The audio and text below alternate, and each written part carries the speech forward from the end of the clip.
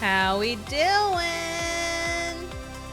Hello, hello, hello. How we doing tonight, everybody? How are we? How's it going on this Monday night? How's it going? How's it going? Hi, it's me. I remembered the Monokuma cloak this time. I forgot it last time. I forgot, but now I have it again. Hello, Moonlight and Sahili and Lynx and Quaver. Morning. It's morning for you. Oh, it's nighttime for me. Good morning. I hope you slept well. Did you sleep? Did you sleep like at all? I hope you did. I hope you did. Been pretty chill. That's good. Just finished a book I'd been meaning to knock off the list for a while. That's awesome. What book is it? What book is that? I need to be, yes, I live in the future. What's it like? Is it any better?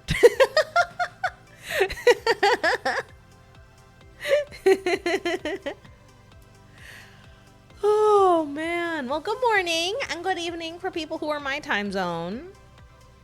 The Lion Son of the Forest. I don't think I've heard of that one. I don't think I know that one. I need to be reading more books. I need to sit down and make time to read more books. The problem is I enjoy playing video games with my friends. So if I have free time, I'm playing video games. Colonel. Hello, Ven. I'm trying to sneak around, but I'm dummy thick. Oh, man. And the clap of my ass cheeks keeps alerting the guards. It's a 40K book. That explains why I didn't know it. That explains it. That explains it. I need to do more 40K stuff. Kieran has been trying to teach me. Bless him. Oh man. No, I do need to sit down and work on reading more like actual physical books. I really do. I'm getting clowned on a little bit by my sister. She is insane. She can speed read really fast. Hello, Motto. I'm doing good. How are you? But yeah, my sister can speed read really fast. She's like, I think she's nearly at 120 books read this year in 2025. To be fair, she has to travel a lot for work, so she'll like read on the plane, and she and her boyfriend both work from home, so she'll read well, not the whole time, but when they're home and like one person's working and she, like when her boyfriend's working and she isn't, she'll read, and she'll take a book to work for on the train. I'm just saying, her just like, how how do you read that fast? Which sucks, because I used to read ridiculously fast when I was younger, and then I got into video games, and now I read JRPGs instead of physical books. Which, to be fair, some JRPGs are about as long as reading a physical book, so. I recommend the Dark Imperium trilogy or the Fall of Cadia for big lore events. Lore. I do like lore. I am a fan. I am a fan of lore. As you'll learn. Once we get back into playing 14 and Star Rail on stream consistently, you will learn. I will yap for so long. It is still reading. That's true. That's true. It is still reading. 40K, you say? We've summoned him. Hey, Kieran. Quaver was just recommending that I read the Dark Imperium trilogy or the Fall of Cadia. Have you read either of those? I'm assuming yes. But you know what they say about assuming.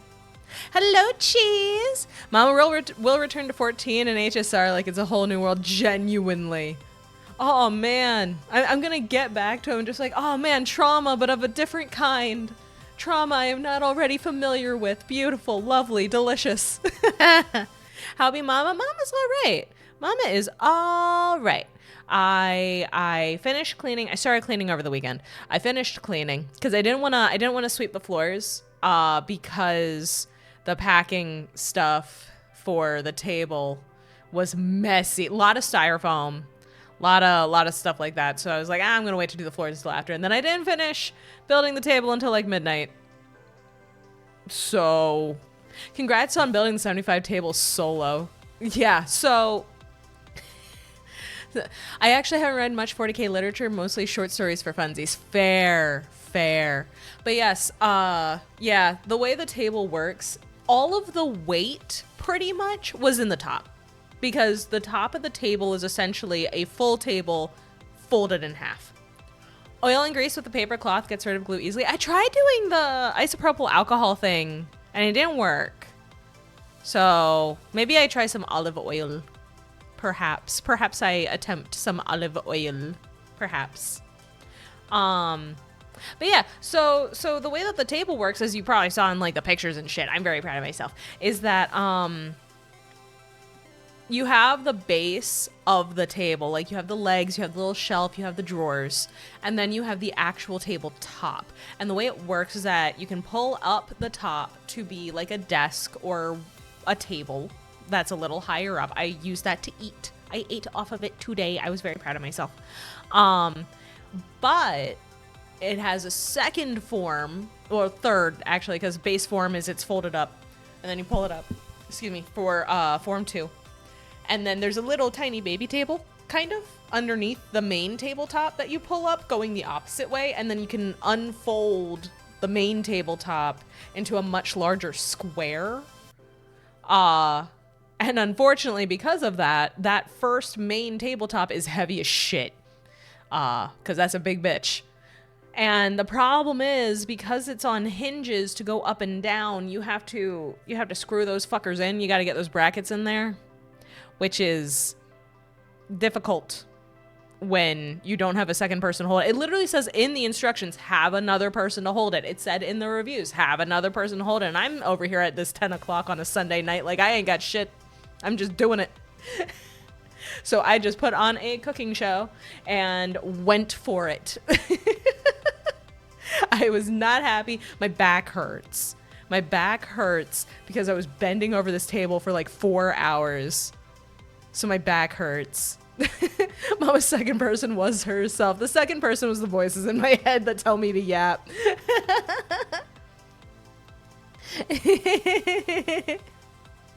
What did you eat? I had cereal for breakfast, and then I made myself chicken and dumpling soup for dinner because it's really cold today and tomorrow, and also I get like 3 days of leftovers out of that shit. Hell yeah. So I did that, and then I fucked it up. So it's supposed to be thick. It's more like a stew than a soup. It's supposed to be very thick. And I had the brilliant idea to steam some broccoli and then dump the broccoli into the bowl and eat it with the chicken and the dumplings and the broth. And unfortunately, I did not consider the part where the water from the steam and such would get into it and make it all thin and gross. Lucky for me, I didn't do that until I was more than halfway done my soup. But I boo-booed the fool did, but now I know better, and I did eat the soup, so it worked out. I had green, I had soup, good day. I also had to run to the store today on my lunch break because I thought I had more chicken stock than I actually did. Oops. Oopsies. But that's fine. Still advocate the idea of cooking with mama streams. You see, I would, but that would be a whole new setup. I don't know how I would set that up, because the kitchen is not right next to where my computer is. I wouldn't be too worried about like identity reveal because I probably just wear a mask the whole time. Because I know some VTubers and some streamers in general will do that. Well, where they will, there we go, just wear a mask the whole time to preserve anonymity to a degree. So I'd probably just do that. But I have a small kitchen. I have little money. I don't know. It would depend on what I would need to do, but most of the time when I see people doing streams where it's like cooking along or baking along, they have a larger kitchen, so they have more room for the stuff. I don't have that. I just have a tiny little kitchen. Just hold the cam over their stovetop, but knowing Mama, she'd probably make the camera fall on the food. You understand. You understand the problem, yes. The other idea was like have a GoPro and just strap it to myself, but again, same problem. same concern of this is going to fall off of me and break on the floor or some shit. I don't know. Accidental booba shots? Maybe. I do have boobs in real life. That is a thing. I do. Oh, The Infinite and the Divine is one of my faves and a popular starting point. Ooh, I'm taking notes. I'm taking notes. Thank you, Quaver. Ah! I don't know if or when I will get the chance to read them, but I am taking notes. I do like book. See, that's the thing. I like books. I like reading. But the problem is nowadays I'm mostly reading in-game text, like in JRPGs, or fan fiction. That's right, Chad. I'm 31 years old and I still read fanfic. You can't stop me. No one can stop me. I can't stop me sometimes. Shit's good. There are people on the internet writing fucking masterpieces for free. It's amazing. The world is incredible. I really want to read the... I'm going to misspeak this, Karen. I'm sorry. I really want to read the Kiefus Kane stuff. He's an Imperial Guard commissar who's actually averse to being in danger. So he seems kind of cowardly, but he bumbles into situations where he ends up doing super heroic shit by sheer dumb luck. That is amazing. That is fantastic. I like rusty spoons. We do not need to bring salad fingers into this. We do not need to bring salad fingers into this. I tried watching Salad Fingers when I was younger and like it had first come out and people were talking about shit. I couldn't do it. I don't know what it is, but there is a level of there's a level of what's the word for it? What's the word? Dissonance? No. I don't know. There's a level of like where I'm just like, yeah, nope, I'm out. It's the same reason why I don't like some YouTube poops. There are some of them that, obviously there are a bunch that are good and funny. Discomfort, I guess? Obviously there are a bunch that are good and fun and stuff, but other ones it's just like, we're going to go as far as possible. And like, good for you. Push them boundaries for the sake of artistic expression and stuff. But at the same time, we're hitting a line that I cannot define. It's not like it's a, oh, okay, this thing is included, therefore it's bad. It's more of a, oh, no, vibes are now off. As far as I am concerned, the vibes are now off. I apologize, I have to go. Which sucks. It sucks. I wish I could define it better. I wish I could explain it better. It's like, I don't know. Has Mama seen the Mandela Catalog yet? I have watched people talking about the Mandela Catalog. I have watched people dissect the Mandela Catalog because I am not always smart. And sometimes I want people to say, hey, look at this thing that a bunch of people missed, and go, wow, I would have missed that.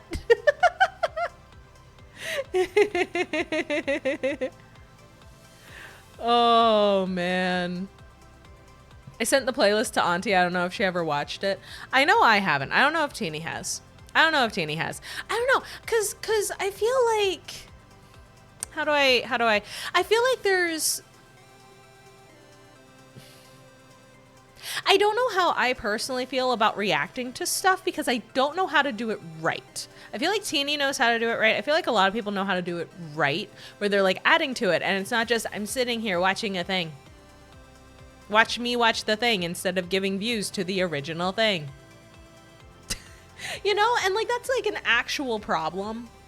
So I don't want to fuck it up and be an asshole, you know? I should just ask Teeny. How she does it. I really should just ask her, like, how do you do this? without A, pausing every 5 seconds, or B, talking over the whole thing, or C, being a dick. I don't know. I feel like I'm just overthinking it, quite honestly. Like, genuinely, I think I'm just overthinking the whole thing. Cause what I'll do if I'm doing a long stream where I'm eating during it is I'll pull up a video to watch for us all to watch while I eat. But then I'm just sitting here and I'm eating, and that kind of defeats the purpose. So I don't know. I think I'm just overthinking it, honestly. I think that's all it is. Trying to remember a book I read in elementary school. It was during the Pilgrim expansion of America. It was a boy gets left alone in the woods as his father sails to get his family to America. The kid struggles and makes friends with the natives, but they leave him for the winter. Oh, I don't know that one. I do not know that one. I know Hatchet. Oh my God. Do you guys remember Hatchet? I had to read that shit for school. That was a crazy book. Not the craziest. Not the craziest book I had to read for school. That is a story unto itself. That is, I do remember that one and watching Call of the Wild in like 7th grade. Yeah, I don't think I watched Call of the Wild. I do remember that when I was in high school and we got to the Shakespeare unit and we did Romeo and Juliet, we did in fact, we had like one day watching a more traditional version of the play made into a movie. And then the day after, my teacher was just like, okay, we're going to watch a different version and we're going to compare and contrast them. We were like, oh, okay. And it was the Leonardo DiCaprio Romeo and Juliet. I watched that in school. It was great. It was so good. I loved it. It was so fun. I vaguely remember Hatchet. Wasn't it like an alternate ending to a different book? I don't know. I showed that to my freshmen just to show them how unhinged it is. You want to make it worse, Karen? Do you want to make it worse? Actual Shakespeare historians went through like multiple different movie versions of Romeo and Juliet, and they found that Romeo cross Juliet with Leonardo DiCaprio is the closest to the original text. Like, it has the most of the original text included of all of the Romeo and Juliet movies that they looked at. Which is insane, because that thing is crazy. How did they do that? Oh my God, it's so good. It's so good. Oh man. No, the crazy... Do you guys want to hear about the craziest book I got assigned in high school? Because it's uncomfortable. I can tell you, but I'm giving you a warning now.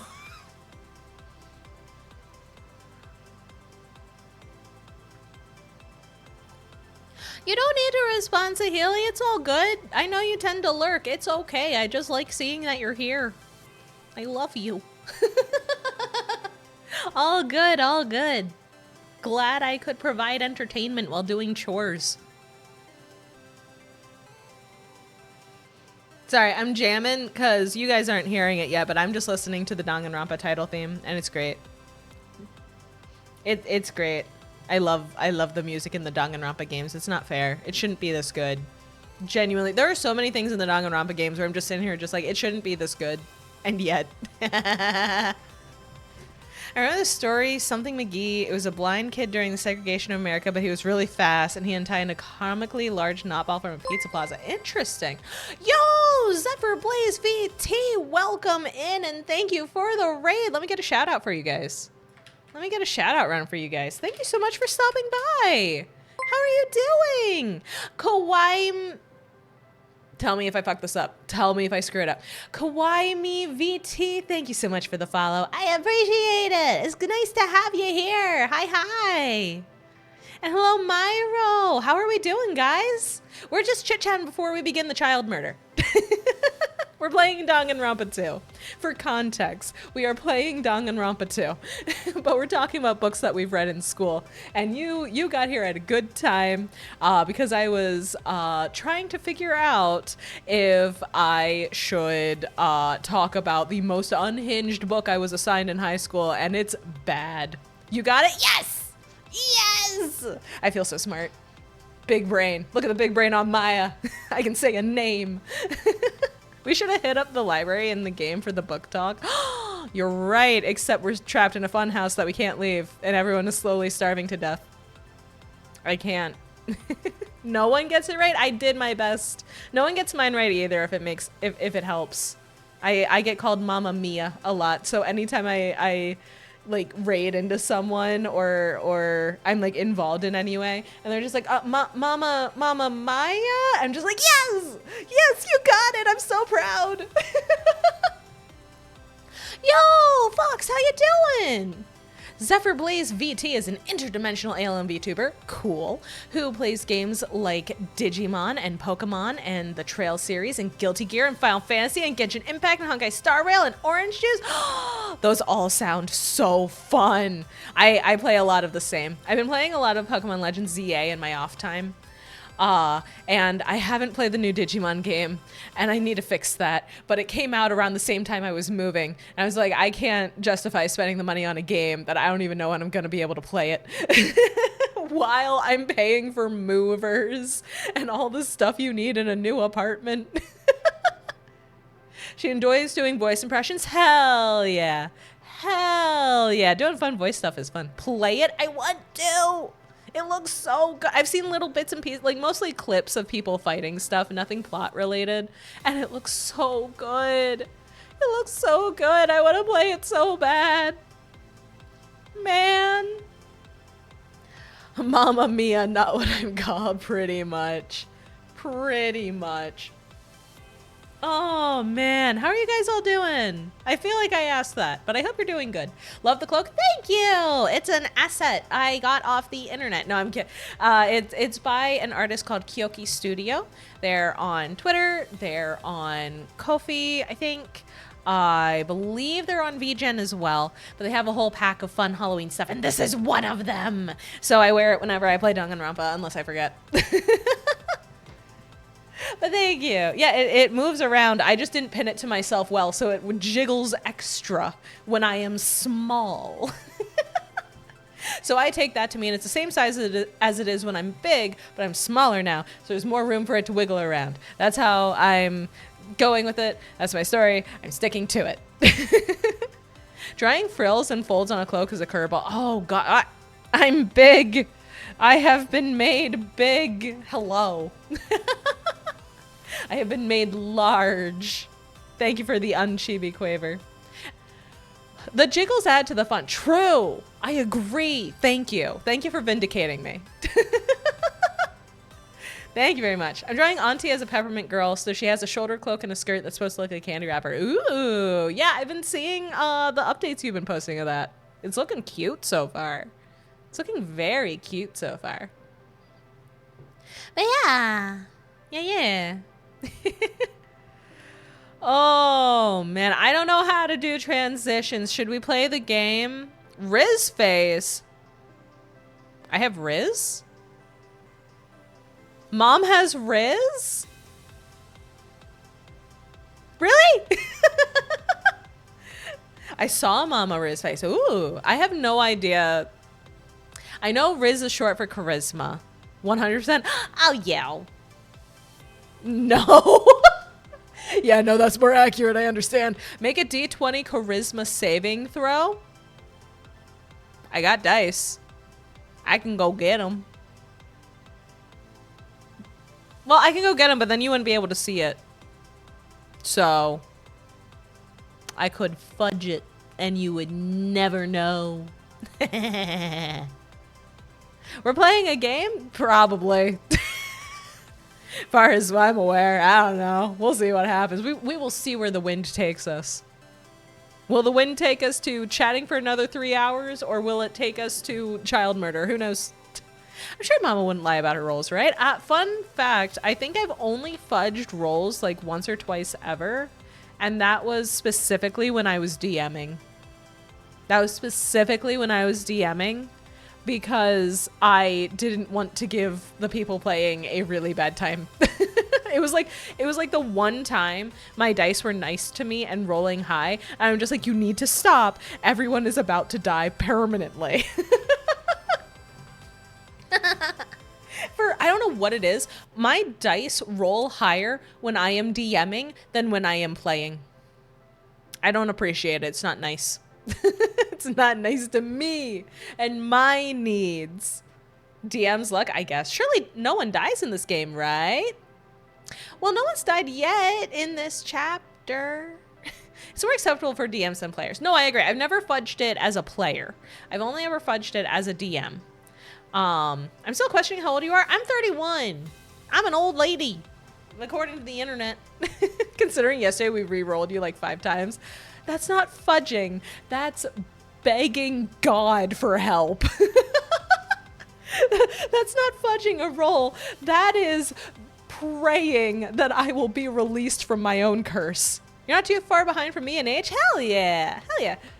You're old, and what does that make me? I believe, Motto, you've said before that you are dirt. I believe you have said that. I feel like it's okay for DMs to fudge. That's called screen privilege. Yeah, it depends.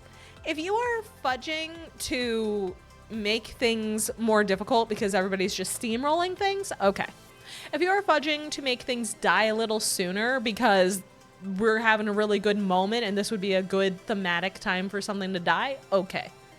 If you are kicking the crap out of everybody and that's not good and that's not what you intended and you really do not want to have a TPK, okay. Like I have at times had moments where I realize partway through, I think this boss is going to forget that they have certain abilities for a little while. Yeah. Mama's 31, but still has that young spirit. Thank you. Boss, is it a big one? It could be. It could be. I first thought Mama was 23 or 26 until she had her birthday stream. Well, thank you. No, it's weird. I generally, like a big boss, I know what you're doing. I know what you're doing. Literally the boss when you face him versus the boss when you unlock him as a playable character. Kinda, yeah. Kinda. Yeah. So, Kieran is here. So he's gonna hear me say this, and he was part of this game. I did a one-shot that was actually written by a D&D friend of mine that I played with before, who's really cool, where it was a level 20 one-shot, right? And most of the people playing did not have much experience playing D&D. And I said, do you guys want to play a level 20 one-shot? And they said, yes. The Witch is Dead? Nope. That was a different one. Witch is Dead was its own one-pager thing. This is something that happened well before that. This is, oh God, I can't remember the name of it now.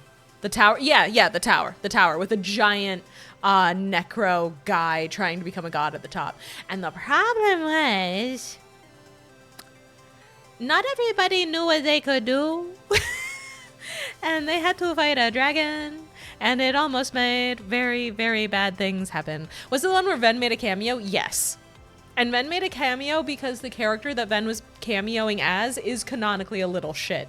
Just straight up an angel of the Lord there to test the party and decides to fuck with them. Yeah, so it was fun. I'm glad. Yeah, no, it's a dungeon basically that's split into four technically sections. You have the intro area where you meet up with the guy that presumably hired y'all to kill the wannabe god. And he's like, I have these special knives. They will help. And you can take the knives or not take the knives. Either way. And then the first section is big ass dragon. Kill it. Kill the big ass dragon in a lava field. Have fun. Shit. And then phase 2 is, it's just a room with stairs leading up and stairs leading down from where you came from. And just a dude sitting on a bench reading a book. And if you try to go up the stairs, you end up back in the room. If you try to go downstairs, you end up back in the room. You got to figure out how to leave. And the way to leave is to talk to the guy reading a book and say, hey man, can you get up for a second? And the guy's like, yeah, sure. And he gets up and there's the stairs. It's so, and like the dude is not actively impeding you. If you ask which way to go, he's like, I don't know, one of them. You take the stairs. He's sitting on top of the correct staircase.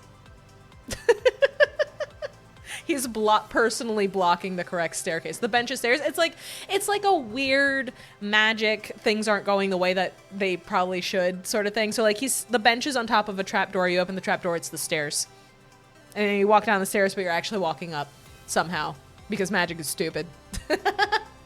And then you have the final floor, which is the final boss. Giant necro magic guy. And it's not good. and we had 3 of our 4 players not they hadn't played a level 20 game before, so they didn't know everything they could do, and it wasn't going great a couple of times, and I just kind of went, we're just gonna not do this thing that would TPK the party. Okay. Where I have a clear win con for the bad guy. Let's not do that. I love that he was all arrogant at first and then discovered he couldn't hit me for like 5 turns. Yes, exactly. That's how you gotta get the ball rolling. You gotta get the ball rolling. I knew you knew what you were doing. If I remember correctly, Auntie turned into a dragon. Yeah, because she was, I think a druid. I think she was playing a druid. I'm pretty sure. But yeah, that was one of the things that was like, wait, what can I turn into? And I'm like, well, if we had been playing this campaign from level 1 or 3 up to level 20, you would probably have a list. But you don't, because unfortunately... I think she was a bard who knew polymorph. That's what it was. That's right. And it was like, well, if we had been playing this as a long form campaign, you would have like a list of stuff that you like to turn into, but that is an unfortunate thing with one-shots. Meanwhile, I was super edgelord Shadow Elf Shinigami, and it was fantastic. It was so good. It was so good. I offer the idea of a cleric who isn't religious, but the gods find it funny to answer their prayers. Yeah, I saw that. That is a fun idea. I do like that. I do like it. I wish I was there to see it. Well, Quaver, fun fact, if you go to my YouTube channel, the VOD's there. The VOD is actually there on my YouTube, funny enough. Funny enough. All there, unedited. Here, let me double check. Let me double check what it's called, so I can give you the right searchable information. Something Spire. Yeah, I just want to get the right one.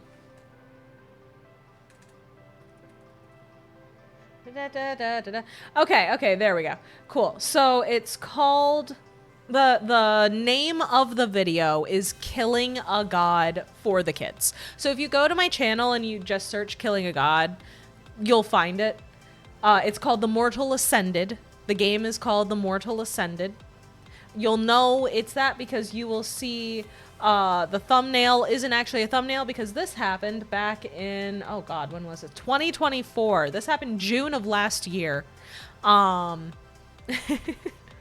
And you will know that it is the game because this was before I started doing thumbnails regularly. So it's just a screen grab of me with my old model in the top left and the players next to and below me, and then a picture of a spire. But it's good. It's very good. And in the description of the video, there's actually a link to the to the one-shot. If you would like to play it yourself, there's a link to the one-shot created by a very cool person that I am lucky to call a friend. Yeah.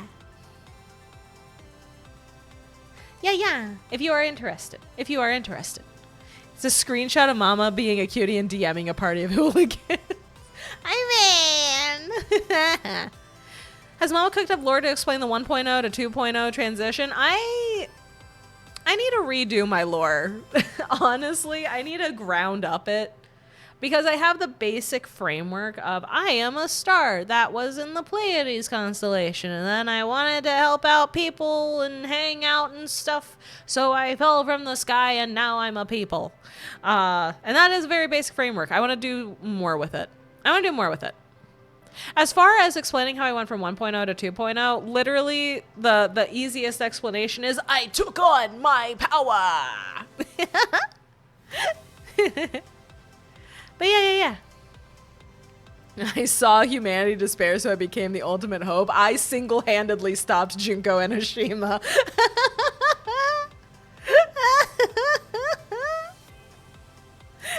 Anime title. Yeah, that's the light novel. That's the light novel right there. Absolutely. Oh my god. Does it count as isekai if you're just going from space to Earth? You really did, considering we played Dangan 1. We did! We did! And now we have 2. And now we have number 2. It's still... The main menu theme is still playing in my headphones. So I'm still jamming. It's great. I'm having a great time. I miss playing my orc paladin who worshipped Moradin. Ooh. I have a bunch of like one-off characters. I actually have one that's sort of proto-Maya, kind of, because I found out that Circle of the Star druids exist. So I had the idea, I only played it in, like, briefly, very briefly, in like a one-shot. Actually, no, I never actually played it. I used her as an NPC. I used her as an NPC in one of my own games at one point, but it's a fairy, or a pixie for the race, who is a Circle of the Stars druid. And she's all like white and sparkly, and she is convinced that she is an actual star from the actual sky that fell, and she's trying to get back up there. And that's why she's an adventurer, because she's trying to find a way back home. Kawaii, thank you so much for the headpads. I appreciate it. Thank you, thank you. D&D lore. Well, hi, Solar.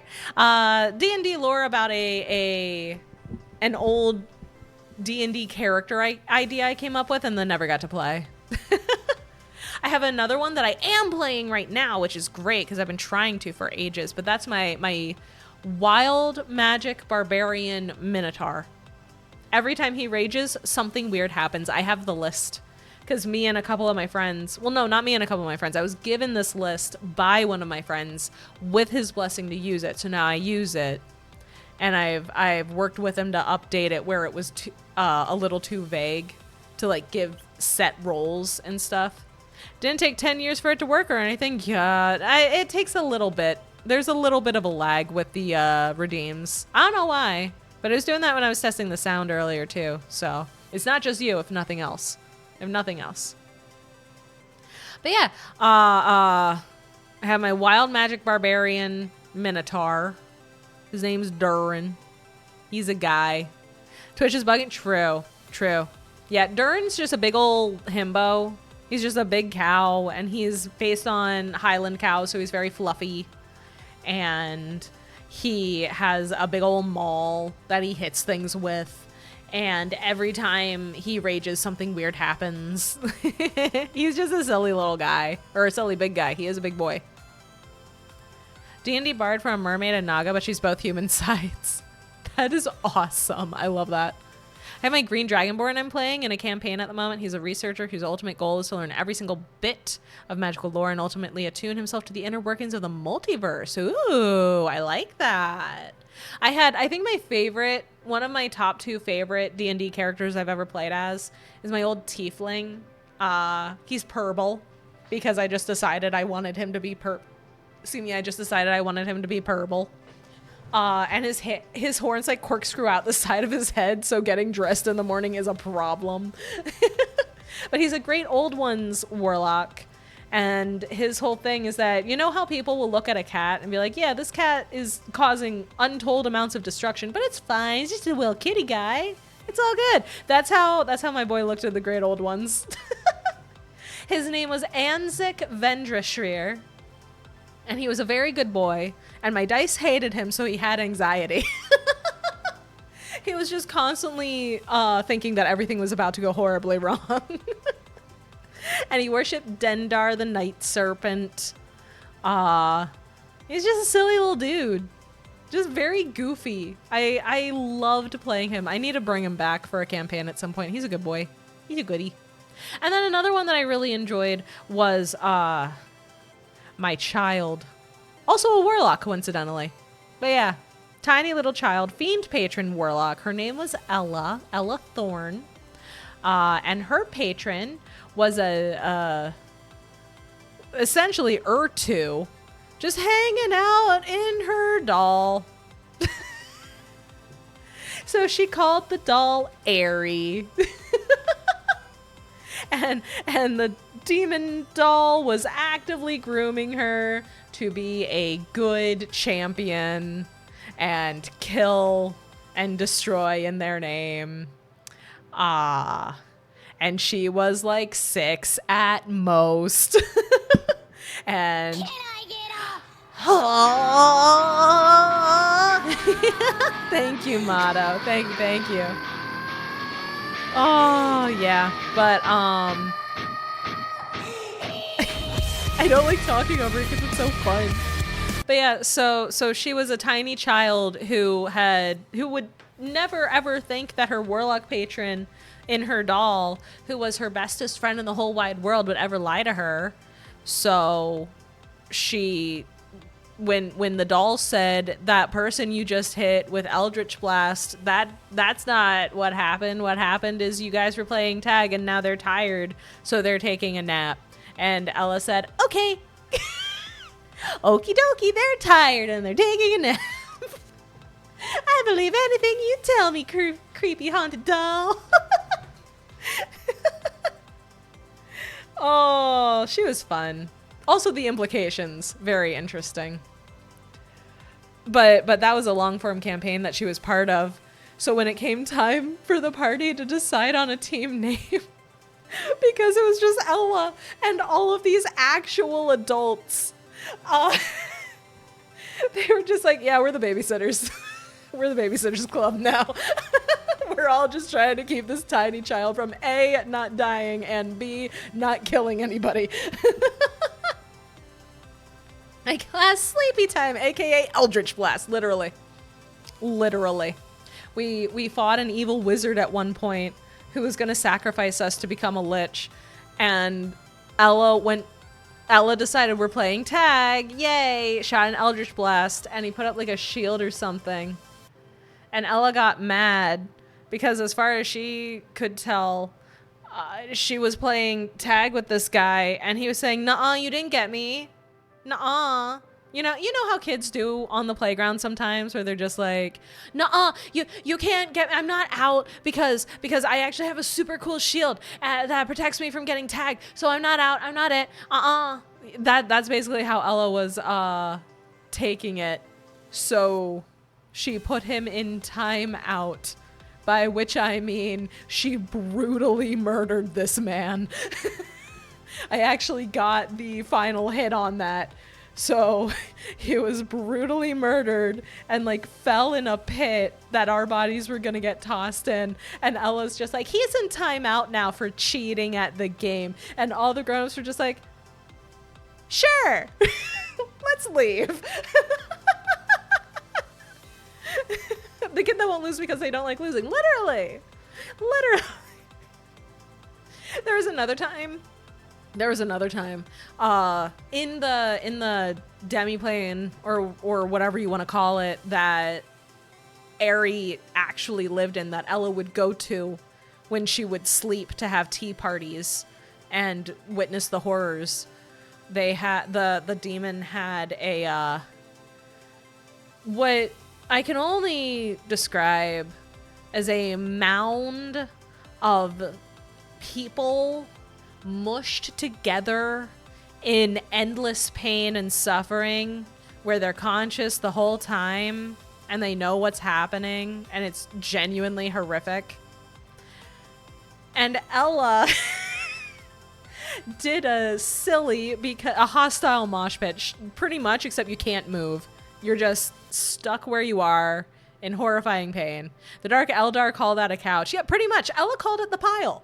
Ella just called it the pile. Because that's what it was. It was a pile of bodies, essentially. And Ella had sorta kinda made friends with this dude, Zavak, who was part of a gang. Like, she straight up just made friends with him because he liked talking about himself and his accomplishments. And she was like, oh man, it's the story man. Story man, tell me a story. And he'd tell her a story about one of his great adventures. And she'd be like, yay, story man. So they kind of sort of became friends. And then he's in a gang. So at one point he was being hunted by the cops. And Ella went, oh, I I have an idea. You can go hang out with Aerie at Aerie's house and have tea parties until it's safe. And he was like, okay, sure, kiddo. So so Ella's methodology of getting people over there is you shake the doll's hand. You just shake the doll's hand. You get teleported over there. So he did, and he disappeared, and Ella went, yay, I helped. And then that night, Ella went to bed and woke up at Aerie's house as she normally would, because she would go and play there while she slept. And Zavok, the story man, is in the pile. And Ella's like, oh, he's not supposed to be in the pile. And Aerie's like, well, I don't know what you expect. You didn't tell me. You just had him shake my hand. And that means I get to do whatever I want with the soul of the person who does that. That was our deal. I don't know what you expected to have happen. Ella's like, well, I'm 5 and this isn't nice. Because that was my friend. So Ella and Aerie had their first fight, and it had to be mediated by the cleric. I question the levels of studying or memory Mama has to play the role of a child fitting a child. I mean, I just fuck around. I just fuck around, honestly. Oh man, and if I know too much and I reveal that, then I'm just precocious and it's fine. Oh man. But yeah, no, I didn't study anything. I just winged it the whole time. But yeah, so we had to go and get unicorn tears to make a thing to get Zavok out of the pile. And we did find a unicorn and it damn near killed Ella. But we got the tears by killing it, which then landed our, I believe, druid? I think druid in some hot water where now she has a nemesis for all time. Oh, yeah. Mom was like, pancake milkshake, pushing corpses into piles as they scream in agony. Pretty much. Like that's the pile is like 3 feet away from the little table where she has tea parties with Aerie. So they get him out, and now the man is traumatized. He wants nothing to do with Ella, and Ella, being 5, is like, no, but I helped. But I fixed it, so we're still friends. Oh, that was a time. That was a time. And then she died.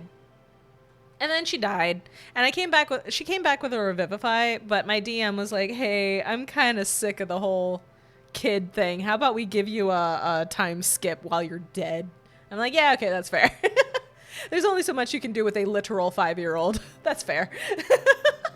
So then she came back as a teenager who was very goth and very not okay.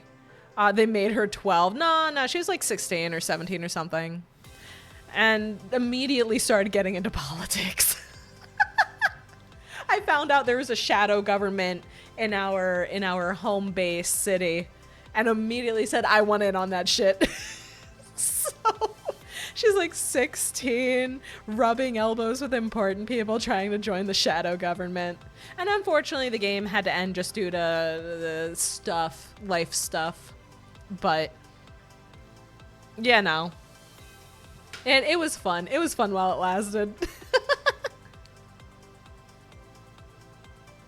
Oh man, and then there was my Aarakocra rogue. Life goes on, exactly. But yeah, then there was my Aarakocra rogue, who was an arcane trickster rogue because he was a gentleman thief. So all of his spells were in support of being a gentleman thief. Like, we're talking full on calling card and everything. Multiple aliases, friends with people in bad places, dresses fancy. He was a raven. It was awesome. He was great. And that's also how I learned that I can override my own horrible dice luck by playing a rogue, because rogues get the special ability to say, nah, I'm good at that, fuck you.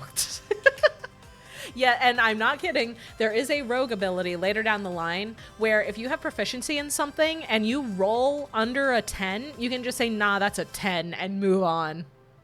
It saved my ass so many times. I'm so excited for Harmony to get that. I'm so excited for Harmony to get that in Crooked Moon. Holy, she's going to be unstoppable, and that's horrifying to consider.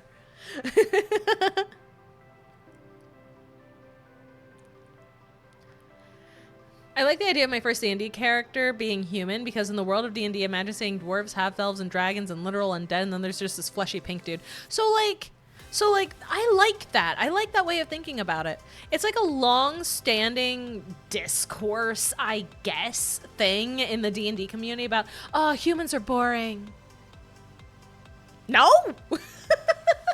I personally disagree. They're just playing on hard mode. The humans are probably red flags or something. They can be. Anything can be a red flag in D&D. But like this dude is matching a red demoness. Yeah. Like it's literally your character is just playing on hard mode. That's literally all it is. And I see no problem with that. I think it's cool. I think it's fun. I don't know why people complain about the being a human in D&D. I think it's cool. I think it's cool. I think it's fun. I just enjoy being weird shit. A lot of times when I'm joining a new campaign and I have to make a new character, I'm just like, all right, I'm gonna pick at least race or class that I've never played before. Usually I combo. I pick a race I've never played before and I pick a class I've never played before. That's how I ended up with Durin, my Minotaur barbarian. I had never played a barbarian. I had never played a Minotaur. Fuck it, we ball. Why not? But yeah. Yeah. I like D&D. D&D is very fun. I have been yapping for an hour. Holy shit. Do you guys want to play DanganRonpa? Do y'all still even want to do that? I started the character from the idea of pouring a water-skin's water into a bowl for a frail woman in a city where poverty-struck people are regarded as less than livestock. See, that's interesting. That's cool. That's something I love about DanganRonpa. That's something I love about D&D. There we go. Different game. Starts with the same letter. It just lends itself to so much creativity. It makes me so happy. I love hearing about people's D&D characters. I realize now I lean more towards spellcasters. I'm trying to move away from that. No, that's fair. That's part of why I played a rogue. That's part of why I'm playing a barbarian. Because I'm usually a spellcaster. And even then, I'm usually a warlock. Because it's fun to just say, fuck you, I Eldritch Blast. And then get my spell slots back after a short nap. But yeah, I wanted to see what it was like to have one spell and have that spell be bonk. And turns out it's fun. I like fast and quick characters. Ooh, that's good though. You need one of those. You need those. I played a game once with a Tabaxi monk where the entire point of being a Tabaxi monk was go fast. Because Tabaxis get extra movement and monks can get extra movement. So they put the character together with the express purpose of become Sonic the Hedgehog. And at one point we were in a castle and shit was getting real. So this person was just like, I want to run and see if I can find anything anywhere else that can help us and then bring it back. And I said, that's a great idea. Go for it. And in one round, which, let me remind you, one round of D&D in world is 6 seconds. They did a whole lap of the entire castle. Accidentally found a boss in a different part of it, left, went into a different direction, found a different boss, left. It was so funny. It was so good. Everyone else is just losing their minds. Like, what do we do? What do we do? And this person's just like, I'm running. I'm just running places. Rogues should be more akin to strength and dex, since usually daggers, rapiers, sabers, and bows require a lot of single hand strength.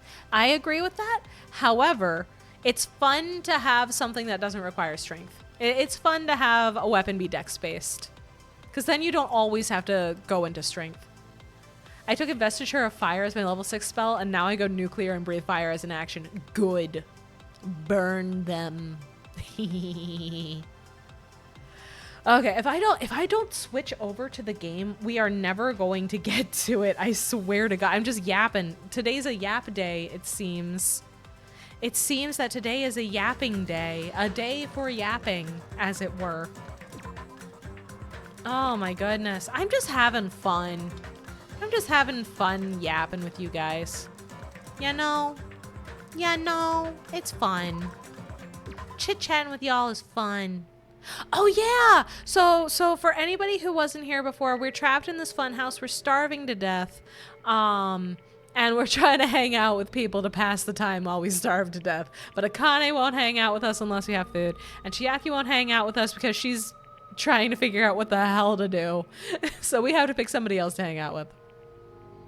Also, grapes and strawberries are the same flavor. No, they're not. No, they're not. They're two different. It's the same building. It's the same building. I do want to use some of the Crooked Moon subclasses because it looks fun. It's so fun. I'm playing a Ghost Bard. I know it isn't actually called Ghost Bard. I call it Ghost Bard. And it's been really cool. And eventually I'm going to get to summon a train. I'm going to get a train. It's going to be fun. I'm excited. Scorpia. Yeah. Ghost train. Yes.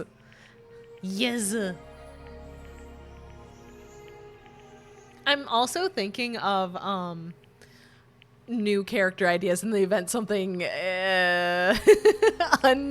unreversible happens. I'm just thinking of other ideas. It's fun. God, I come up with too many character ideas, honestly. I come up with way too many character ideas. But that's okay, because I'm having a good time. Mm-hmm. Pulling Ebony. You just died. I need to make a D100 roll.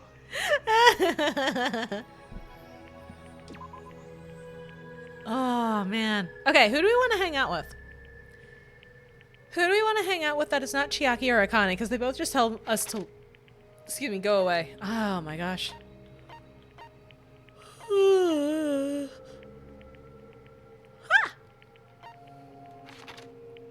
I've been yapping too much. My body is rejecting it. Sonia? We could hang out with Sonia, yeah. I want to look at something really fast. Nekomaru, maybe? I saw Sonia first. If we have another one after this, we can hang with Nekomaru. Or do we want to do Nekomaru and then Sonia? Who do we want to see first? Last stream we filled with Fuyuhiko and Nekomaru. That is true. We did hang out with the two of them last stream. I'm trying to see if there's a hidden Monokuma in here. Why is he in a car? Trying to see if there's a hidden Monokuma. There is! I knew there was gonna be one in here. Huh? Are you serious? I knew it. Ugh. Bastard man. Bastard bear man. The Monokuma mobile, you're right. Since we already saw Nekomaru, let's do Sonia. Okay. Works for me. Sonia, where are you? Sonia. That's Fuyuhiko. That's Nagito. That's Gundam. That's Nekomaru. Chiaki. Akane. So there's Sonia. Oh, okay. She's like right downstairs then. Cool. Makes my life easier. Am I just standing? We are not telling Kazuichi that we're hanging out with Sonia. He will be very weird about it. I don't really care. I'm cool with whoever. Okay, well, I saw Sonia first, and we did hang out with Nekomaru last time, so we will hang out with Sonia today. I do all of my hangouts per chat request based on whose name I see first, because I am biased towards saying we should hang out with this person because they're about to die, and I don't want to color things. I don't want to give anything away. I'm also realizing I made Mama and Auntie try to speak Hmong. I should make Kieran try. You could. You could. Mama knows who dies, so she lets us get hit harder. Damn right. I know who lives and who dies. I have that power. Hi, Sonia. Do you want to hang out? Ah, Hajime. Do you have business with me? Sure. Sure, I totally have business with you. You are right.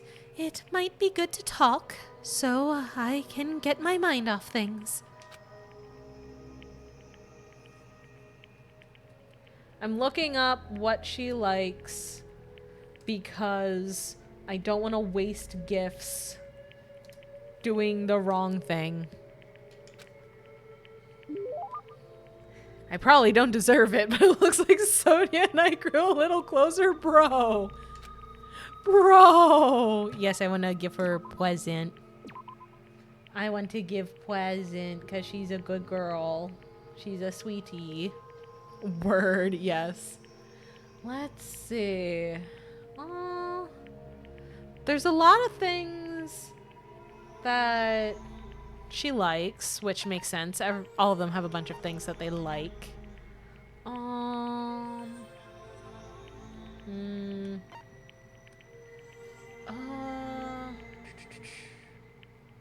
No, she isn't into the... What is up with the secret book? Oh, boots. I thought it said books. I'm just like, I feel like she would enjoy secret books, actually. My cat is keeping my feet warm. Nice. Please, please give your cat a scritch and tell them that they're good for me. I appreciate it. Thank you. Me hanging out with pretty women. I'm just a token guy of the friend group. As one does. As one does. Oh, wait. Does she like this? No, she doesn't actually give a fuck. Okay. That's fine. That's the thing. There's a lot of stuff that nobody cares, and it's just like whatever if you pass it to them, you know?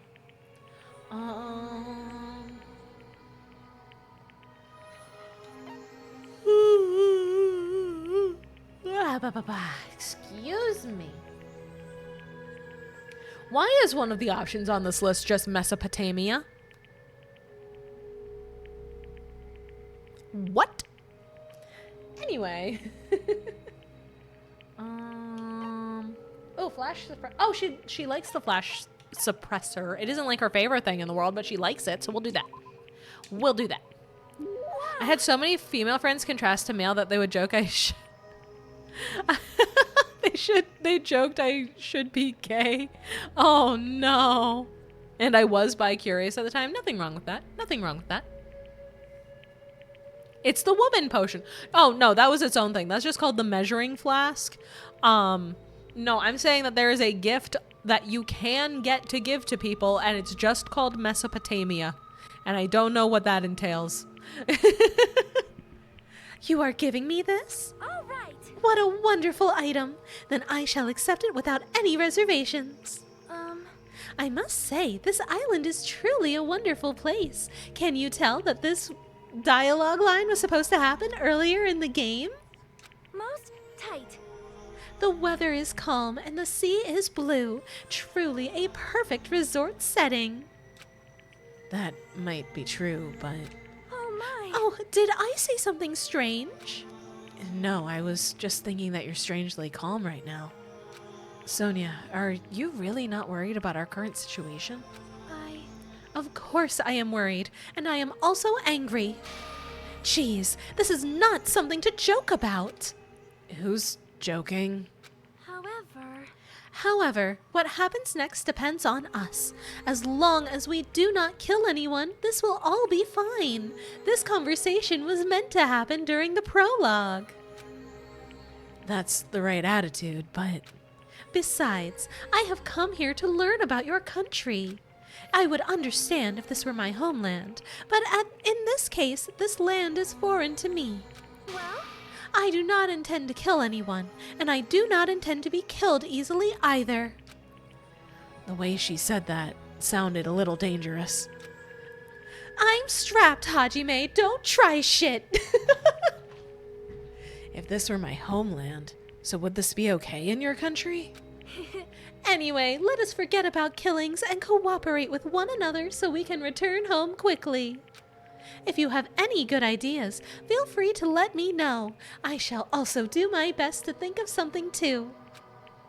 Yeah, you're right. She would have a knife considering she's a Brit. She's not. She's from a tiny little country. That is its own country. Mm-hmm. Sonia is from Novas.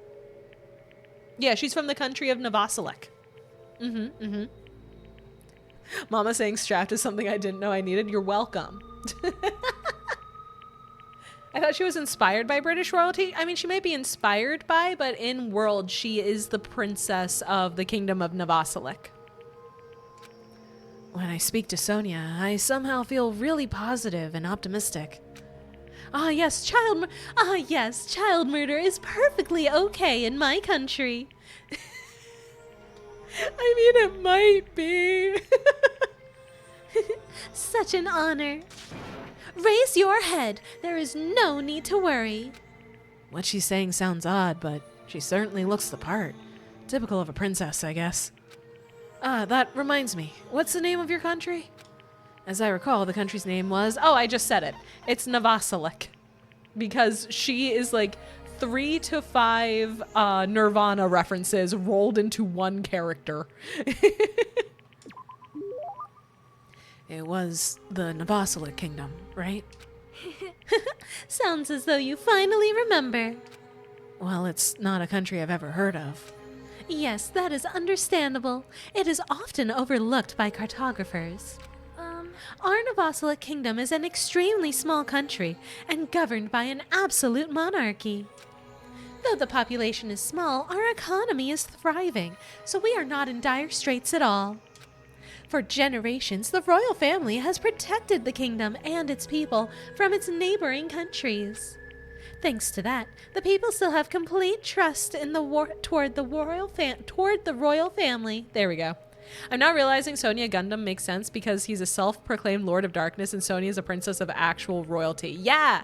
The more you learn about each character, the more sense it makes. Someone mentioned my home, the United Knife Crime Islands. Yes, we did. Since royalty can usually only wed royalty. Exactly! It makes sense! I actually know sad things about Gundam, but I'll tell you guys if we're not able to hang out with him enough for us to figure it out through dialogue. I'll tell you if we run out of hangout time. Because, you know, the last chapter of the game, you don't get to hang out with anybody. So we have this, and then we have next chapter, and that's it. That is not enough time to get through all 8 of every character. Is Mama implying Gundam dies? No. I'm saying that we are running out of time. If we get to hang out with people 3 to 6 times per chapter, that gives us free time. And each character has, I believe, 8 story bits that you get from hanging out with them.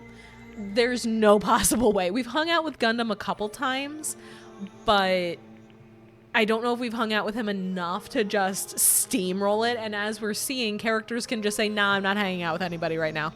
So I don't, you know, I don't know. He was always an early game character for me to make friends with just because I thought he was fun. So I would hang out with him a lot because I was like, you're weird. I like you.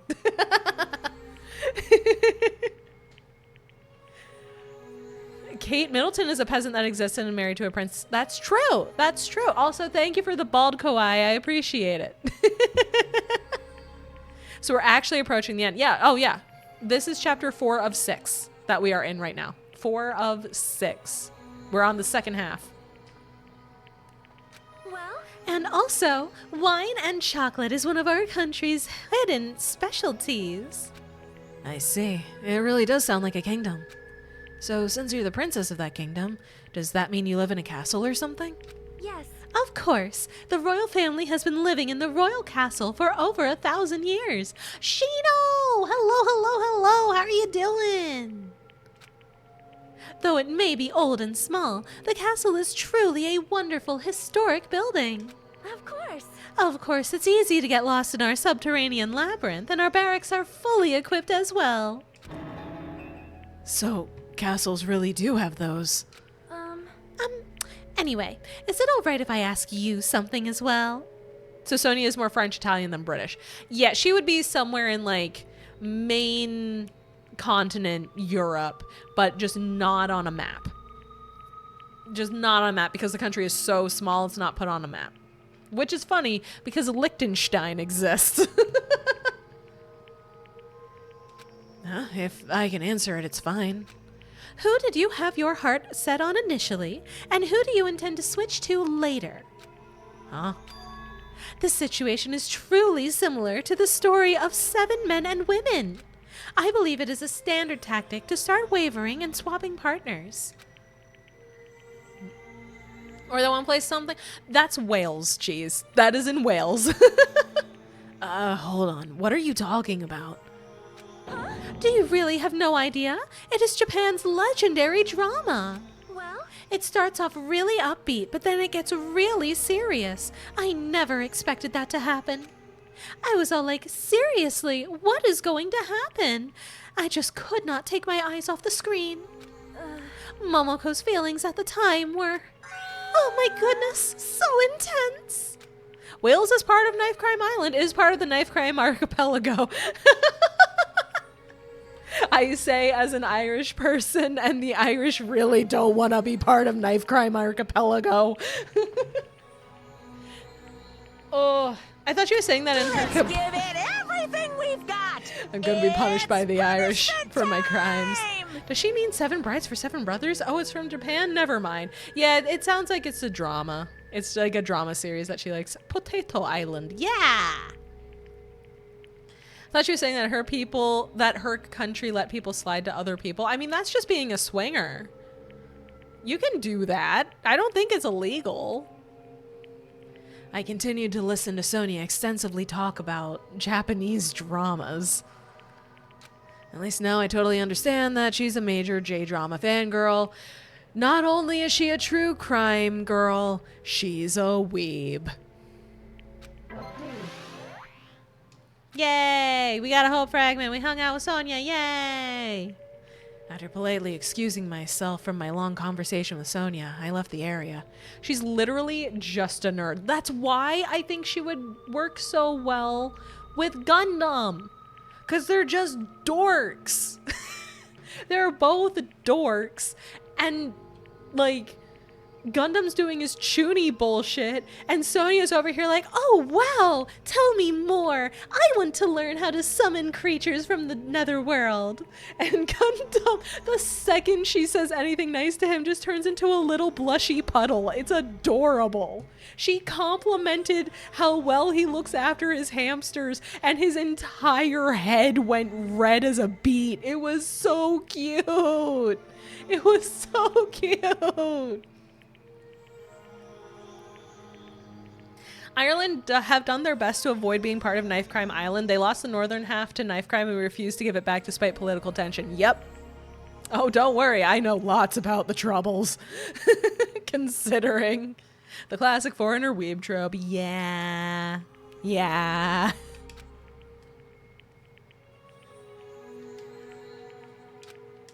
It's no use. I think I've reached my limit. I'm hungry. I'm hungry.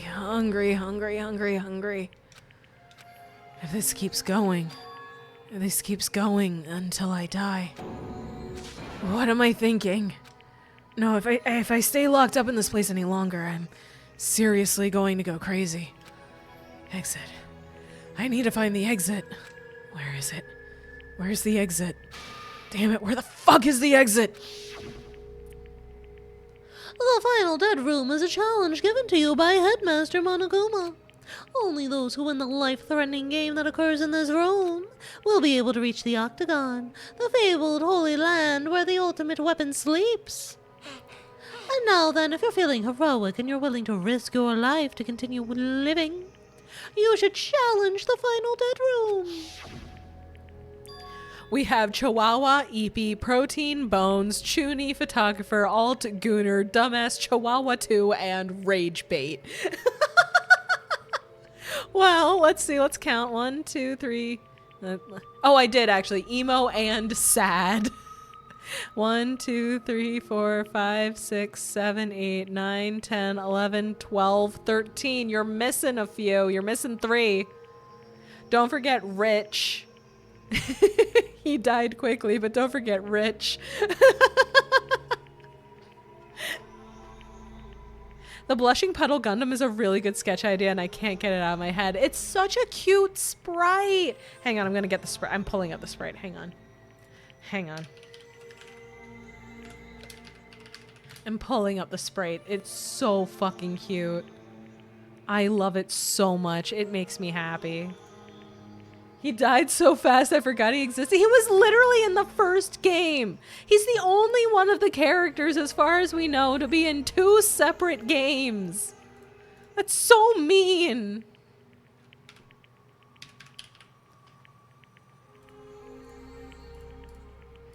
Okay. There we go. Hang on. Let me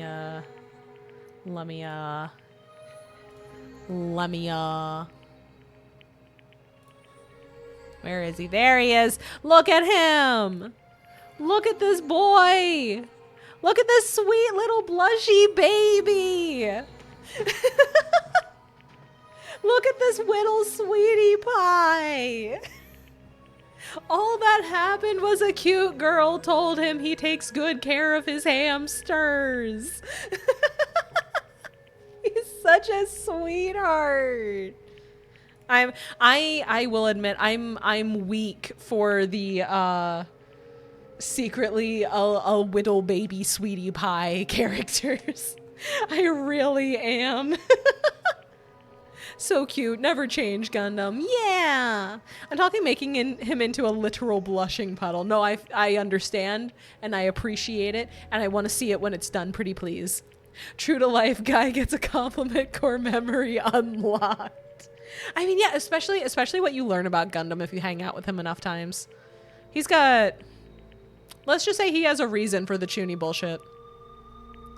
Mama ends the Dangan series with a Gundam outfit for herself. I would love that. That would be fan. You know what? You know what? One day having a balls to the wall full Chunibyo outfit would be hilarious and I am here for it. I'm adding it to the list.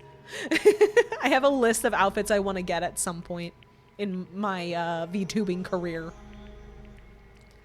That's it. There's still that place. Nobody has gone inside there yet. That life-threatening game is just another one of Monokuma's lies. It's possible that the exit is on the other side of that door. That's right. That's definitely it. Then I should go. I should go to the final dead room. I have barely any energy left. I can't even run decently. So, fun fact. You can run still, but you go at normal walking pace if you run at this point in the story. But you're actually walking a little slower than your normal walking pace while you do this. Because Hajime is actively starving to death. Tell the game to run them hands. We're gonna. Hey, Duart, how you doing? One time I got told by a girl, you look like an asshole, but you have a very caring heart, you know, and my brain EXE crashed. And I said, I do, thanks. That's me when people give me compliments, legit. I'm just like, But maybe tell people your theory. Unfortunately, Hajime is actively breaking down as a human being. He isn't very talky. Pirate Maya, Ninja Maya, Wizard Maya, Cryptid Maya, SCP Maya, yes. Yes. I actually did once have a dream that Mama had a ninja outfit. Don't give Teeny too many ideas. She'll draw me like I'm in Naruto. We've had it happen already. I was on the swing. We have fantastic art of me on the swing. Doing good, stuck being employed. God, I know. I feel that. Swing set. Yes, it's so good. It's so fucking funny. Cryptid Mama is her up at 3 a.m. because she went to bed at 7 and woke up at 2. Do not put that curse upon me. Do not do that to me. Speaking of Chuny, I highly recommend the movie Ara Koga Maruin's Last War. Ooh, I'll have to keep that in mind. Thank you. Hey, look, it's Sakura. Yeah, and the title thing says ogre, which is not nice. Damn it. I lost again. I just can't unleash my power when I'm this hungry. Meaningless. Huh, what a pity. I still haven't gotten serious yet. However, Regardless, if I ever decide to get serious with this body, you won't even last a second. Not yet. Yeah, right. Let's train one more time. I can't believe they're going at it right now. Is it okay for them to burn their energy like this? Hold on. You better not exert yourself too much. You haven't eaten in a while after all. Don't remind me. I was finally able to forget about food. Well, you're really lucky since you can still live even if you don't eat. Anyway, since you have that body now, does that mean you can do it with electricity? Do it to me with electricity. Won't it feel so much more amazing with electricity than with your bare hands? I guess I have no choice. When I'm done with you, your body won't be able to live without it. Why do they have to talk about it like that? Why do they have to talk about it like that? I don't even have the energy or willpower to say anything anymore. Also, I just want to point out for anyone who wasn't here to see it, when they say it in quotations like that, she's literally talking about a back massage. Literally just talking about a back massage. It's fine. Everything's fine. You know why. We know what you are. No, you don't. You do not know the depths to my depravity, and if I am very lucky, you never will.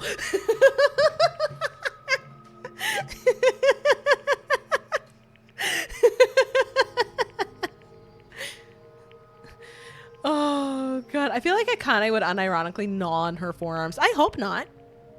Oh, I do, Maya. I was there when you talked about the meadow. Is it bad that I don't remember the meadow? I don't remember this conversation. Uh-oh. Oh, no. Oh, no. Uh-oh. I got words out there that I don't know what they are. Soccer, give me strength. Please, soccer, give me strength.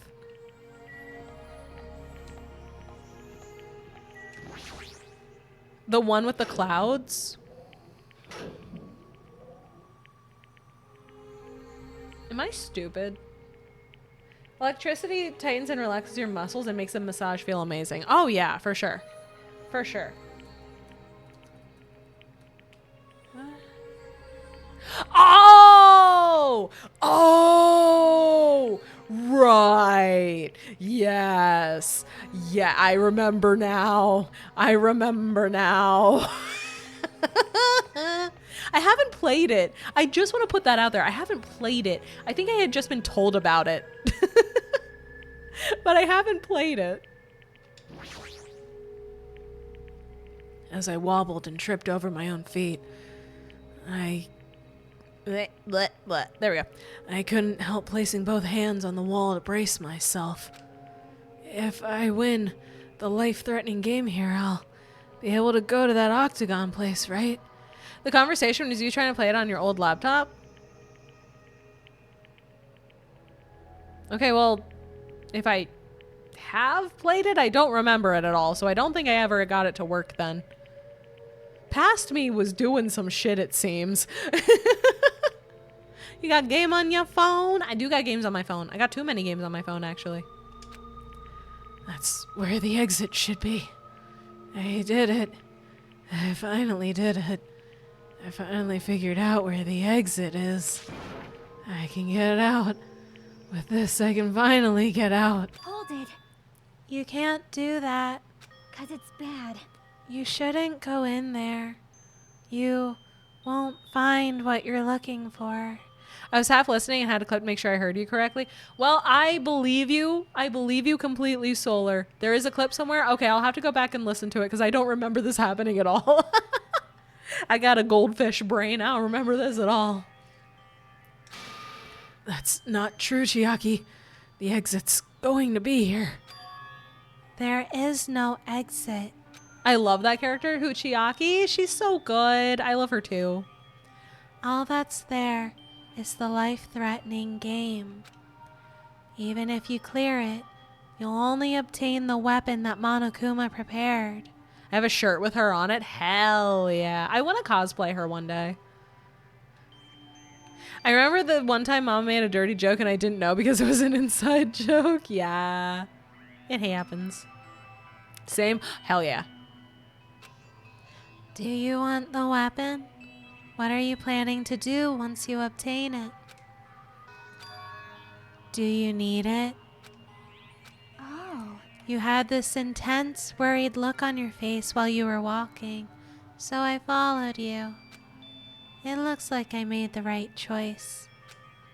Let's go back, Hajime. Right? Okay? Chiaki and I went back to Grape House together. Chiaki is straight up just out here making sure people don't hurt themselves, and I'm so glad she is. That's what makes her cute. She's a kudere. Yeah. She looks so lifeless. She's just sleepy. Girls like me, she's constantly exhausted and ready for a nap. See Mama now Chiaki's outfit with Gundam's scarf. That would be fun. Caught in 4K. The moment when you realize what you admitted to. Oh, hang on. Hang on. It isn't going to pop up in the... Okay, it probably isn't. It's probably fine. It's probably fine. It's probably fine. It's probably fine.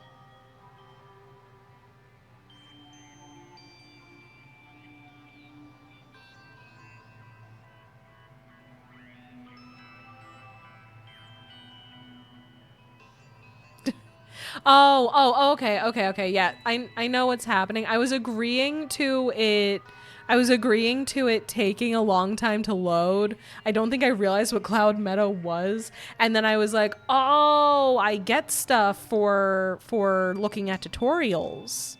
I think that's what happened. I don't know. Maybe, honestly, you know what? I'm gonna default to Solar being right. Solar's right about a lot of things, and I don't remember things well. It would not surprise me. Teeny? Oh, maybe it was Teeny saying that she was trying to play it. I don't know. Either way, funny. The weaker my body gets, the less sense everything seems to make. We're on the verge of starving to death, and there's no way to escape.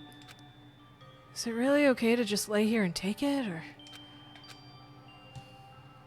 This morning, I couldn't help feeling angry that I said what I said in front of everyone, but I don't really think it's okay if we end up starving to death. Tina was the one that brought it up. Oh, that makes sense. I need to do something. I need to do something soon. And then... all of a sudden, I began to feel faint and lost consciousness.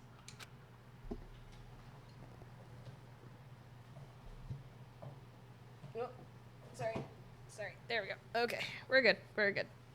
Need to grab something. We're good.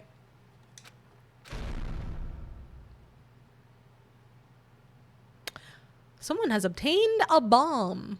If only there was a Mekon to thigh pillow us. Ha!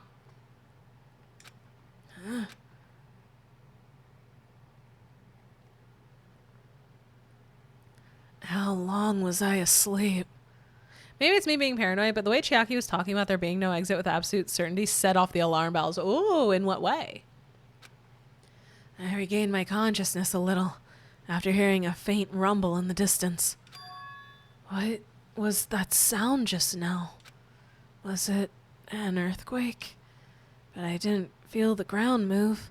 In the traitor way. Oh, that is spooky. Maybe I'm just confused. And as soon as I mumbled that, a feeling of exhaustion that filled me with ambivalence toward everything began to overpower my body. Excuse me. And once again, I sank into the depths of unconsciousness. Hiccupy is a little bit, yeah. Emergency! I had been gaming all night until the wee hours of the morning when I decided to go to the convenience store. There I saw some guy with good looks, fancy clothes, nice shoes, and an expensive car. There's no way a guy like that actually exists. He really lives in a rundown apartment, and all he has is his pride because he doesn't have a stable job or money. but he wants to show off so much that he's forcing himself to do that. From morning till noon, he carries around boxes and furniture for his moving job. And at night, he works at a bar and serves big mugs of beer. But even with that, he still doesn't have enough money, so he sponges off his parents back home. As that fantasy played in my mind in front of the convenience store, I started to feel bad about myself.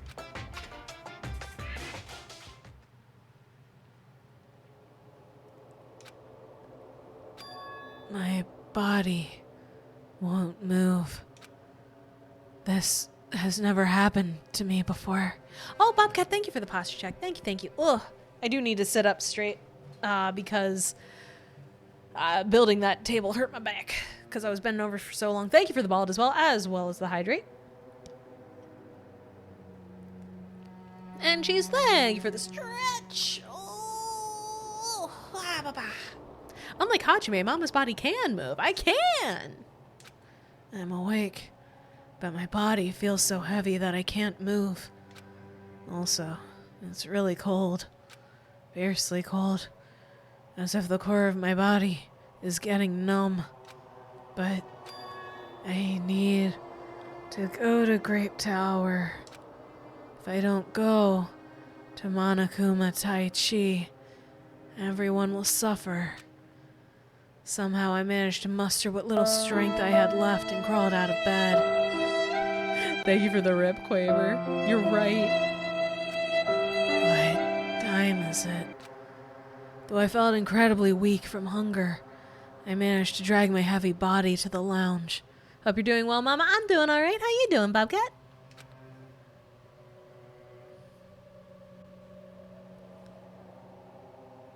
It's already 5 minutes till 7 a.m.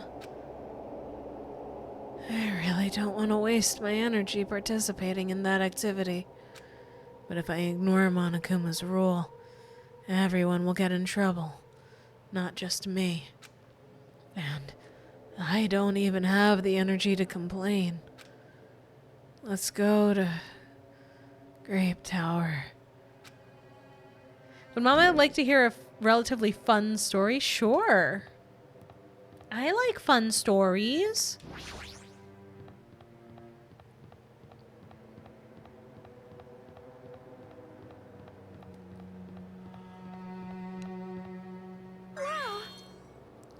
Hajime, good morning. Sonia, you seem energetic. Today's my Friday for work. Congratulations. I hope you get some good rest and relaxation time. Uh-oh.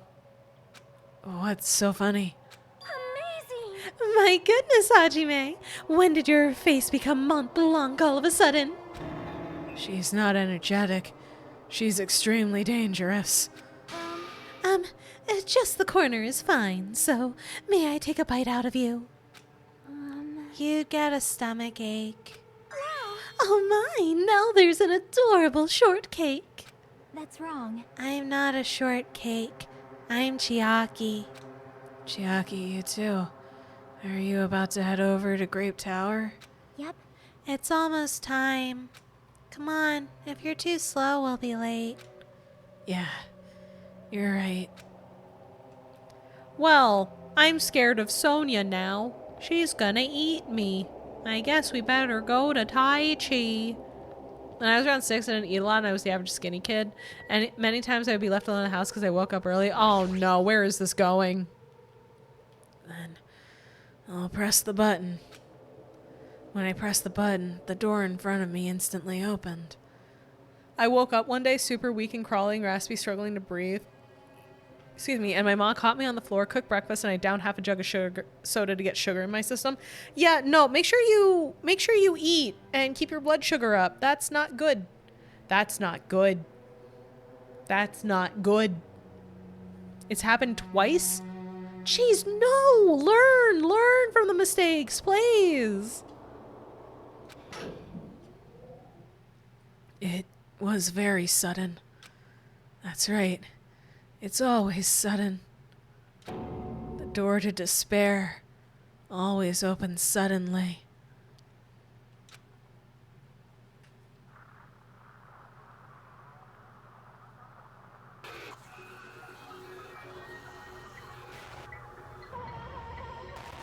Uh-oh. Uh-oh. It happened at least 5 times. Rick, why? No. Guys. Promise me that you are going to eat properly and take proper care of yourselves. Make sure to eat enough, drink enough water, rest enough. Please. I worry about you guys. What is eating and care? Bobcat, don't do this to me. Do not do this to me. I'll cry. Do you want me to cry? On the other side of that door, I saw the remains of our friend. I was really broke for a while. Okay, that makes sense, but I really hope that you're taking better care of yourself now.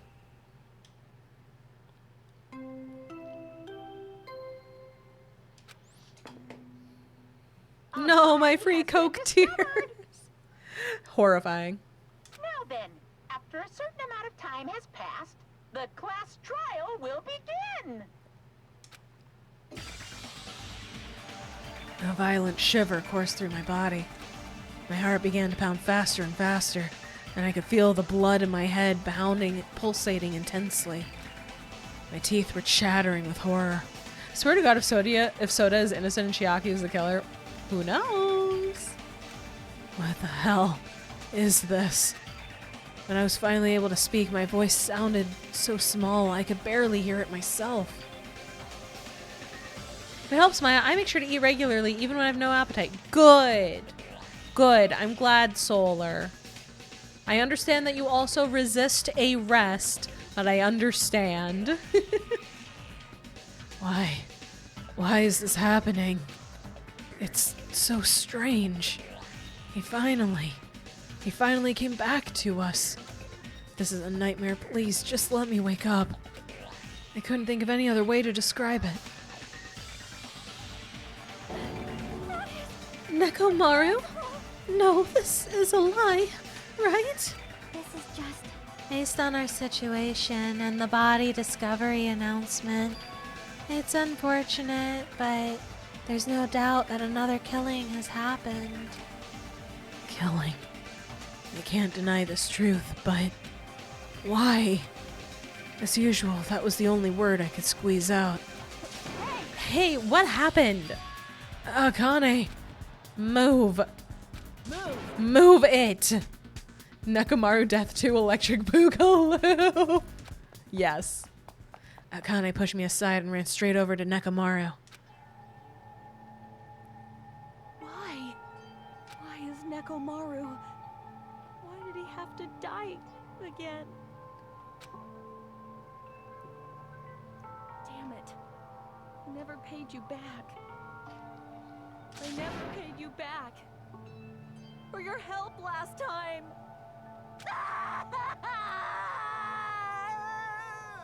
There we go. Now she's finally grieving. If I don't have an appetite, my body refuses to eat.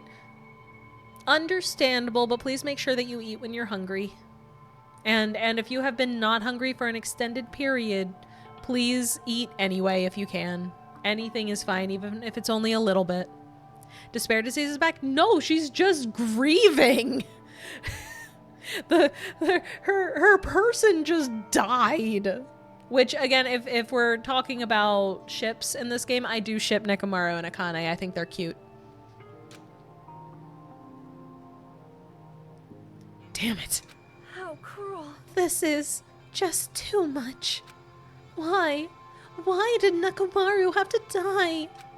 Though his appearance was drastically altered, he still came back to us. Oh.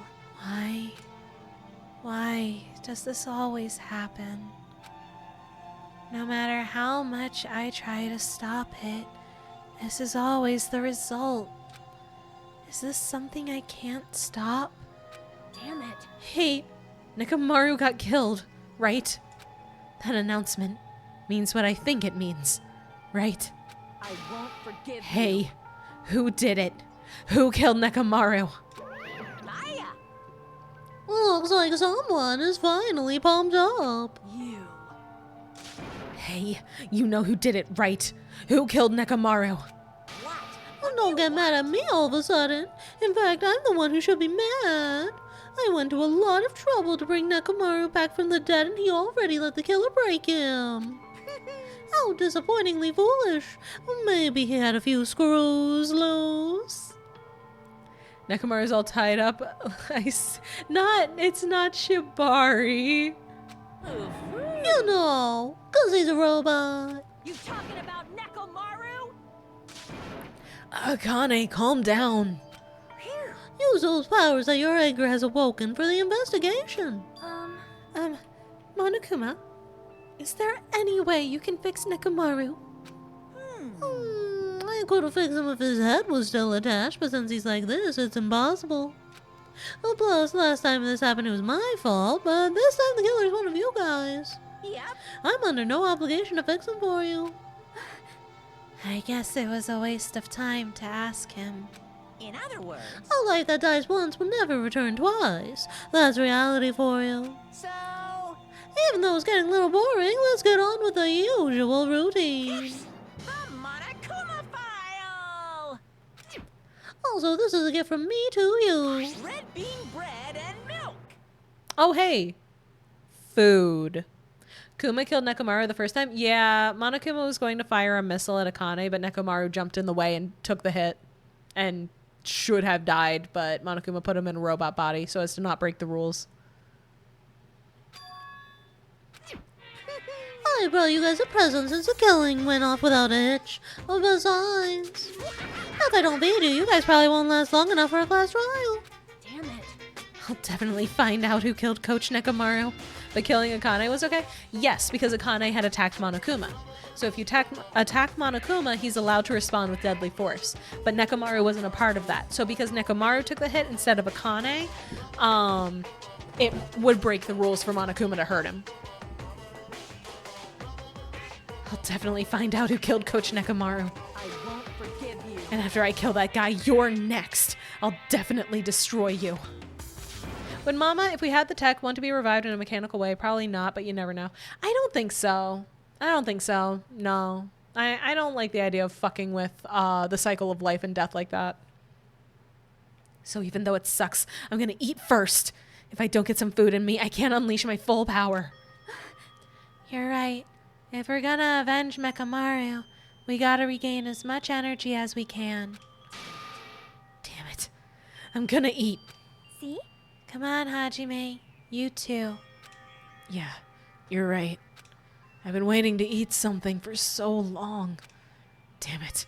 I never expected I'd feel this terrible when I finally ate again. Hey, Eat it slowly. It'd be bad if you get a stomachache. We ate our food in silence. Slowly, my blood began coursing through my veins.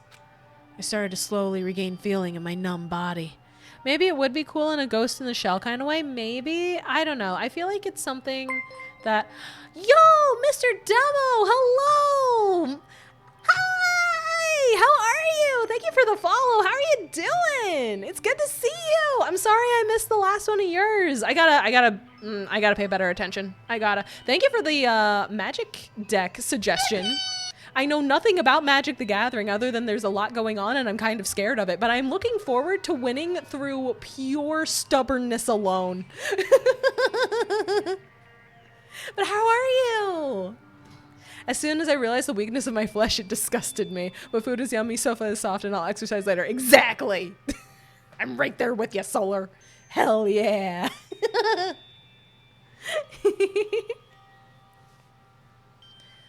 I started to slowly regain feeling in my numb body.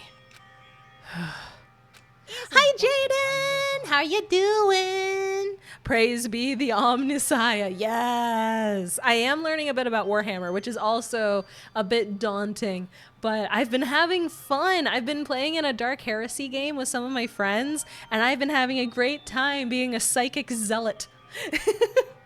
Azorius is straight up no fun for you, but will it be fun for me? It may not be fun for my opponent, but will it be fun for me? I like my flesh. I'd like to remain flesh. I would not vibe with the Mechanicus. Understandable. I'm so sorry, but you have no choice. If you have no soul... If I have no soul, it will be fun for me. I mean, I'm not using it. I'm not actively using it. And Mechanicus, long live the guard. We love you, Papa Nurgle. Oh my god, I say behind my skulls where the skull throne sign. Hey, Corn's good. Corn's fun. Fun fact, Mr. Demo, me and Teeny did a Smasher Pass hosted by Kieran, Kieran is the one who's been teaching me about Warhammer. So he had me and my friend Teeny do a Smasher Pass of all the, what is it? The Daemonic Princes? Not the, that doesn't sound right. Ah, fuck. Shit, I can't remember their title properly. No, fuck. I know it's like Vulcan and the Primarchs, there we go. Thank you, including the demon form. Okay, there we go. That's where my brain got that. The Daemon Primarchs. Yes, all of the Primarchs, including their Daemon forms. It was fun. And then yes, it did devolve into a Xenoblade Chronicles 2 Smasher Pass. I made them Smasher Pass. I made Kieran and Teeny rather Smasher Pass all of the special blades from Xenoblade Chronicles 2, and it helped that both of them were drunk. It got very unhinged very quickly. It was great. I would say check out the podcast Bricky does. I have been recommended Bricky. Yeah. I should. Plus the quote-unquote emperor. Yeah! Oh, man. But yeah, it's been so much fun. It has been so much fun. Genuinely. Wait, what is this? What is this?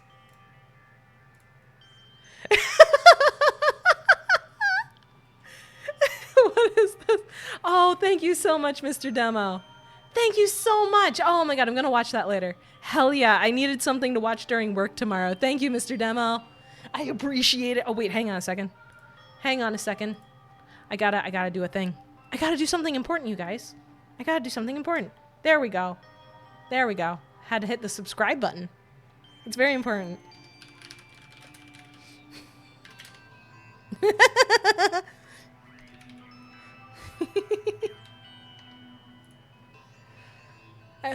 For fun, Mama said nasty smash to the big Lamia man. I said smash. I did. I'm gonna crash out. I forgot to buy bagels. The worst realization.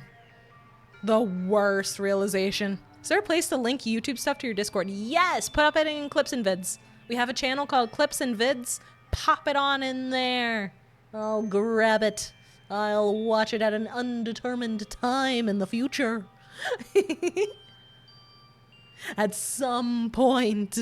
I cannot guarantee when. I'll link the stuff. Hell yeah. Thank you. I appreciate that, Jaden. Thank you. Hell yeah. I need stuff to eat. Or no, wait. I need stuff to watch while I eat. There we go. I must consume content. I have to somehow get Mama to try Warframe since Emmett Sulk will be joining the War of the Frames soon. I'd say I'd fall to Steench because I'm very non-confrontational, so Corn's off the table. I don't have the confidence for Slanesh, if you know what I mean. And I love Papa Nurgle, but I also like showers. No, you know what? That's fair. That all of it makes sense logically. I understand.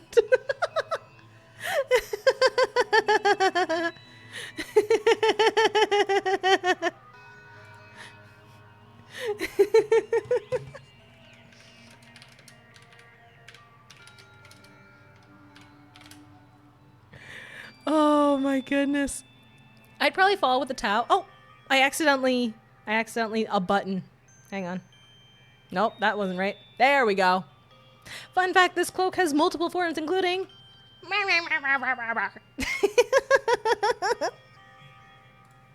Oh, man. I just enjoy general chaos with the added flavor of shit fuckery. No, that's fair. That's very fair. That is the entire point of my Wild Magic Sorcerer Kobold that I play sometimes. It's 2 a.m. I'm probably going to head to bed, but whoever said they liked how I bid thee a lovely exterminatus. I know enough about the Tau from Kieran to know that I love them. And that I just think they're ridiculous.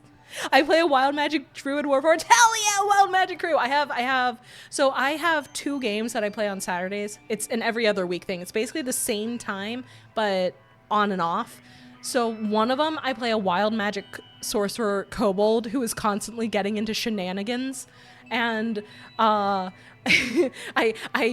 did in fact deal more damage to a party member than the DM did in a session because of my wild magic shenanigans. and in my other Saturday morning game, I play a wild magic barbarian. A wild magic barbarian minotaur. He's a big fluffy boy and he hits things. Only because I asked my DM, how do I be a maximal? And he said, oh, what? That sounds like a threat against your DM. I love that. No, wild magic is so fun. Wild magic is so fun. I just realized my captions died. Shit. Let's fix that. There we go. Plus, Warforged are from Eberron, which have dinosaurs, so I get to be a robot dinosaur. Good. Good. As you should. Mama pressed too many buttons. I did. Such is my curse. Tau aren't my favorite, but I understand the appeal for the weeaboo space communists. They just sound funny. Genuinely, they just sound silly. That is the entire reason I picked it. Good. That is a good decision. That is a very good decision. I played a lot of weird crap in D&D. We were talking about it at the start of the stream, but I know you said that it's super late for you, Mr. Demo. If you gotta sleep, I understand. I absolutely understand. Where can I post stuff again? Clips and vids for video links. Clips and vids for video links. It is, if you go into the general where all the regular text servers are, it's 1, 2, 3, 4. It's the 5th one down. Clips and vids. Mm-hmm. Hey, Doc, how you doing? Speak, I beseech you. Tell me you're funny. So I have the Wild Magic Sorcerer that I just mentioned, who I adore. I have the Wild Magic Barbarian Minotaur. I had past tense in a game that ended naturally over time. A Tiefling Warlock who had anxiety because my dice hated him. Literally, my dice actively hated him, so he was just constantly scared that something bad was going to happen, and it usually did. I had a different warlock who was a human and 6 years old. I went full creepy child with a haunted doll, and the haunted doll was her fiend pact patron. She would quote unquote play with people until they just got so sleepy from playing they had to lay down and take a nap right there. Hi, Lynx. I had a Raven Aarakocra rogue who was a gentleman thief. He was fancy and schmancy, and he left calling cards and everything, and he bought a train station at one point just to do it. I had a I had a sea elf. I had a sea elf bard who was in a duo. She was blue, and she was in a duo with our Minotaur rogue, which got really funny when he got cursed to not be able to lie, and now suddenly I had to do all of the lying. I will always imagine Akrep stories. Yes, that's the Wild Magic Sorcerer. His name is Akrep because he got his name because anytime he'd go anywhere, someone would see him and go, ah, crap. Because something was going to go ridiculously. I had who else? Who else have I played as? Because I have a bunch of like one-off characters for like one-shots I've played in and stuff. My backup character is a GIF space whale hunter. Look up a GIF. You know what I mean. Okay. Give me a second. I know exactly what you mean. I'm literally just seeing the splash image on the D&D wiki. I love him. That is amazing. Yes, he is ridiculously British. Good. Oh yeah, I had a satyr wildfire druid who the entire joke was she was just stoned.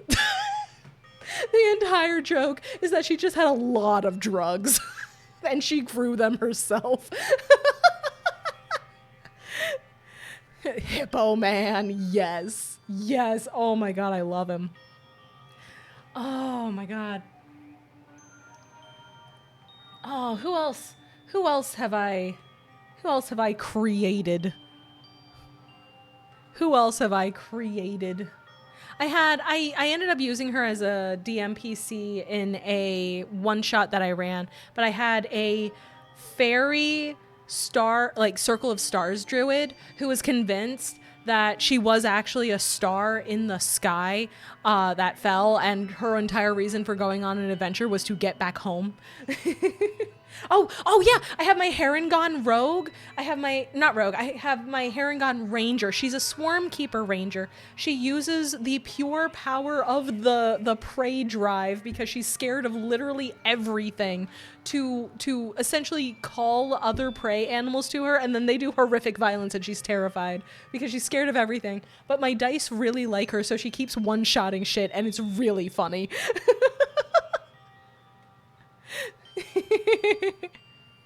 Now I'm gonna go sleep for real. Sleep well, Mr. Demo. Thank you so much for stopping by. It's good to see you. Have a good night. Excellent. Yes. Yes. Oh, right. Murder.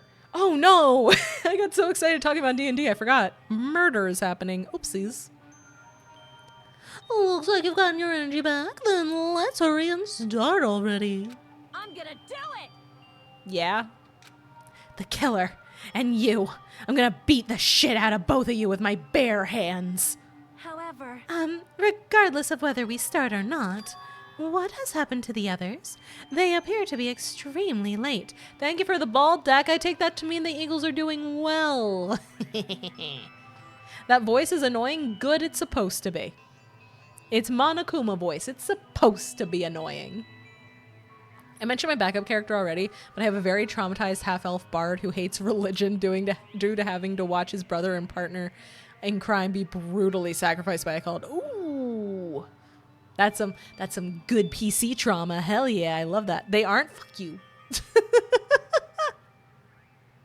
Hang on.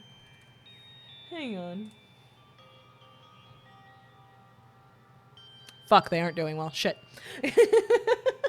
God damn it. We gotta get our shit together. Anyway. Welcome back, Zahili. Oh, man. Man, oh man, oh man. I like the idea that Mama's roles play specifically how entertainingly stupid her character ideas are. I mean... Yeah, no. It's the more serious I try to be with a character, the worse the dice are to them, so... Might have something to do with it. You mean the guys in Strawberry House. Now that you mention it, no one's here. That's weird. They should have come to Grape Tower because we had Monokuma Tai Chi. unbelievable. Jeez, how unacceptable.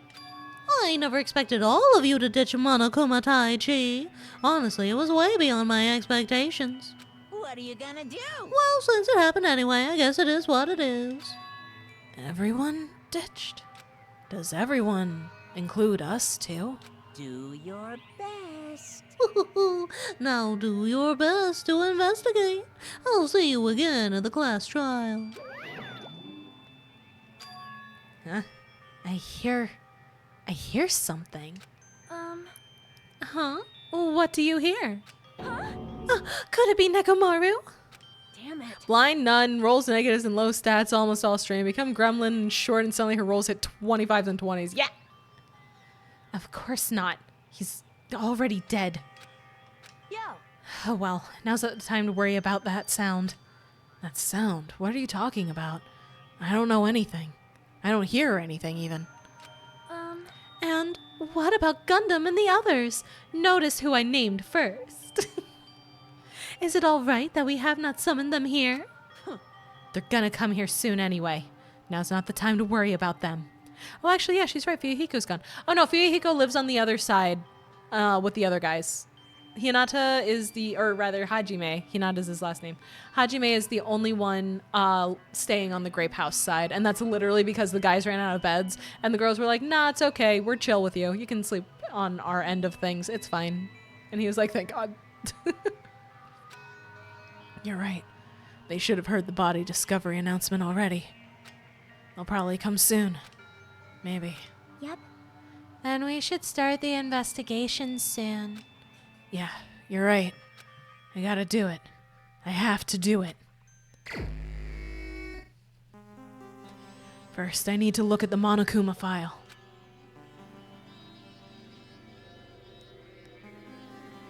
The victim is Nekomaru Nidai, aka Mechamaru, after his robotic transformation. His body was discovered in Grape Tower, which is inside the Funhouse. His head is severely damaged and beyond repair, so that should be considered the cause of death. Now to look at the obvious Super Paper Mario hammer on the floor. Yeah!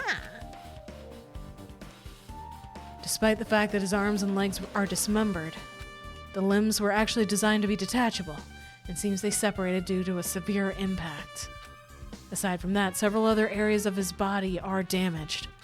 Because of this, many of his functions seem to have shut down. His arms and legs were detachable, and it looks like they separated due to a severe impact. Does that mean Nekomaru was repeatedly clubbed with some sort of weapon? Was there a reason they needed to... Excuse me. But was there a reason they needed to club him over and over again?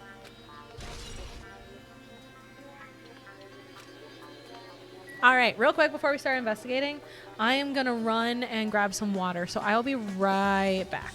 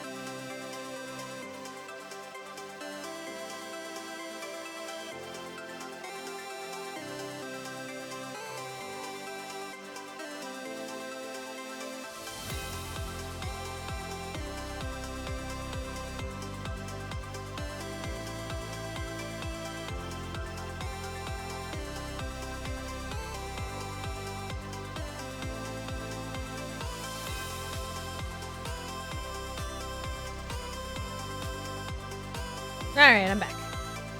I'm real close to the kitchen, so I can just get up and get it instead of having to go upstairs now. Ha ha. Ha ha ha ha. Welcome back. Thank you. Alright, let's see. What you got, Chiaki? The tap water... Nah, I got a Brita pitcher. Thank you for the hydrate. Thank you muchly. Huh? What's this? Did you find something? Well, Under Nekomaru's body. Let's no give way. it everything we've got! Oh shit, it's punishment time. time! There are small rock-like fragments underneath Mechamaru's body. You didn't need to correct yourself like that. And what do you mean rock-like fragments? see? Here, look. There are lots of these small fragments. It's like... It's like they fell under Mechamaru's body. Well, But oddly enough, though these fragments are underneath Mechamaru's body, there are hardly any on top of his body at all. What's strange about that? Is there a problem that they're not on top of his body? yep. If you don't know, it's okay. It probably means they're not that important. Well, if you put it like that, now I can't help but think they're important. Hajime just starts sulking because Chiaki called him dumb. She just called us stupid, exactly. Did you find anything?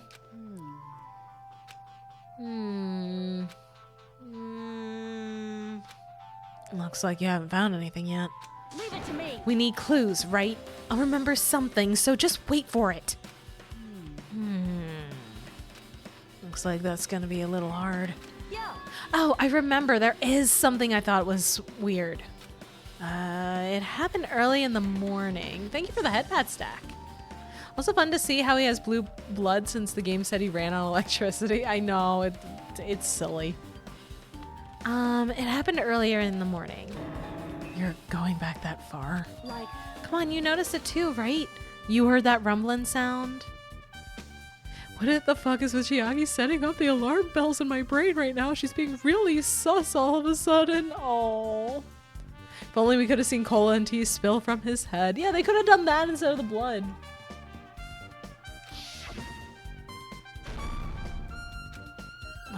What was that sound just now?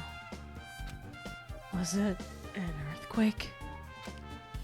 I didn't feel the ground move. I guess I'm just thinking too much. I was sleeping pretty heavy, so I wouldn't think about how hungry I was, but that noise woke me up. I ran out of my room without thinking, and after I did that, then what happened? I didn't see anything, and it looked like the others didn't come out of their rooms either. I felt pretty dumb for being the only one who came out, so I went back to my room and fell back asleep. In the end, I never found out what that sound was, but it's been on my mind for a while. You know, now that you mention it, it does seem strange. Just what was that sound? You don't know either? Well, I should tell you in more detail. When I ran out of my room, I happened to glance at the lounge clock. It said it was around 5:30 a.m. Will you be able to find anything out with that info?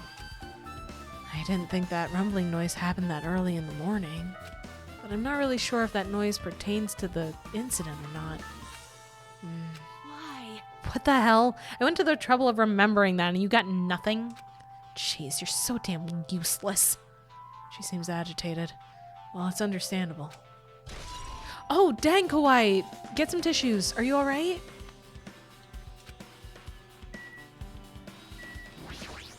It do be dry season, that is true.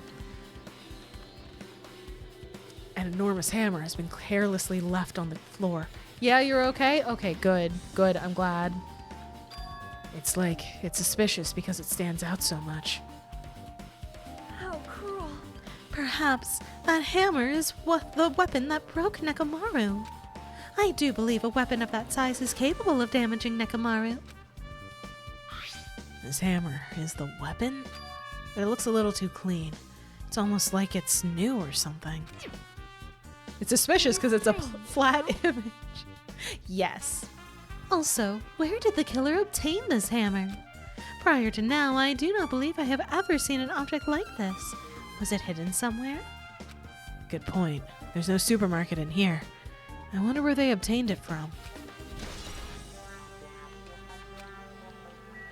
Since we haven't talked to Sonia yet. Oh, I'm sleepy. It seems. I see. In this case's Monokuma file, there is no written time of death, right? Didn't that happen with when Ibuki and Yoko died too? It's the anime girls for me. No, that's fair. That's understandable.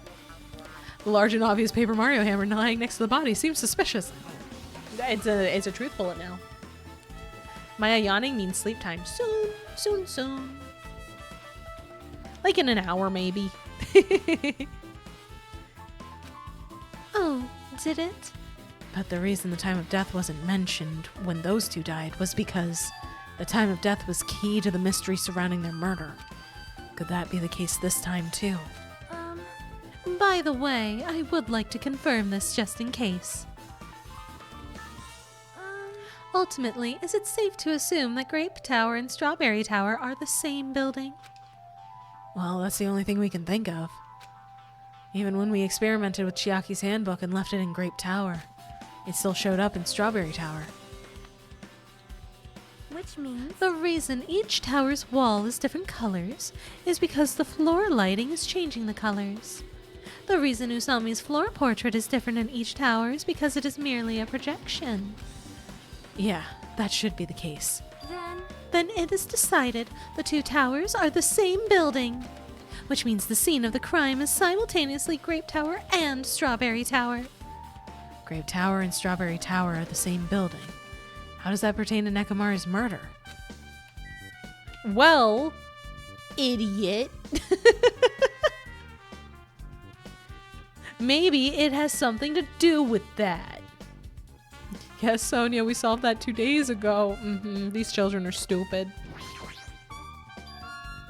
The pillar next to the door is tipped over and broken. Did this pillar break when it fell over? Not just that, there's a strange liquid on the upper section of the pillar. Is this Nekomaru's oil? This is the only pillar that's tipped over. The other one is still standing. Plus behind me is the door to Grape Hall. The 2 pillars on each side of that door haven't changed either. They're not tipped over. It's strange that this pillar is the only one that's tipped over. It might mean something. Like what Cheese is saying about how the pillar could have fallen on him to create the damage to his head and the blood everywhere. I'm sure it has nothing to do with the case. Before they went to sleep, do we know if it was set to strawberry or grape? It depends on which door is opened. So they're saying that they're saying that it's on either side. Like we're facing the strawberry door, you go through the strawberry door, you're in Strawberry Hall, sort of thing. And it just changes the lighting based on which door is open. And you can only have one door open at a time, and there are sensors in here to make sure that there's nothing moving whatsoever before the door unlocks to open it. I see. I got it. Got what? Leave it to me. This pillar is the weapon. The killer used this to beat up Coach Nekomaru. This huge pillar? Damn it. If you got socked by something like this, you and Coach Nekomaru wouldn't stand a chance. Yeah, well, that's impossible. It'd be too heavy to wield as a weapon. Now then, Hajime, grab that end over there. Huh? I'm gonna do We have to try it out, obviously. Come on, hurry up. Fine. Jeez, you're more forceful than usual. That's a image.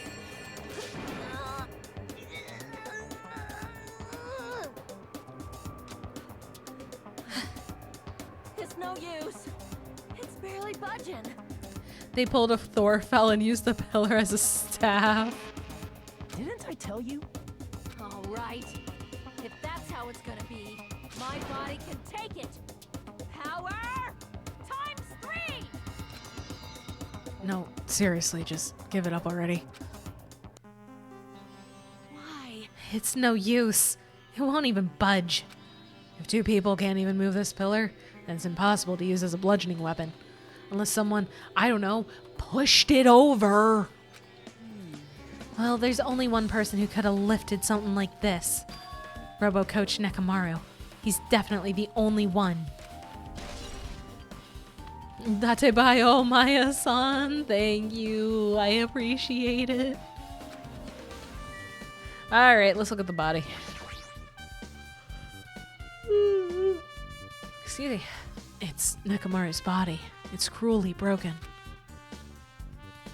It looks like it's been so severely damaged that even his head was dented. That'd be the fatal wound, right? But Nekomaru's robot body should have been durable enough to withstand any assault. My idea was if we know which side it was set to, then the murderer probably swapped it to get Nekomaru. But it doesn't matter that much because if the killer opened the other door to reset it back, that would be easy enough to do because you'd go from tower to tower through the elevator, not through the towers.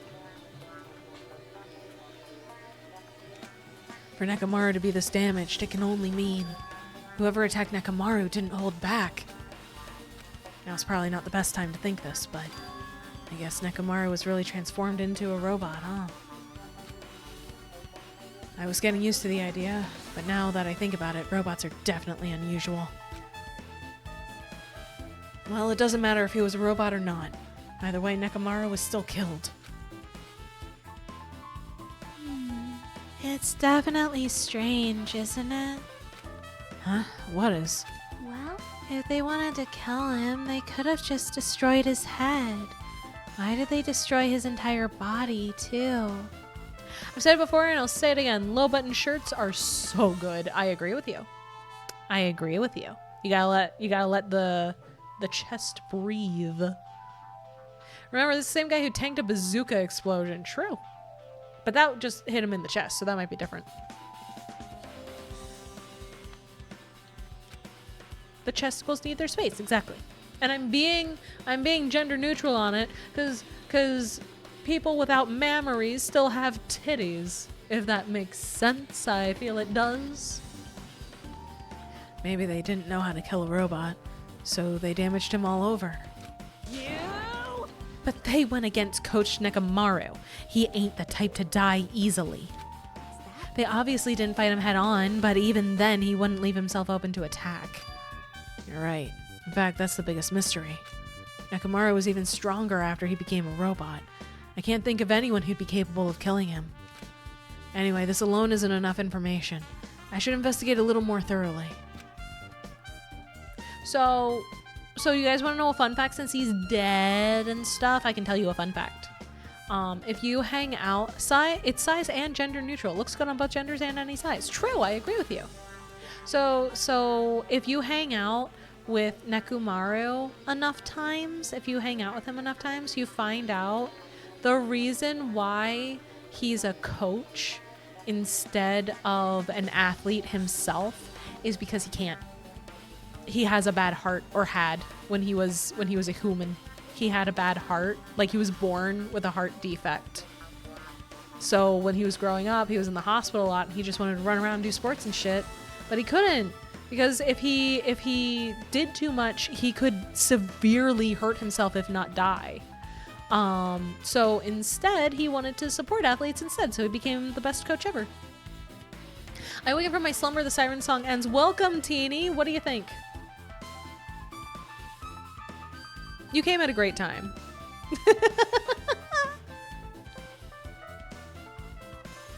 Blue, ooh, woo. Yeah, that's his oil.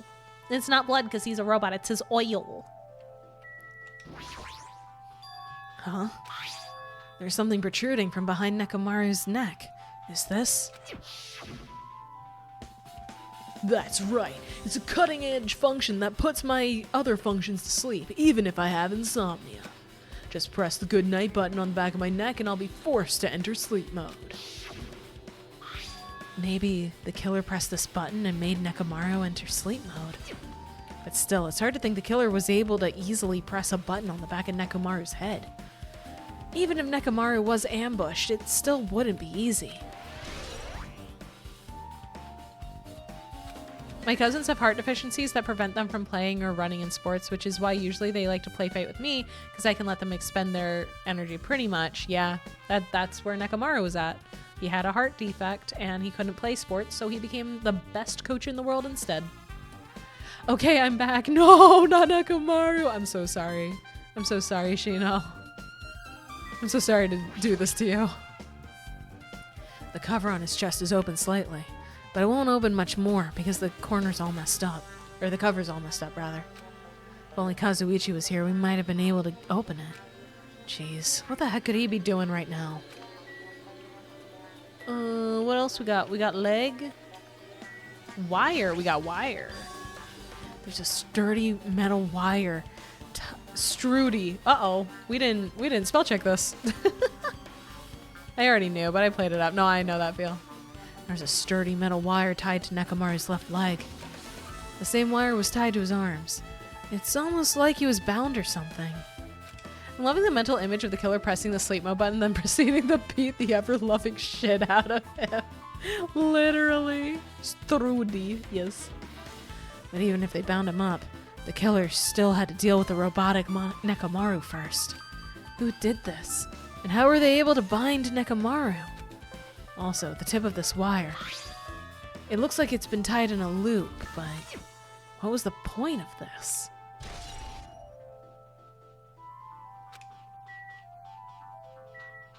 Am I missing anything else? My guess is the army of trained hamsters. You think Gundam did it?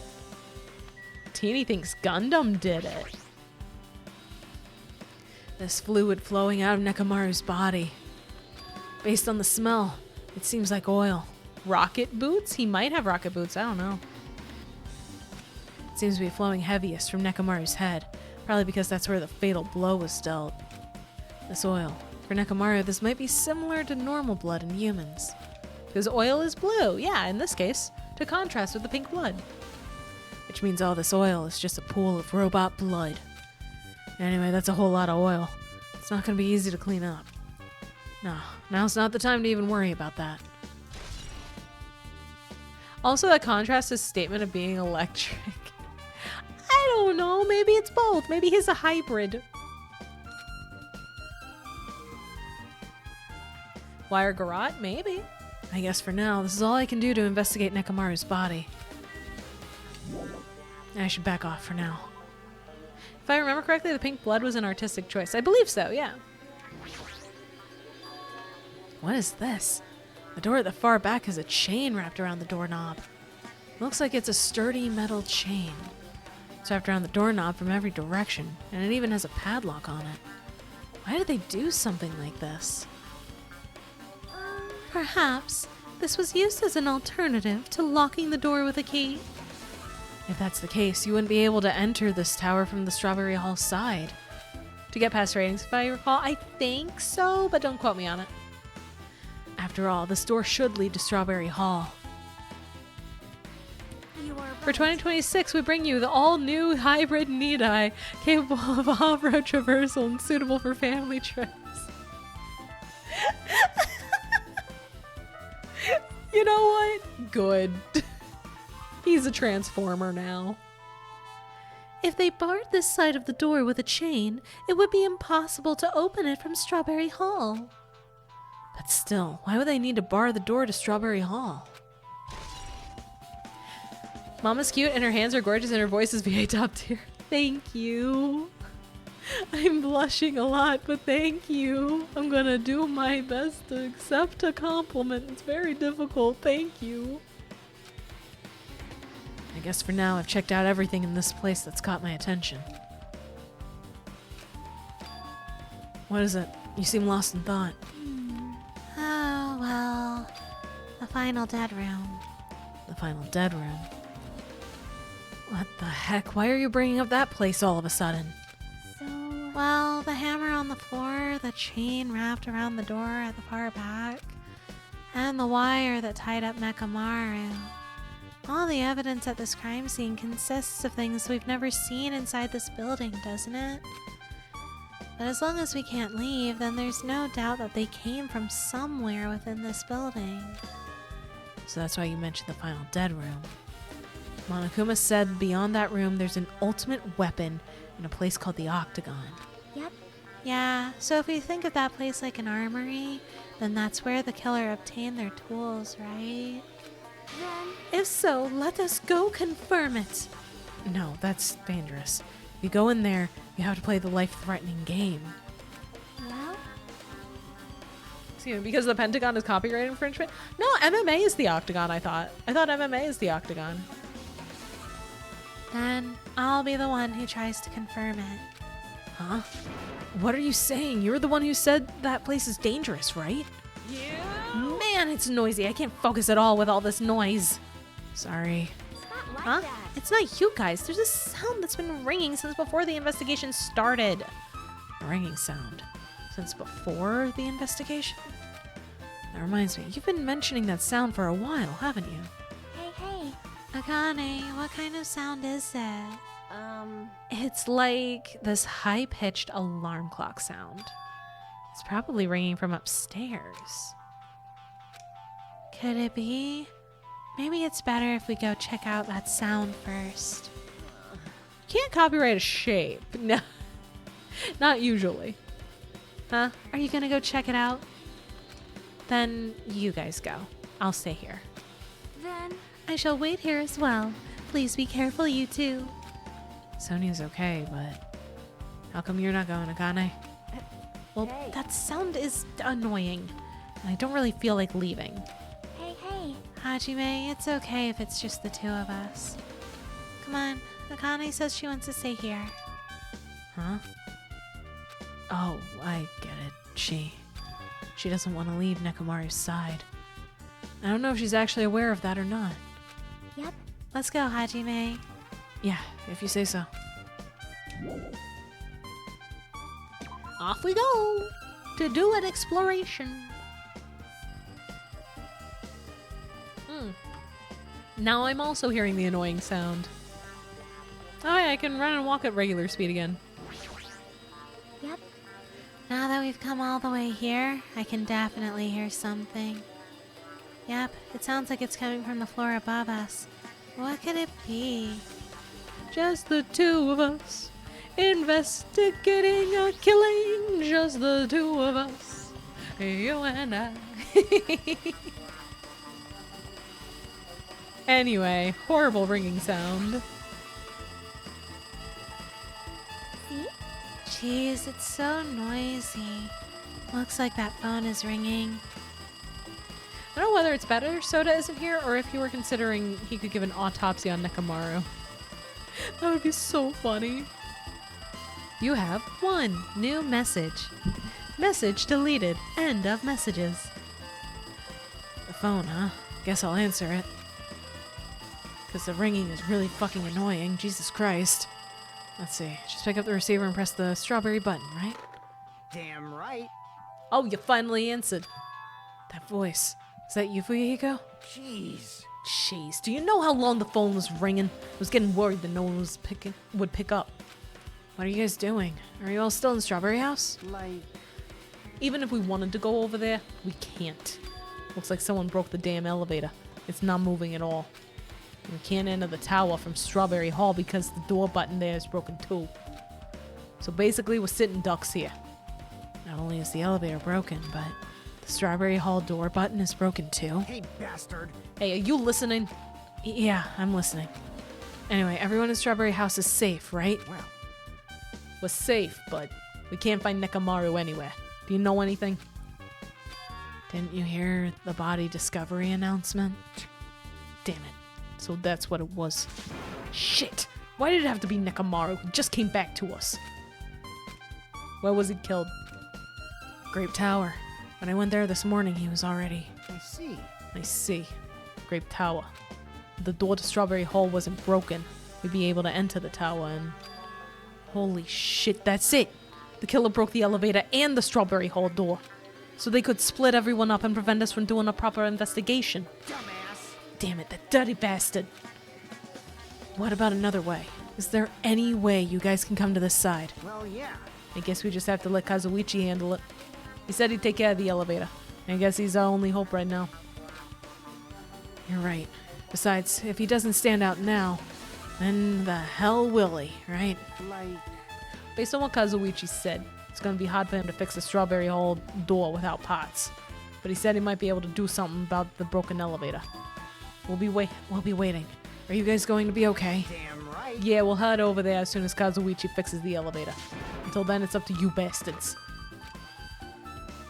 Hey. So the call came from Strawberry House?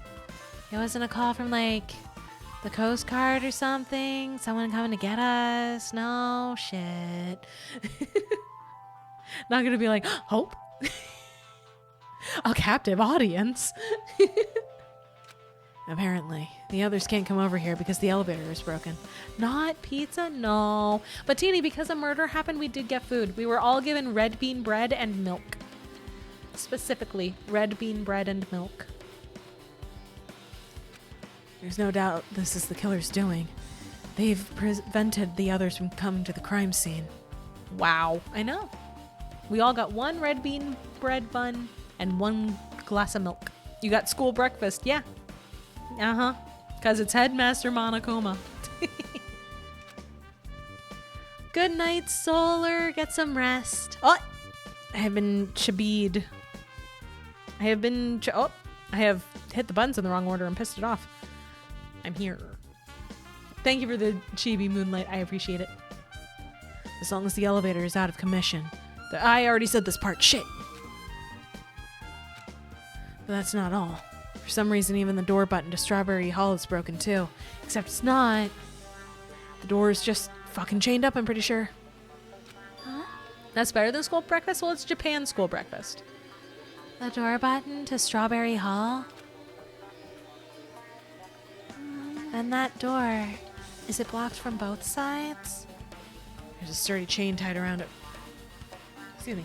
from the inside. And if the button is also broken on the outside, then... yeah, that seems to be the case. Why did the killer need to block both sides of the door? Hey, Hajime, why did you repeat yourself just now? I'm losing control of my life, Chiaki. I'm not sure, but there's something strange about that. I would like to investigate that in more detail, but if they can't come over here, then we can't go over there. Yep. Which means, for now, it's impossible to check the final dead room. I'm not entirely comfortable with you going over there, but regardless, it's impossible now anyway. Apparently Kazuichi is repairing the elevator. All we can do for now is put our hope in him.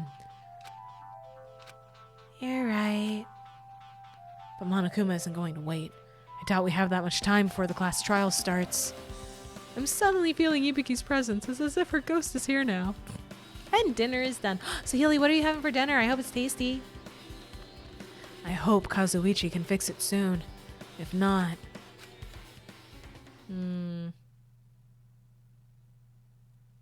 Oh?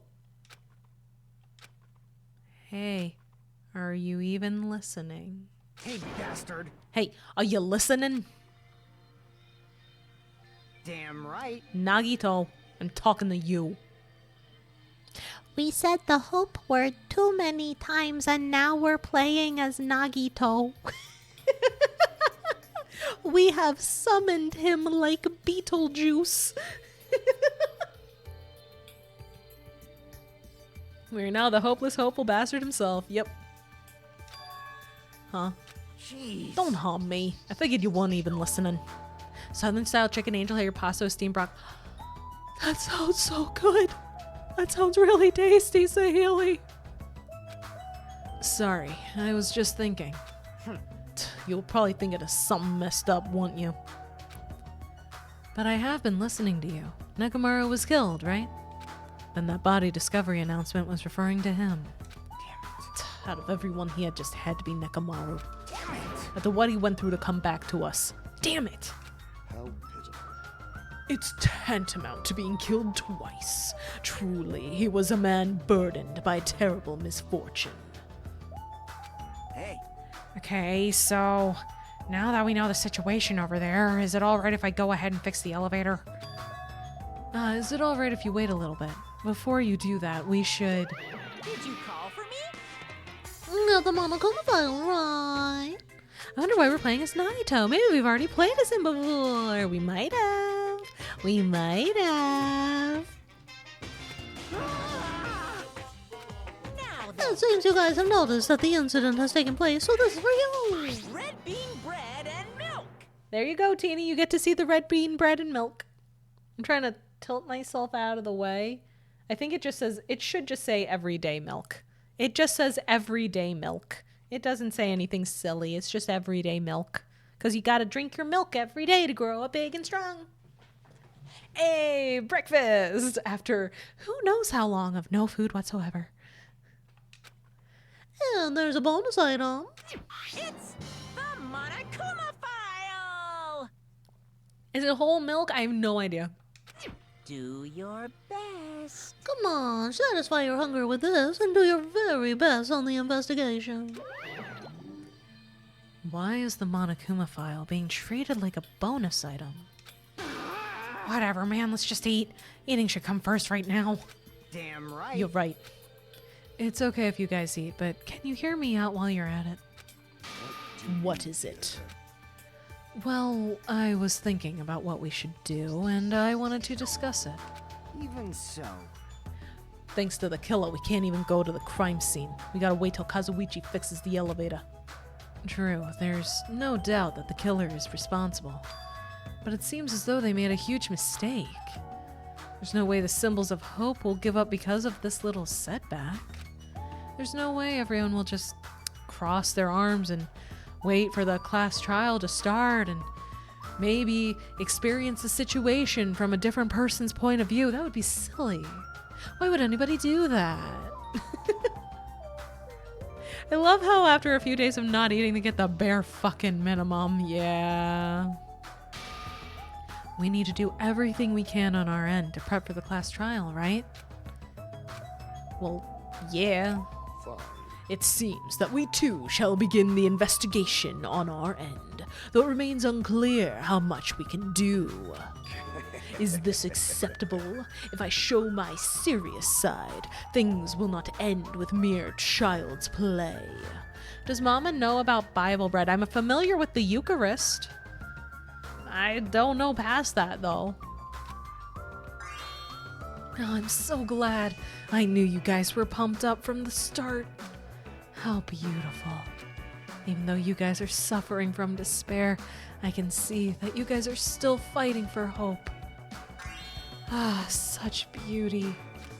There is no higher honor for me than to investigate this murder with you guys.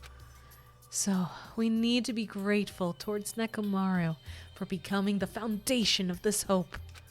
Well, regardless, whose side should I be on for this case? The killer? Or the rest of you guys? I must make sure I face this case's mystery properly if I'm going to find out which side is the true hope.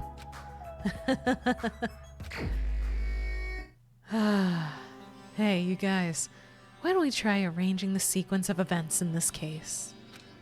You know, so we can properly understand the situation we're in. Fine. I have no objection. Proceed. Then let's look back at what happened this morning. We tried to use the elevator so we could participate in Monokuma Tai Chi, right? Damn right. Since we're staying in a strawberry house, in order to get to the meeting spot at Grape Tower, we needed to use the elevator first and go to Grape House. That was before 7 a.m., since it was right before Monokuma Tai Chi. Man. But once we realized the elevator was disabled, I seriously panicked. Anyway. And since we couldn't do anything about it, we just tried to get inside the tower from Strawberry Hall. But when we actually got there, the button on the hall door was broken. Thanks to that, we couldn't enter the tower at all. So Fuyuhiko suggested that we use the phone and call Grape House. This too. And must be that the will was of everything that happened this morning. I imagine they're going to get back and clean the hotel kitchen out after this 100%, and the supermarket. There's a recipe in the Bible for bread, and the reason it existed is because it was a simple but important food for people of faith, as it was packed with proteins, nutrients, and also it's bread. It also has a decent shelf life, and that's why people back then could rely on bread and water without much else. That is really cool. I didn't realize that. That's so neat. I must say I'm surprised. I never expected that the elevator would be disabled. But then how was Nekomaru able to go to Grape Tower? Man. Well, obviously he went before the elevator was disabled. And when was that? Idiot, if we knew that, this wouldn't be difficult. Well, No. We might know what time he went to Great Tower. you serious? Seriously? It was around sunrise. That's when I saw him going down to the first floor. What? You mean you personally witnessed Nekomaru going to Great Tower? Hey, When was the sunrise? Was it before that rumbling sound? Huh? Rumbling sound? huh? What? You don't remember? Right after the clock in the lounge started ringing, we heard a rumbling noise. Did that clock even ring in the first place? You didn't notice that either? Seriously, that thing was super loud. Huh, that's weird. I feel like we're not quite on the same wavelength. Well, it is what it is. There's no way you guys will ever be on the same wavelength of trash like me. Looks like this is leading to an interesting development. This is the clock that everyone's been talking about, right? Huh, I never knew this clock had an alarm function. The alarm is set to 5:30 a.m. That probably means something. Just as I thought, this telephone is connected to Grape House. If a means of communication was prepared, it's as if something like this was expected to happen. It's a clock, dumbass. Of course it has a clock function. Yeah, you can see the alarm. Well, I'm probably overthinking things. Looks like things are getting quite interesting. I need to assess the situation properly. Oh, do we need to keep talking to people, I guess? Yes? Okay. Hey, Kazuichi, if you don't mind, can you inform me? That stuff about a rumbling and the ringing clock. Well, what was all that about? Seriously, you don't know? You're so kind, Kazuichi. Thank you for actually taking the time to explain it to me. Huh? So that's how it is. Fine, I'll tell you. It happened last night. I was sleeping peacefully in my room when all of a sudden I heard this huge sound. The hell? The sound was super loud, so I rushed out of my room. And as I went down the hall to the lounge... Hey! What are you doing? This raucous... It's louder than the supreme ruler of the netherworld bellowing for a sacrifice. Don't go making all that noise so suddenly. It's not me. The wall clock just started ringing. I was just trying to stop it. Then hurry up and stop it already. I know. I'm in the middle of doing that. Unfortunately, the boys group is just a bunch of dummies that are arguing all of the time. And that's when the sound finally stopped. Man, that totally freaked me out. Well, I'm definitely wide awake now. What did you do to me? My mental defenses were bombarded with sonic resonance. Average male friend crew. Yeah. Fuyuhiko, was this not your doing just now? Shut up. Why would anyone do something so childish? I fucking forgot what my voice was for a second there. Hold up. You must have rushed over after hearing that sound, but you sure seemed to get there pretty fast. Well, yeah. Well, I didn't rush over here. I was at the lounge by coincidence. The one that does everything, the one that supervises the weirdo and the yapper, for real. Coincidence, huh? Huh? What? You down me? Hey. Whatever. I don't really give a crap, but it's 5:30 a.m. Aw, man. Man, thanks to Fuyuhiko, I woke up early for no reason. I should go back to sleep. Huh? What was that sound? What's going on? Earthquake? This pressure. It did not feel like it shook. There's no way this building is gonna collapse, right? Hey, Kazuichi, stop clinging to me. And that's what happened. I see. So you're the one who is clinging to Fuyuhiko. That's obviously wrong. That's not the important part. And what happened afterwards? Did you guys just separate? Hey. We decided to wait things out, but in the end, nothing else happened. Also. And not just that, we all felt really weak, so we decided to just go back to our rooms for a while. I see. Yep, what you said just now was extremely important. Thanks to that, I've thought of one suspicious person. What? Who are you talking about? Me, of course. Huh? I mean, isn't it strange? I was the only one who didn't notice an alarm that was so loud everyone else came out of their room. Well, the same goes for the rumbling noise that you guys heard after that. Are you? Hey, you better not be trying to confuse the shit out of us. Of course I'm not. For now. That for now line is what's making us even more worried. Anyway, it seems there's no doubt that what you guys just told me was a very important clue. The wall clock alarm you heard first, and the rumbling noise that came right after. Now then, how do these noises relate to the case?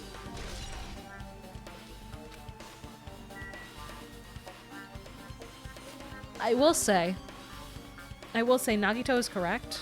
There is a very important clue that just came out of that just now.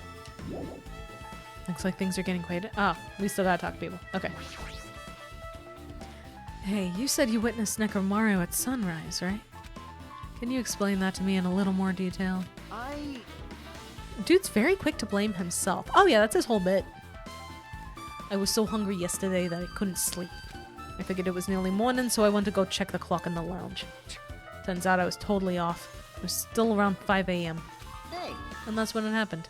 I heard the sound of the door closing off in the distance. I stuck my head out from the lounge. I saw Nekomaru's back. He was about to go down to the first floor. I thought about running after him, but I didn't have the energy or willpower to do it. If I knew something like this would happen, I would have mustered the strength to follow him.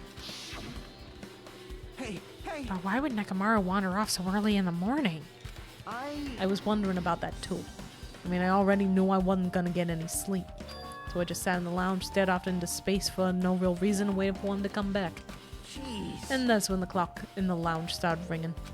Thanks to the loud alarm, I completely forgot about Nekomaru. Till just now. Then from the time you saw Nekomaru until the alarm rang, you were at the lounge the whole time? But what were you doing during that time? By chance, were you thinking about everything that's happened so far and getting choked up? What? Huh? Was I right? Of course not, asshole. You're completely wrong. I'm sorry, you're absolutely right. I thought you were reminiscing about Peko or something. But that can't be, right? After all, you already know how pointless it is to cling to the memories of the dead.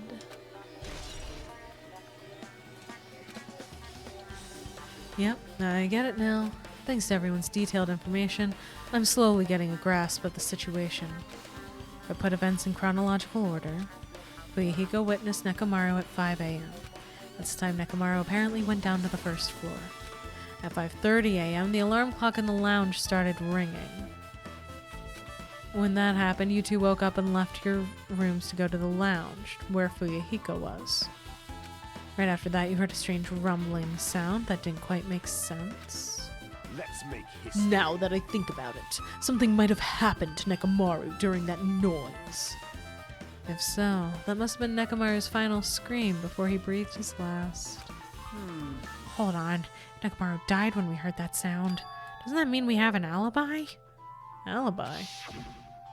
I mean... When we heard that rumbling noise, we were at the lounge, you know? If that's when the killer murdered Nekomaru, then we have a solid alibi. Can't argue with that.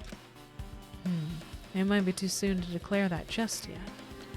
No, that's wrong. Sorry, Hajime, but everything you said contradicts everyone else. How hopeless.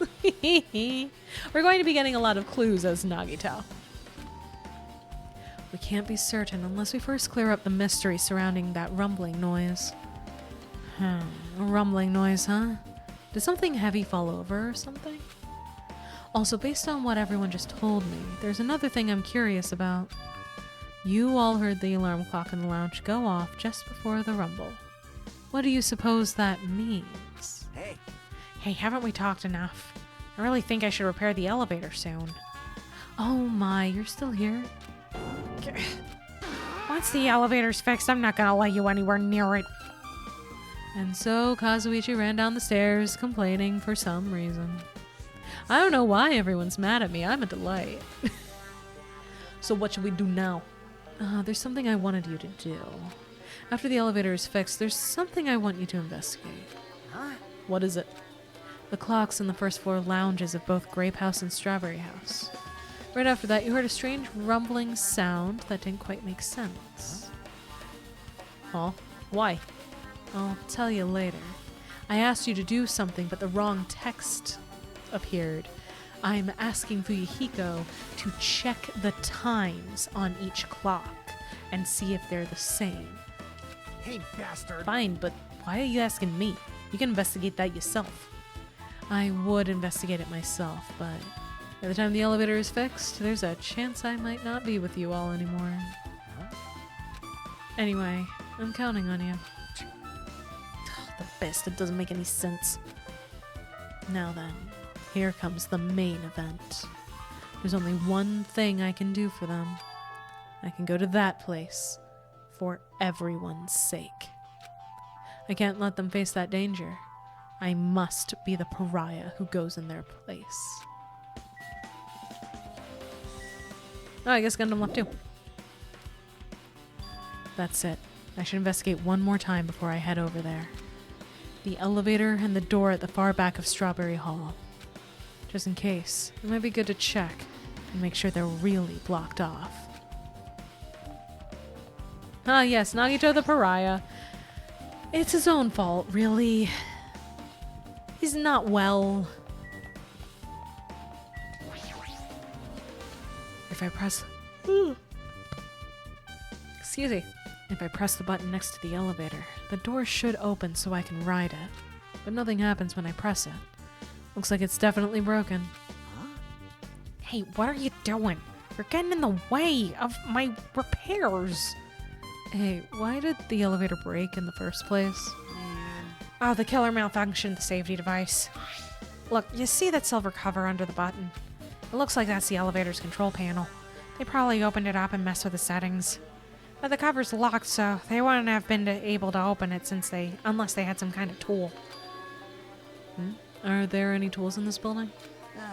No, there shouldn't be. I don't really know if they forced it open with a tool anyway. Control panel on this side wasn't the one that was forced open. I see.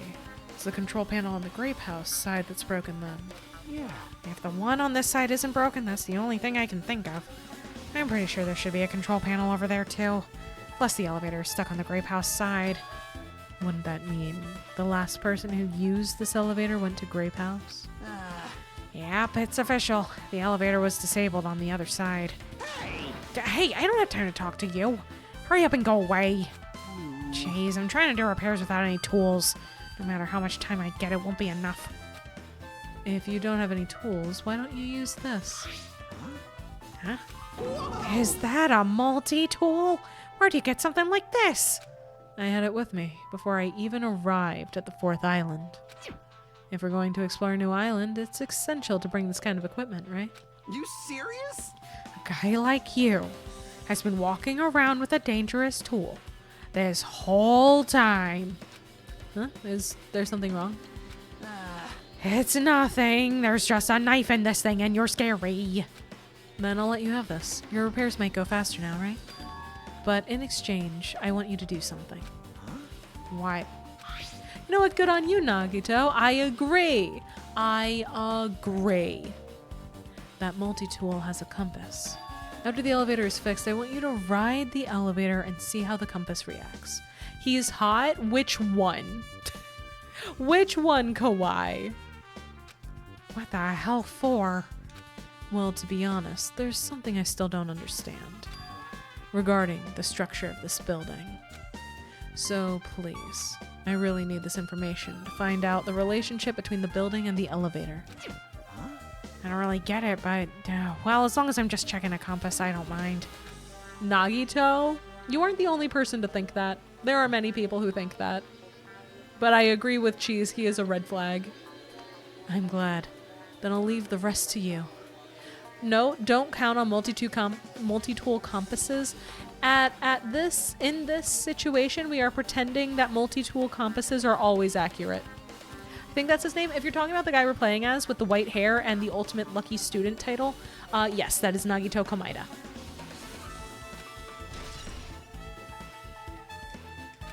Alright, let's go check the door then. Oh, hey, Gundam. What you got, buddy? This too must be Whoever the one you're talking to is. Oh, the one I was talking to is Kazuichi. The guy in the yellow jumpsuit is Kazuichi. I can think of only one reason why the killer barred the door to Strawberry Hall. They wished to prevent me from going to the crime scene.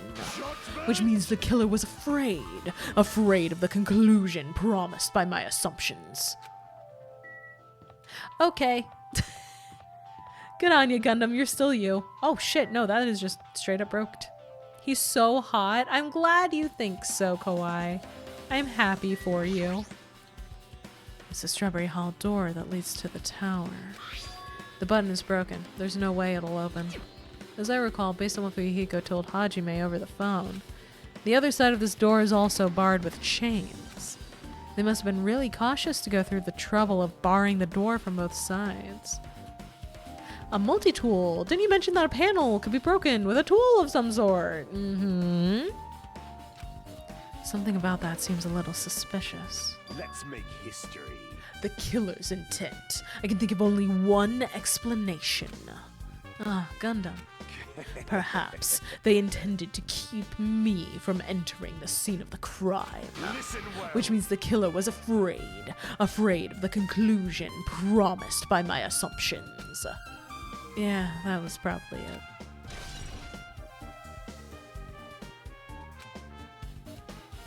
Just as I thought, there's no mistaking it.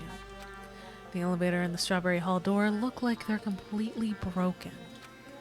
I didn't expect the contact elevator to be disabled from Grape House. Just saying, I don't see Nagito dying, or at least now for how popular he is and how much we don't know about him. He is an enigma, for the most part. If you hang out with him enough times, you find out his very sad backstory, which fucked him up and traumatized him until he became the weirdo we know now. As long as it's disabled, there's no way to move between the houses, which means the person who disabled the elevator would be stuck at Grape House. That person, they should still be at Grape House, but no, it's too soon to form an answer. But I won't be too late to find the answer, even after I finish investigating that room. What room do you think Nagito could be talking about? I know, it's the final dead room. Nagito gameplay begin. The final dead room. Only those who win the life-threatening game contained within will reach the octagon. And inside the octagon, the ultimate weapon awaits. There's no doubt Nekomaru's killer has been to that place. No matter where I search, there are no weapons anywhere in the building other than that multi-tool I snuck in. Regardless of the weapon used to kill Nekomaru, the killer must have obtained it there. If that's the case, I should get going. Also, unlike everyone else, I don't mind dying at all. It's all the more reason why I should go.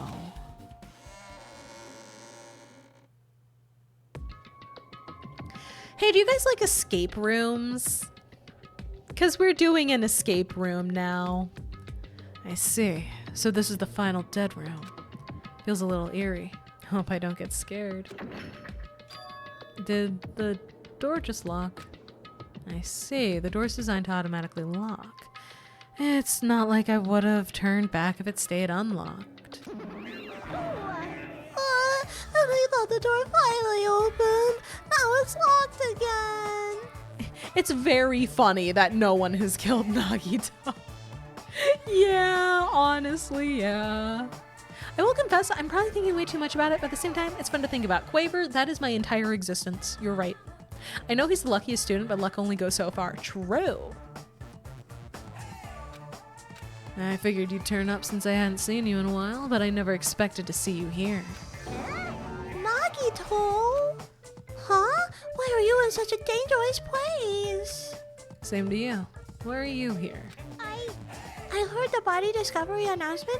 I thought something happened in this room. And you got locked in when you came inside?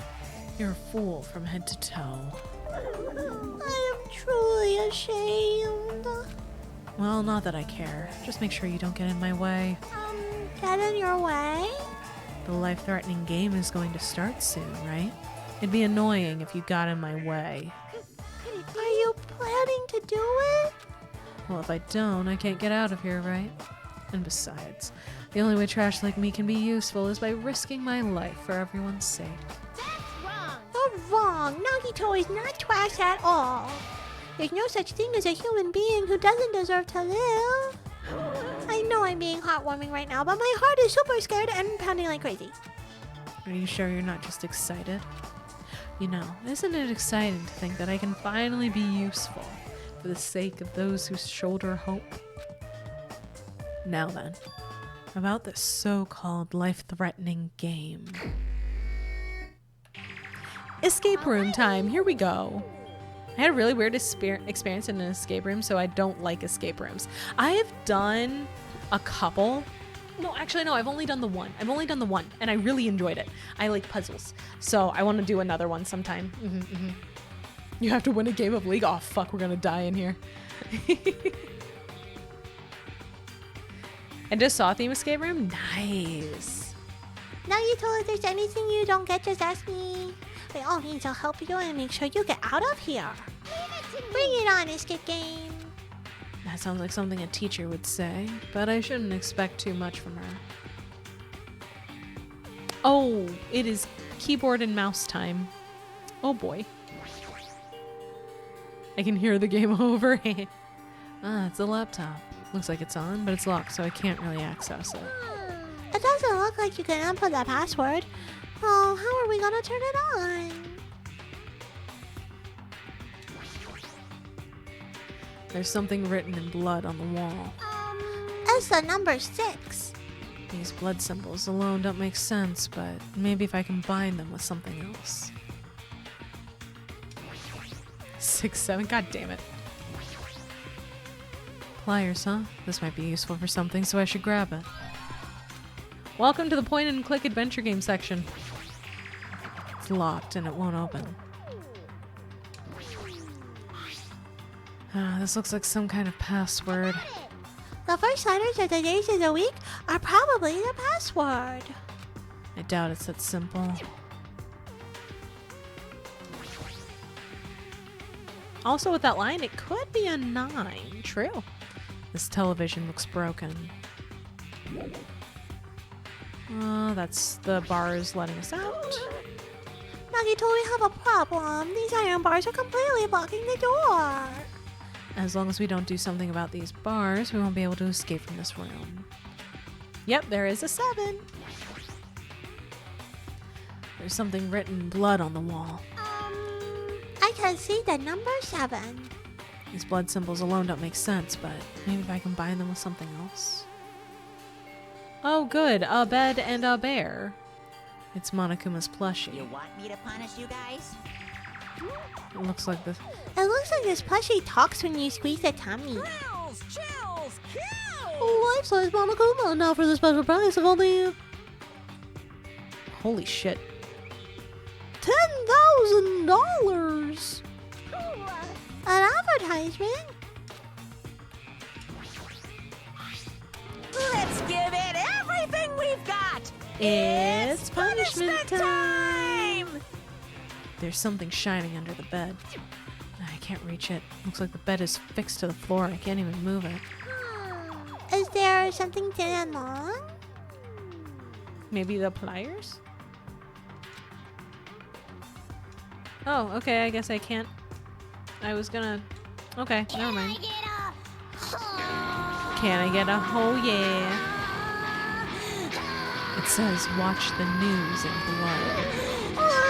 I may get close just by looking at it. It's just a secret code. Plus, it's a pretty common one. Oh, secret code? Nagito, do you happen to know what this means? Yeah, it's a common riddle. Is it, sir? Dog tweaking. Oh, man. Oh, okay, we're gonna wait on that. We're gonna wait on that. Okay, we got a 5. Something written in blood at the back of the closet. Looks like the number 5. It's blood symbols alone. Yep. What about the hanger? There's just one hanger hanging in the closet. Might be useful for something, so I should grab it just in case. Hey, look at that. It's a thing for getting the thing out from under the bed. Something shining. Can't reach it. So there's something thin and long. Oh, I just need to combine it. And I have wire fray. Just straighten out and make a thin stick. Yes. Oh, wait. I think I might be stupid. I don't remember how to do this.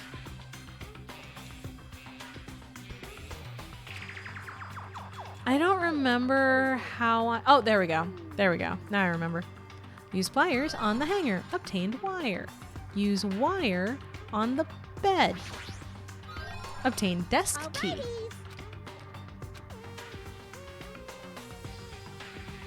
Use key on the desk. Oh, wait. Yeah, I need to get to the desk first.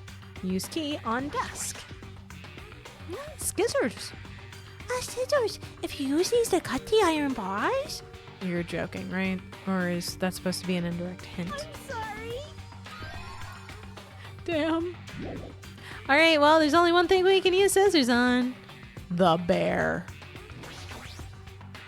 The plushie. If it's talking, it might be powered by a battery. Alright, let's try cutting it open. Enough already! Aw, I didn't need any grannies. What a loud thing. Cut it open right away. Huh. Oh, so there was something. Obtain a battery. Alright, where needs a battery? Sound a little too happy to use the scissors on the bear? Yeah, because fuck them. This must be the unlocking device for the iron bars. Probably have to put in the 4-digit passcode. I have a secret plan. If you input 9,999 combinations, it'll open eventually. You're right.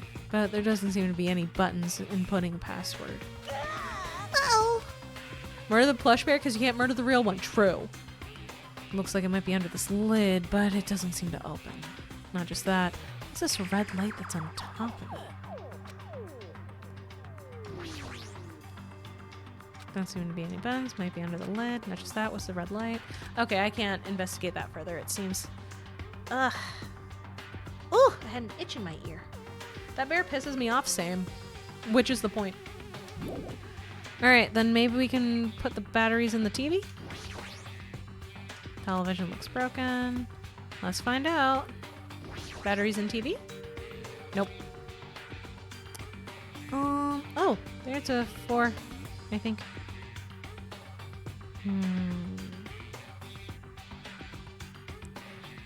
This is where I started having problems when I played the first time. Something written on the floor in blood. It's number 4. Number 4, huh? It looks like a different symbol to me. Like, for instance, a symbol you often see on maps. Oh, it's a compass. North is this way. So watch the news. It's north, east, west, south. So if we look at the north wall, 3. Okay. And then the east wall is 9. As she's pointed out, I'm going to say that's a 9. West is the number that's in here, which is a 5. And south is the number over here, which is a 7. Which means, do we check the other drawers? Yes. Which means that watch the news means the code is 3957. Thank you for writing that down, Cheese. I appreciate it.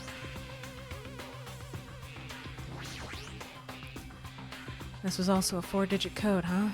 But this one looks like, it looks like you can change the numbers with this one. Alrighty. This time around, let's try the 9,999 combinations. I'll leave that mindless work to you, Monami. I'll decline as well. If it was a 6, we'll find out. Password to open this. I have a feeling that the hint is close by. I should try inputting something.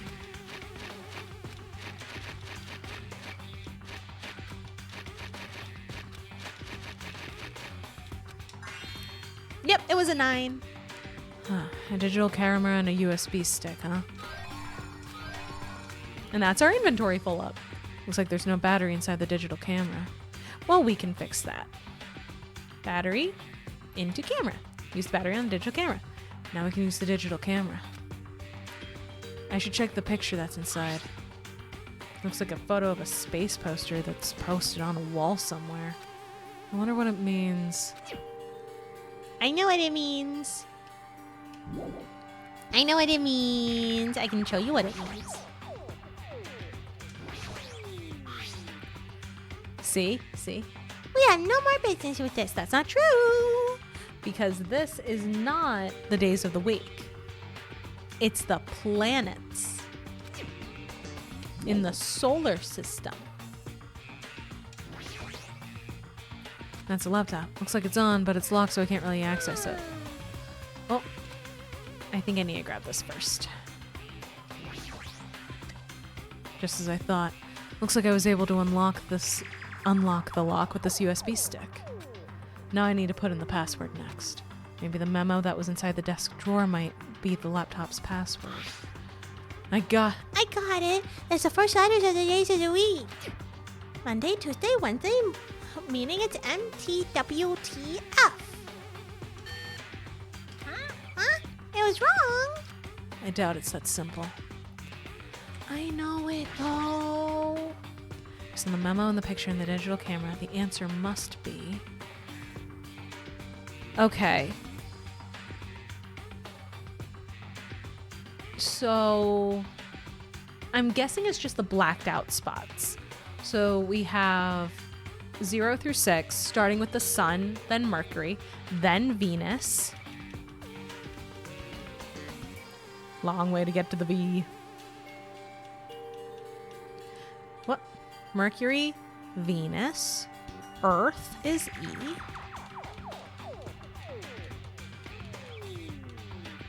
Whoa! Click too many times. Earth is E. And then Mars is M. And then J for Jupiter.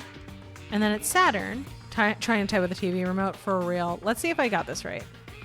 Error. Let me double check how many blank spots there are on this thing.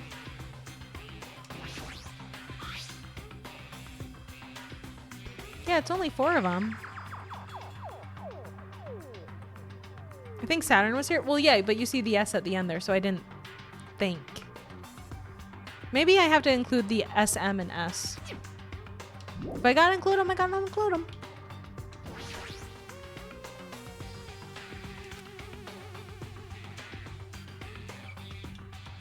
All right, let's see. The Sun, then Mercury, then gotta scroll forever.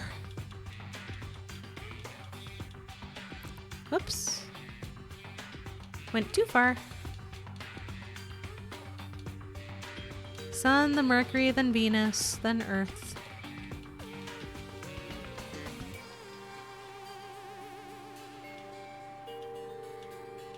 It's because they don't include Pluto. It stops at Saturn, yeah.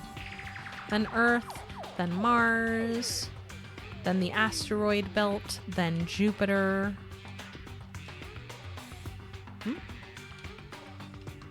Oh.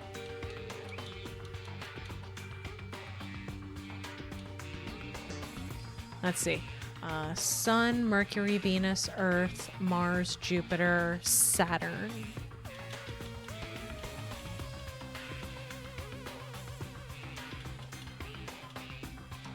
Okay, let's try that.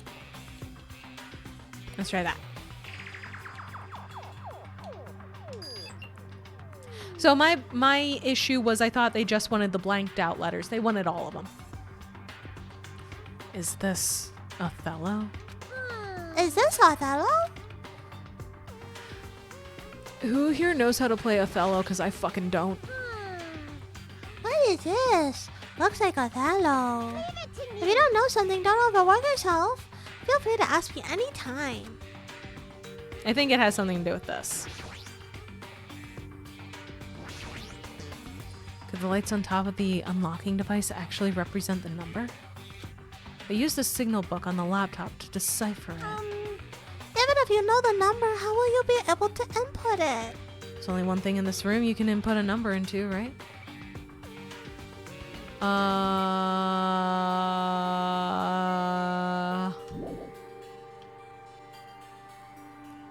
Is it 4?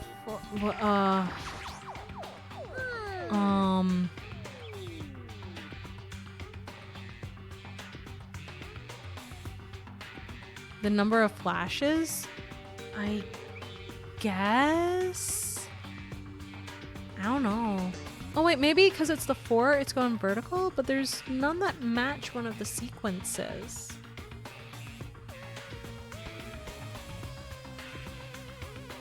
Leave it to me.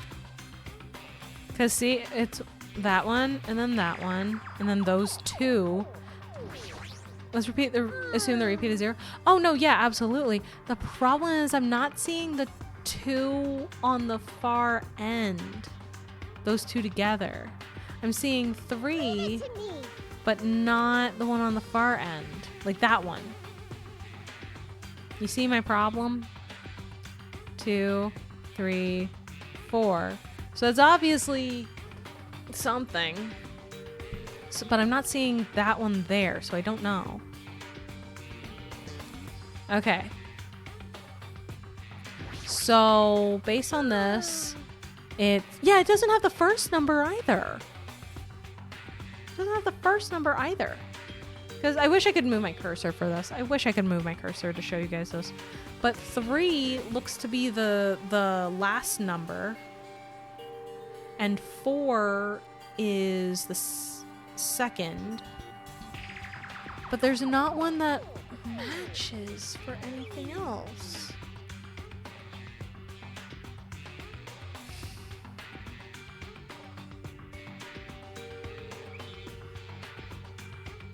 The heck am I missing? Leave it to me. I don't really want to ask Monomi. I really don't want to ask Monomi. I really don't want to ask Monomi. Do not make me ask Monomi. This is definitely just the last step. That's why it's bugging me, because it's the last step, but we don't have that number. And we don't have the one that's all of them except for the second spot. Unless... No, that still doesn't make sense. What if we just look at the screen, no interaction? Well, because it's on the PNG. Thank you for the bald bobcat.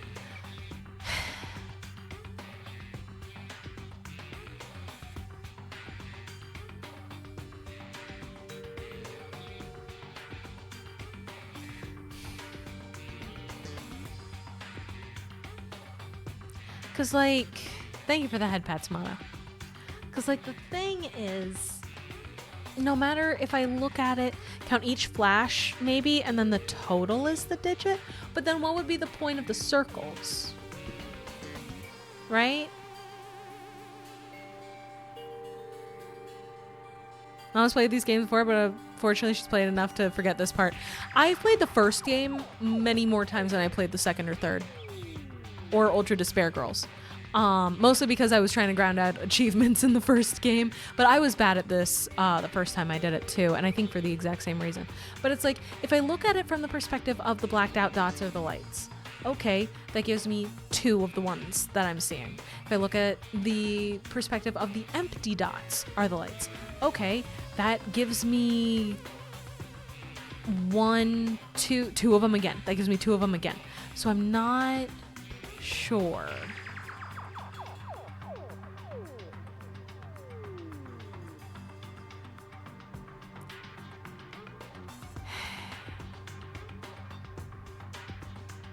I'm just kind of throwing ideas at the wall and seeing what sticks. I mean, I can give it a shot. Leave it to me. I can certainly give it a shot.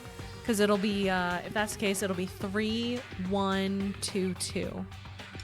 I'll give it a shot. Give it a shot. Isn't Othello about flipping them around? I've never played Othello. So it's 3, 1, 2, 2. Let's see. Nope, that's what I thought. Oh, looks like I put it in wrong. Yeah, that's what I thought. Maybe it's a Morse code type thing. I really think it's going off of this guy, like what we're seeing on here. The problem is I'm not seeing all of these lights on it. So what's the puzzle, Maya? We gotta figure out what numbers correspond to these lights, right? So I'm actually just gonna write it down. Hang on. We're pulling out paint. We're pulling out paint. So it's 1, 2, 3, 4. 1, 2, 3, 4. 1, 2, 3, 4. 1, 2, 3, 4. Okay, and then it's I'm waiting for it to cycle. Okay, so it's ba ba ba, and then just this, and then 1, 2, 1, 2. Okay, and color those in.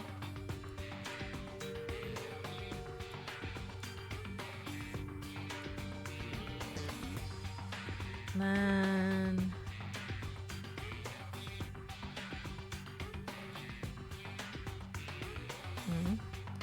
okay, do that.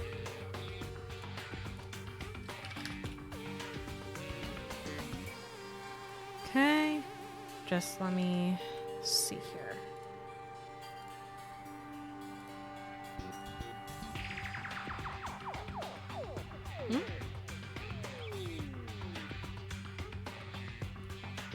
I think I saved it wrong. I saved it wrong like a fool. You know what? Fair plan. I am becoming fast. Kind of.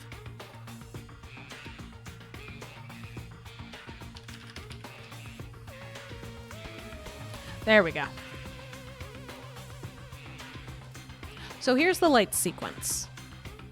Here's the sequence of the lights, right? I say the first digit is 2. Maybe. Yeah, yeah. It's like this. So... Oh, let me move this out of the way. So, you're seeing the prop.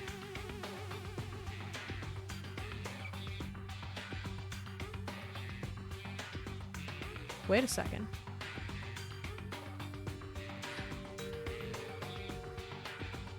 I was looking at it how it went across each time. But maybe it's vertical like this. Maybe it is vertical the way that I just drew it. Hold up. Hold on. Am I insane? Have I lost it finally? All right, we'll try it. We'll try that. We'll try that. We'll try that. Okay, so then it would be 9875. 9875. We'll give that a shot. We'll give that a shot. 9875. Did I accidentally a genius? 9875.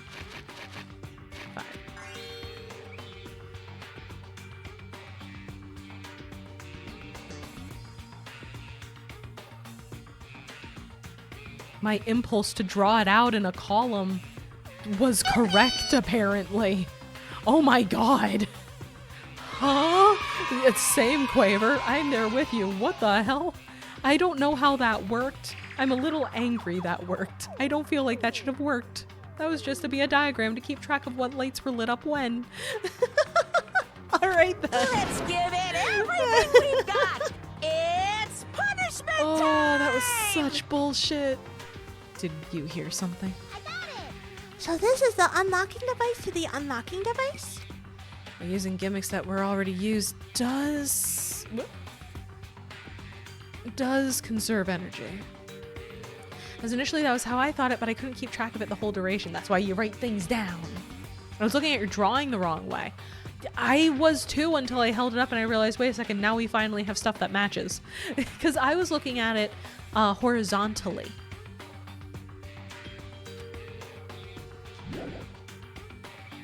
Oh! Hello. Keyhole again, huh? Did we ever get a key? I believe we've already searched this room from top to bottom. Well, we did get a key. It's just gone. Unless we get it back. Can we get it back? Or is it just gone forever? Maybe the USB drive? That's what I'm thinking. That's what I'm thinking. It's shaped like a key. It is shaped like a key. Yay! Yeah, I just didn't know if we saw the desk key. Ooh, look at that. Oh! Yay! Looks like we cleared it. Okay, guys, real quick. Trigger warning. Trigger warning for potential self-harm. Trigger warning. With our powers combined, You did absolutely nothing. we were able to clear the life-threatening game. Same when I was cross-referencing with the vertical stuff on the computer. I don't know why I was doing so red. No. I was trying to take the horizontal and flipping it as well. Who cares about clearing it? Why does the exit feel like it's not opening? Huh? What do you mean it won't open? I know how to lockpick IRL. Nice. Are you serious? It's not opening. Didn't I just tell you that? It's not just the exit. Even the door we entered from isn't opening. Maybe the game isn't over yet. Is there any chance that thing I found earlier was just joking around? Seems like you have something on your mind. When I first arrived in this room, I received a letter. A letter? I thought it was just a prank, so I didn't have a chance to tell you. Enough with the excuses. Hurry up and show it to me. Yes, it's this. Solve the mystery of the final dead room, and you will obtain the right to play the life-threatening game. About the life-threatening game, it's life-threatening roulette. P.S. You are held liable for setting the roulette's difficulty. Depending on the difficulty, I prepared special prizes, but make sure you don't overdo yourself. I see. So that's what it meant. What does it mean? It means the games up till now were just the opening act. From this point on is the real performance. Life-threatening roulette. That's probably like Russian roulette. See? A gun came out from there. Which means I have to use that to play Russian roulette, right? Place your bets on 1 through 6, fellas. Place bet on safe. Russian roulette? Then allow me. You can't. No matter what, it's too dangerous. Hey, Monami, there's something I wanted to ask you. In all honesty, I don't really understand the rules of Russian roulette. Hey! If that's the case, load one bullet into the cylinder, then spin it. After that, point the gun toward you and pull the trigger. Wait, you can't do that. That's a 1 in 6 chance you'll die. 1 in 6 chance of death. Which means the failure rate is only 1/6. Hey, is that rule really okay? Huh? I mean, if there's only a 1/6 chance of failing, wouldn't the game be too easy? How do I do that voice? The Monami voice? So remember how I said that I played a small child in a D&D game? I have a lot of practice doing a little kid voice at this point. I pitch my voice up and I hold it in like the back of my throat pretty much, and then I try to round it out as much as I can and soften my L's and R's more towards a W. So you pitch up, and then you hold it back, and then you start to round everything out a little bit, like you have a bubble in your mouth a little bit. My voice is like super deep. It would take practice then, yeah. Oh my god, I forgot he's insane. Teeny, how could you forget that Nagito is insane? Nagito, Teeny wants to examine this boy under a microscope, Komida. How did you forget he's insane? I'm not a guy. I mean, I just do a bunch of goofy stuff with my voice. Like, it takes practice regardless. If your voice is naturally deeper, he was acting so normal for a minute, and that's as long as he can go. My voice bounces all over the place. It always has. But when I'm like fully relaxed and just doing my own thing, it tends to be a little deeper as well. That's what I mean when I say it takes practice. You gotta, if your voice is naturally deeper, you gotta practice going higher. And if your voice is naturally higher, you gotta practice going deeper. It's the same thing with singing. You just gotta practice doing it and build it up. So, shouldn't it be the opposite? Remove 1 bullet from the gun, and then use it while there are still 5 bullets loaded. If you do that, there will be a 1/6 chance of success. Yep, that would definitely make it a more thrilling game. People actually think I'm a dude. Oh, dang. That's it. I like deep voices on girls, though. It's so cool. It just sounds awesome. I just like people's voices. I just like voices. Teeny has a very high-pitched voice, and it is fucking adorable. I've met people, I've met guys, or at least male-presenting people with very high voices. I've met women, or at least female-presenting people with very low voices. It's just so nice either way. I'm gender fluid. Nice. That's awesome. My voice is so small. It is, and it's adorable. I like voices. What I don't like is obnoxious, high-pitched voices. I mean, I feel like there's a difference between a naturally high voice and a I'm doing a voice, if that makes sense. Like, I can talk like this for as long as I want to because I practiced doing this in order to be stupid and stuff when I was younger. And now I can talk like this for a really long time. It hurts my throat after I do it too long, though, but I can do it for a long time. But that is extremely annoying for people to hear. You know, it's all sorts of shit. Mama does Monami, and I think, damn, Monami's annoying. And that's the point. That's why I'm doing Monami's voice as an annoying little kid voice, because she acts like a small child. I do Monokuma's voice as an annoying, like, I'm making fun of Mickey Mouse type voice, and that's the point for him to sound annoying. Like an annoying mascot character, because that's what he is. Like Paimon. Yep. Yeah. I know they changed voice actors, but I don't think that issue has changed too much with Paimon.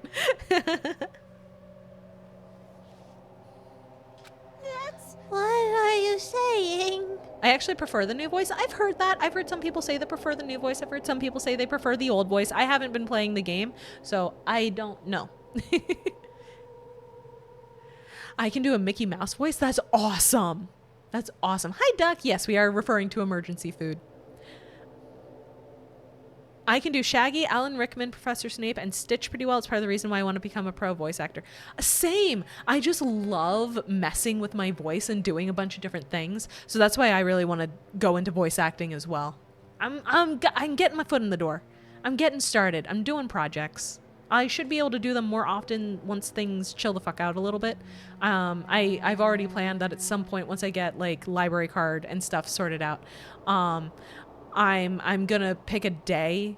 Like, I'm just gonna pick a whole bunch of auditions on Casting Call Club, and I'm going to load up on water, and I'm just gonna get all my stuff in a bag and go to the library and rent a, or not rent, but sign up for a 2-hour block in the recording booths that they have vocal recording rooms in the library, and just sign up for that and just bang through as many as I can in 2 hours and just send them and see what happens. But yeah, I am hear Mama singing Golden. I don't sing for I don't sing for Skywind, thank God. I don't know how I would. I've never really tried singing with an accent before.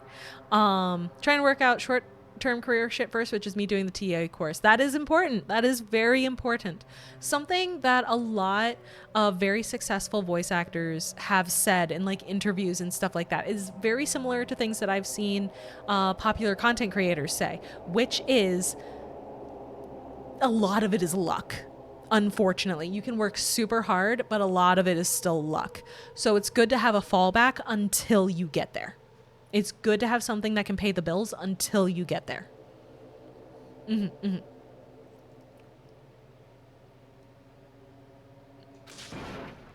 Let's give it a go. Oh. Hold on, Nagito. What are you doing? That sure is an image that is on the stream. What am I doing? Playing Russian roulette, obviously. The dead eyes really sell it. I've only removed one bowler, so there's only a 1 in 6 chance that I'll survive. You can't! Please stop! It's Persona. It's just Persona. Yeah. It's just Persona 3. They just changed how the gun looks. When I was younger, I was in and out of hospitals, and I do the Mickey Mouse voice for the younger kids. Kawaii, that is beautiful. That is fantastic. You are a sweetheart, clearly. That is such a sweet thing of you to do. It's not much of a talent, but even I have an ultimate level talent, you know? I'm the ultimate lucky student.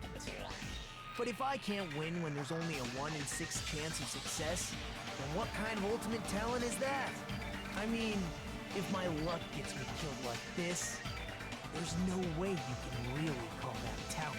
I'd say the most unhinged things, though. Yeah, but you were doing it to entertain the other kids. You were doing it to make the kids laugh. I still stand by what I'm saying. If I'm truly the ultimate lucky student, I need to survive here. Isn't that right? Please stop! Oh, so Nagito is the opposite of me. Yes. Kind of. Geez, you were correct to bet on him surviving.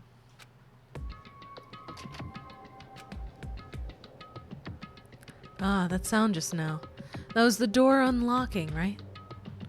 The staff actually called me Mickey. That is adorable, and I love it. Time to traumatize Monami again. His talent is being lucky. I'm the opposite of lucky. So specifically, and we learn this if we hang out with Nagito enough times, but specifically, Nagito's luck is that something really, really good will happen, followed almost immediately by something horrifically bad at roughly the same level of the good, and vice versa. If something horrifically bad happens, almost immediately something roughly the same level of good will happen. So he's karma, yes, and it's a constant pendulum swing back and forth.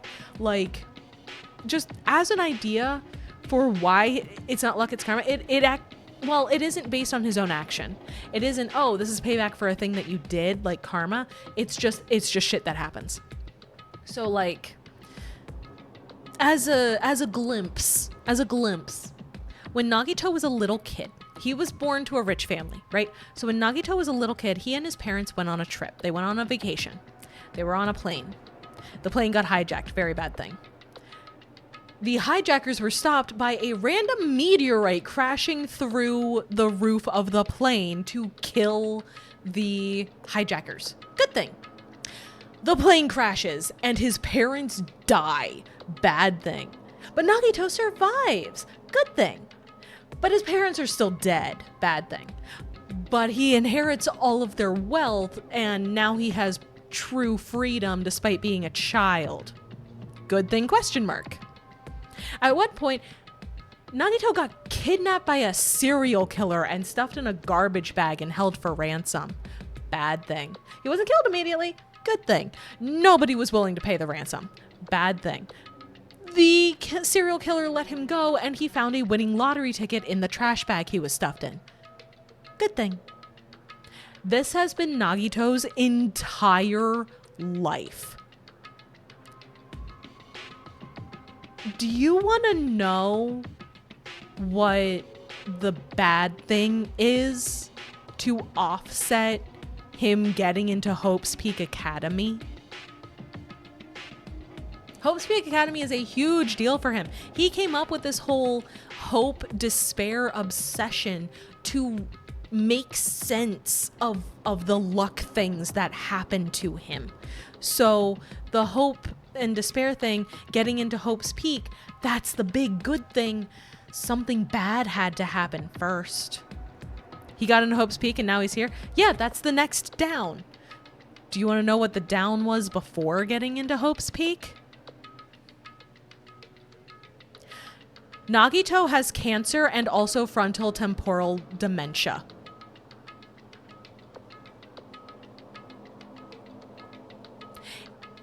Straight up, the dude is dying.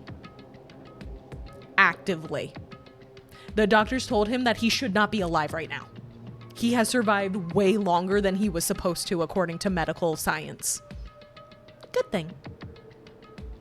Is that a plot point or a friendship hangout point? That is a friendship hangout point, which is why I'm saying it. I don't know how much time we have to get through people's roots at this point, so that's why I'm saying it. That's why Nagito is the way that he is.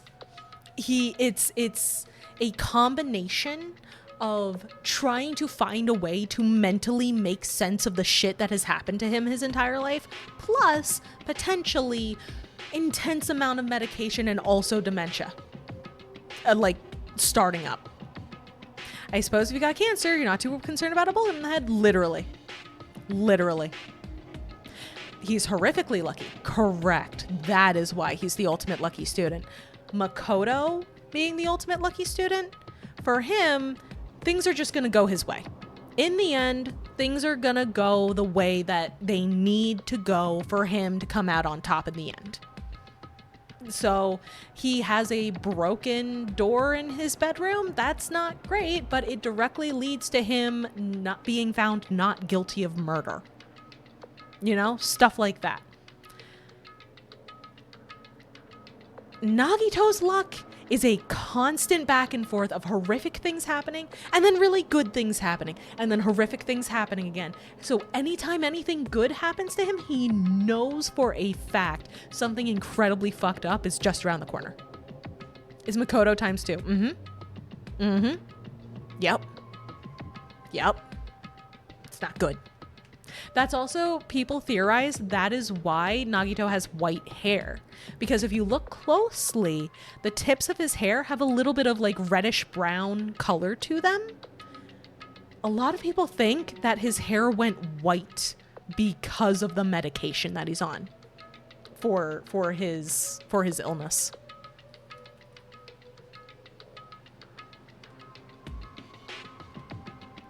A lot of people in the fandom think that it's because of that. Yeah. He tried to kill someone, gets saved from being murdered. The pendulum does not stop swinging. It doesn't. It never stops. Kid is fucked up. Kid is super fucked up.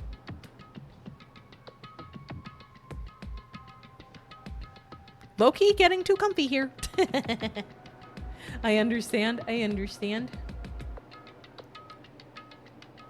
Yeah, I just double checked. The specific disease that Nagito has, it is frontotemporal dementia alongside stage 3 malignant lymphoma. This boy has stage 3 cancer and early dementia. My Sword of Damocles comment isn't far off. Correct.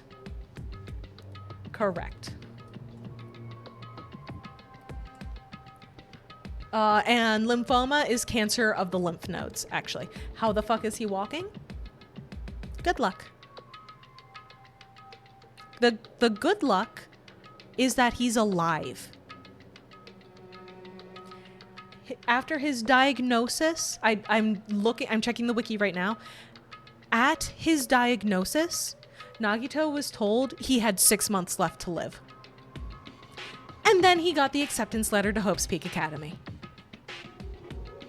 And he clearly has lived longer than 6 months if Monokuma is to be believed, because according to Monokuma, everyone here has had their school memories removed. High school is 3 years in Japan. So it's been at least a year or two for Monokuma's statement to be correct that their school memories were removed. Good luck.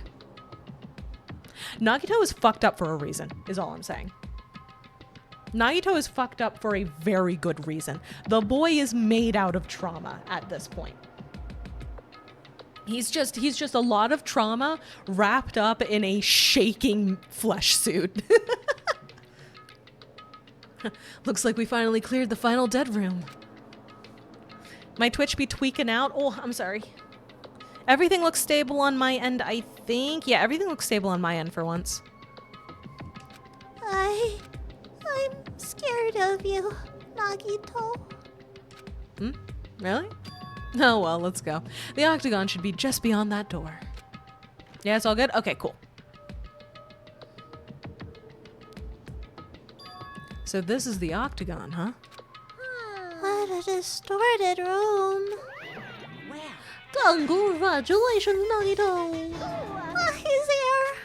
Oh, you're scared of me? That's cool. Anyway. Less of a that's cool anyway, more of a oh, why? Anyway.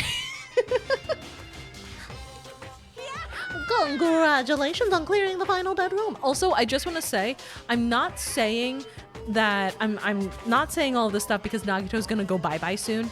I'm saying it because the last couple of times we tried to hang out with Nagito, we didn't get a friendship event. I think that ship has sailed because Nagito has decided he doesn't trust Hajime anymore because Hajime doesn't know what his talent is. Considering that is literally what Nagito said. I'm pretty sure that's what it is. So I'm like 99% sure that the ship has just sailed at this point. We can't hang out with Nagito and get a friendship event. We can hang out with him. We just might not be able to get a friendship event. And if that is the case, fuck. Not a whole lot to be done there. So I don't know. If that ends up not being the case, cool. I'm down to try. But as far as I can assume, I think the ship has sailed and we can't see any more friendship events with Nagito right now. I want to hope that I'm wrong, but in the event that I'm not, now you know why he's like that. Should I be concerned if Bro hasn't responded in 20 hours? Do you know if Bro is in the middle of something or like if he's doing stuff? Or would he normally have responded by now? The Najime Hajito ship has been burned. Well, that depends on how much you like Dead Dove Don't Eat fix. And if you don't know what that means, I can tell you, but you might not like it. Usually responds by now. Ooh. I would be a little worried, but not ridiculously so just yet. I don't know. That's just me. And all of my friends work full time. So sometimes we just can't talk to each other for an extended period. Tell the unindoctrinated. Okay. So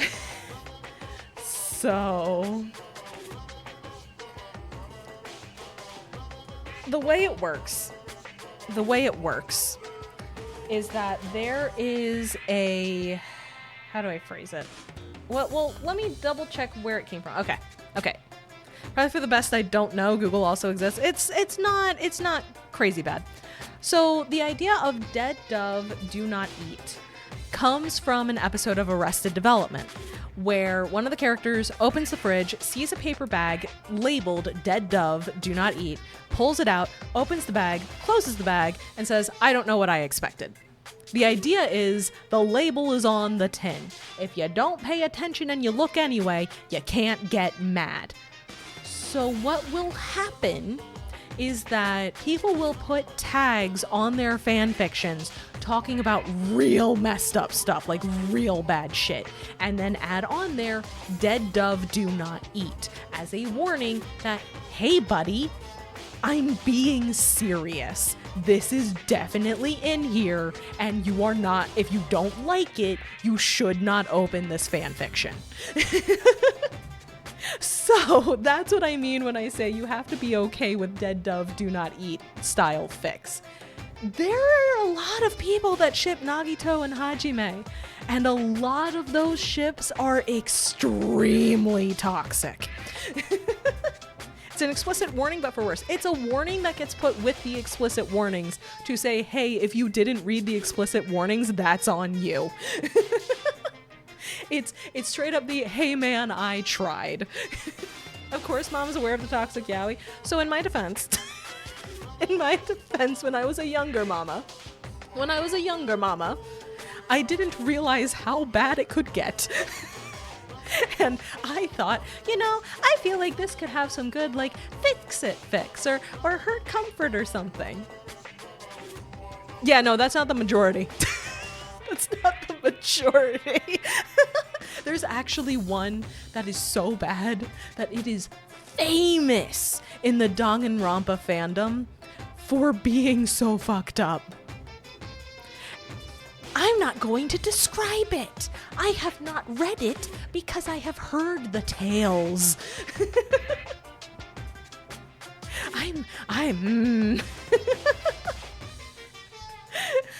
I've heard the tales. I know the basic premise. I don't think y'all need to know that. Anyway, final dead room. And you even shall. I feel like an innocent baby learning about this. Nah, you're okay. You're okay. Fujo ships 2 guys. That's a lot of Fujoshi. Yeah.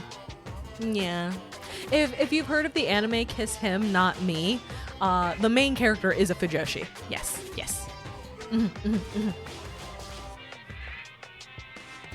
It's so funny. What? Kiss Him, Not Me? I've heard it's hilarious. It looks really good. You even... She's purple-haired. That is a coincidence. And you even challenge yourself at the highest difficulty with only a 1/6 chance of success. Thank you for the bald quaver. Now I can hide my shame. I have a modest present for someone like you. Now then, this first. Is this the Future Foundation's file? Didn't we already get this when we were at the roller coaster? Purple haired? I don't think Mama has hair. Exactly. Excuse me. Well, just think of it as an extension of that. Extension? Hey! What are you giving without permission? Let's see on one more special prize. Here you go. This crest. Is this Hope's Peak Academies? Oop, I am no longer chibied. Thank you very much. That's right, this file. It contains your student profiles from your time at Hope's Peak Academy.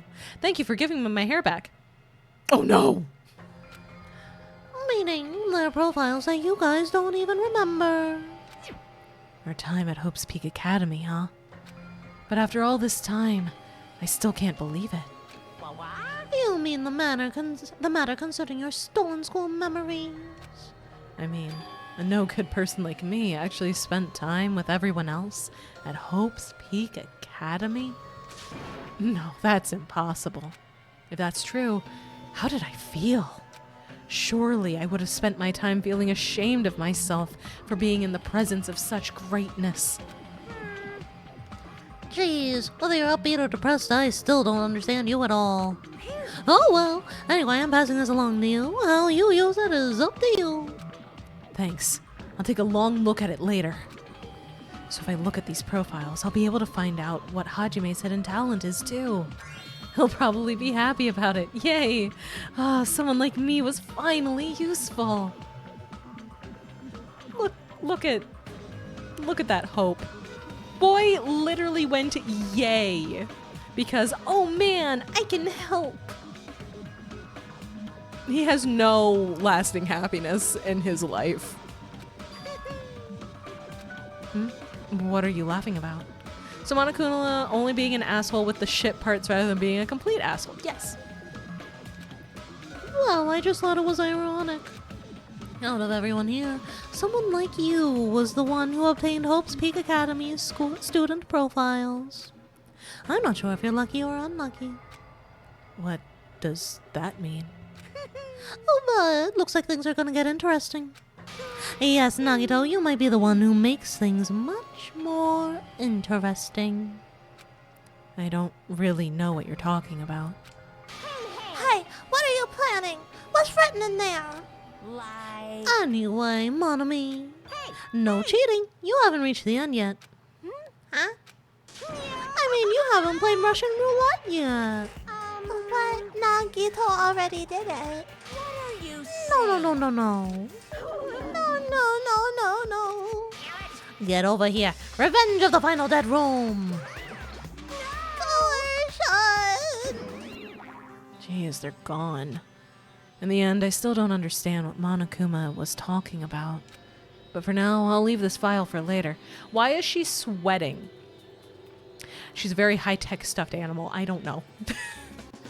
First, I need to investigate this room. And it's not like I know how to get out of here.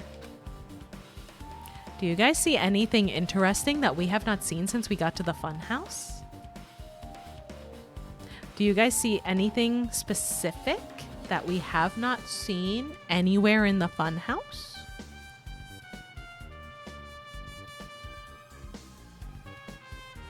Is this the bad luck to offset the good luck from the Russian roulette? Possibly.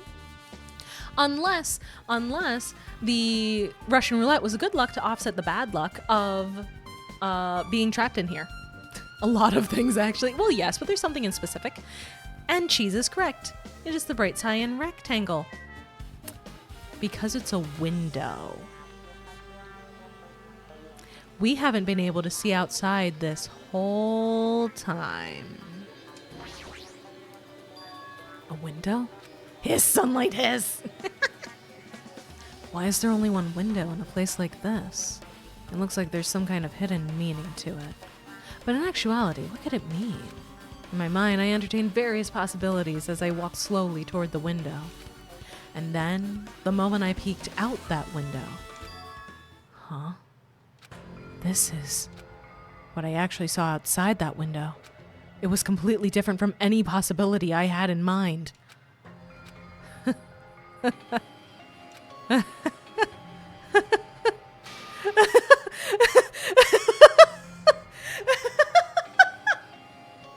I see.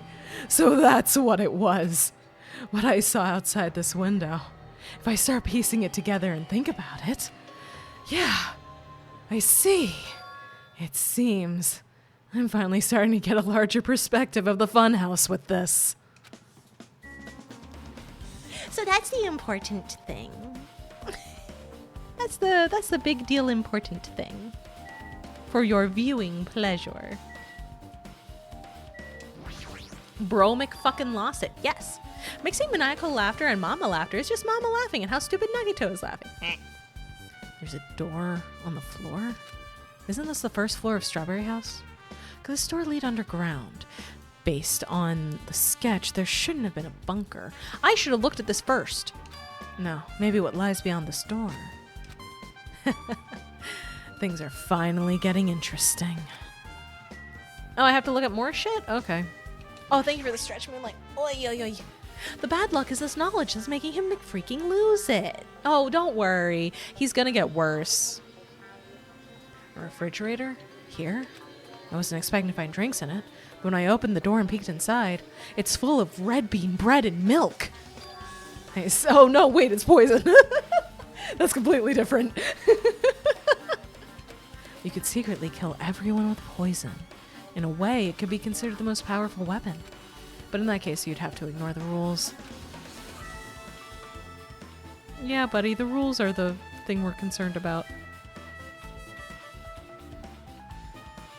But if you close Emotional damage. Let's see. So there are a lot of firearms here too. There are handguns and grenade launchers even. Amazing. As expected of a place that cannot be reached unless you clear the final dead room. Thanks to how I arrived here, all the separate pieces seem to have connected together in one fell swoop. you a nice egg in this trying time? I would love an egg, thank you. A chain reaction culminating in the truth, all thanks to just one clue. I know that now's not the time to enjoy things, but this is definitely a good feeling. Fun fact, those pistols look like a SIG P328. Cool, I know nothing about guns. Especially that window. That's right, everything became connected from there. Thanks to that window, I realized the mystery of the ultimate weapon and the Funhouse. Now all I have to do is tell everyone else about this. But before I do that, I should finally take a look at the file I received from Monokuma. Especially if it's everyone's student profiles from their time at Hope's Peak Academy, that's important. I cautiously opened the file and read it carefully, taking care not to miss a single letter. Carefully.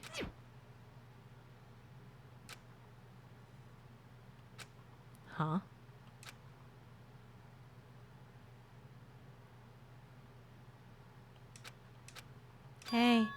Hey, can you hear me? Looks like we're back. Looks like we're back as Hajime. We don't get to know what's in the file yet. The ultimate weapon was the friends we made along the way? No. Not even a little bit. Huh? I'm sorry. Did you say something? Well, it's been about 2 hours since we spoke to Fuyuhiko. I wonder if the elevator's been fixed yet. It'd be bad if we were still split up before the class trial, so maybe we should call them one more time.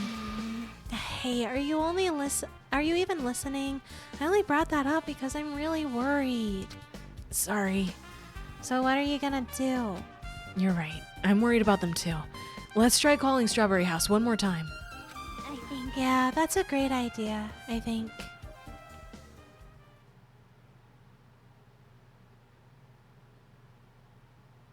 He just spawned in.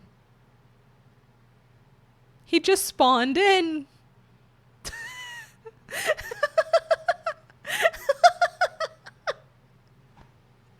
Bro just popped up. He did. What could that mean? What could that mean? The only way out of that room was the hatch on the floor. What could that mean?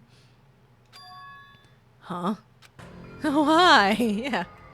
Hey, buddy. Hello there. Why, hello there, Hajime. Nagito? Why are you here? Because I showed up. I'm so mad at him. But yeah, if you look, you can see the brownish color at the base of his hair. So a lot of people theorize that his hair turned white because of all the medications for his cancer and the dementia. Hajime, I was in your walls. Fucking smart ass. This is why people love Nagito. He's a smart ass. He's a twink. Is the picture hiding a door? We'll see. You showed up? How did you even come here? Maybe I teleported. Huh? What the fuck? What do you mean you teleported? Wait, he has cancer? Yes. Yes, he has stage 3 malignant lymphoma and also frontotemporal dementia. That is something you find out through friend events, but considering the last couple times we tried to hang out with him, we did not get a friend event. I'm theorizing and I'm assuming that we're not going to get any more of his friend events this playthrough, which sucks, but that's an assumption on my part. So I just said what's wrong with him. That gets drip fed over time usually. And if we get to talk to him and actually have a friendship event from here, cool. Y'all already know though, because I'm worried that he doesn't like us anymore. You can always try again, true. And there's also the post game. The post game for every DanganRonpa game is just a little life sim where you get to hang out with whoever you want as much as you want. It's lovely. It's so cute and so fun. And also, fun fact, because I don't think we're going to be able to get there, if you max out friendship with a character, they give you their underwear. I'm not kidding. If you max out friendship, you get their panties. Yes, that includes the boys. Fun fact, Gundam goes commando. Fun fact, you get Gundam's underwear and it's just a dotted line outline of underwear. Because he doesn't wear any. I mean, that sounds normal. Yeah, I mean, Teeny and I traded panties when we became friends. I'm joking. That is a joke. That is a joke. How many times have you done this? Oh, I've maxed out friendship on all of them. The Gundam one just stood out because of how unhinged it is. You two have maxed out? Yeah, we know the lore. We know lore about each other. Maxed out does not mean dating in this game. In DanganRonpa, maxed out friendship does not mean dating. It just means you know all the lore about the other person. You're besties.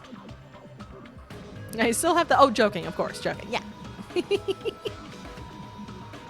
But yeah, no, when I played this for the first time before, I then went and just played the post game until I had max friendship with everybody because I wanted to know the lore. Hey, answer me seriously. How were you able to come to the side? Hey. Before I do that, there's something I need to tell you guys. There is? I tried to investigate Strawberry House as much as I could. I'll give you those details first. Let's hurry this up. So that is how we get all of Nagito's hints and clues that he got. They give you the underwear. Are they friends plus or what? No, you're just best friends. You're just besties. I like the idea that you can claim anyone's commando by saying they gave you their underwear and just point at air and nothing. I'm not joking, though. Chiaki and I learned about the results of his investigation at Strawberry House. And now we just get a whole mess of truth bullets back to back to back.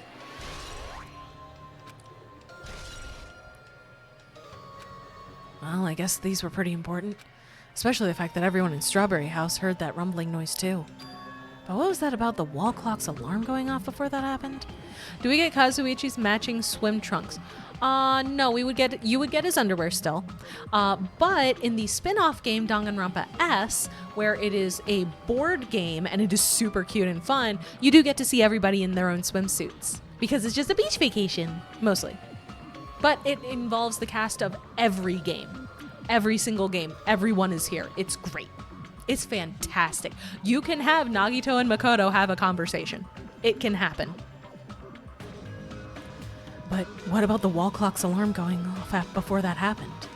Also, the fact that Strawberry Hall's button was broken is definitely worth noting. Just a cute beach vacation with a bit of ass and fan service and killing robots. It's a board game where by going around the board, you gain stat points, and then as you do that, you take any character you want around the board to get stat points and skills, and then you take those characters that you've trained by doing the board game side and send them through a roguelike. It's great.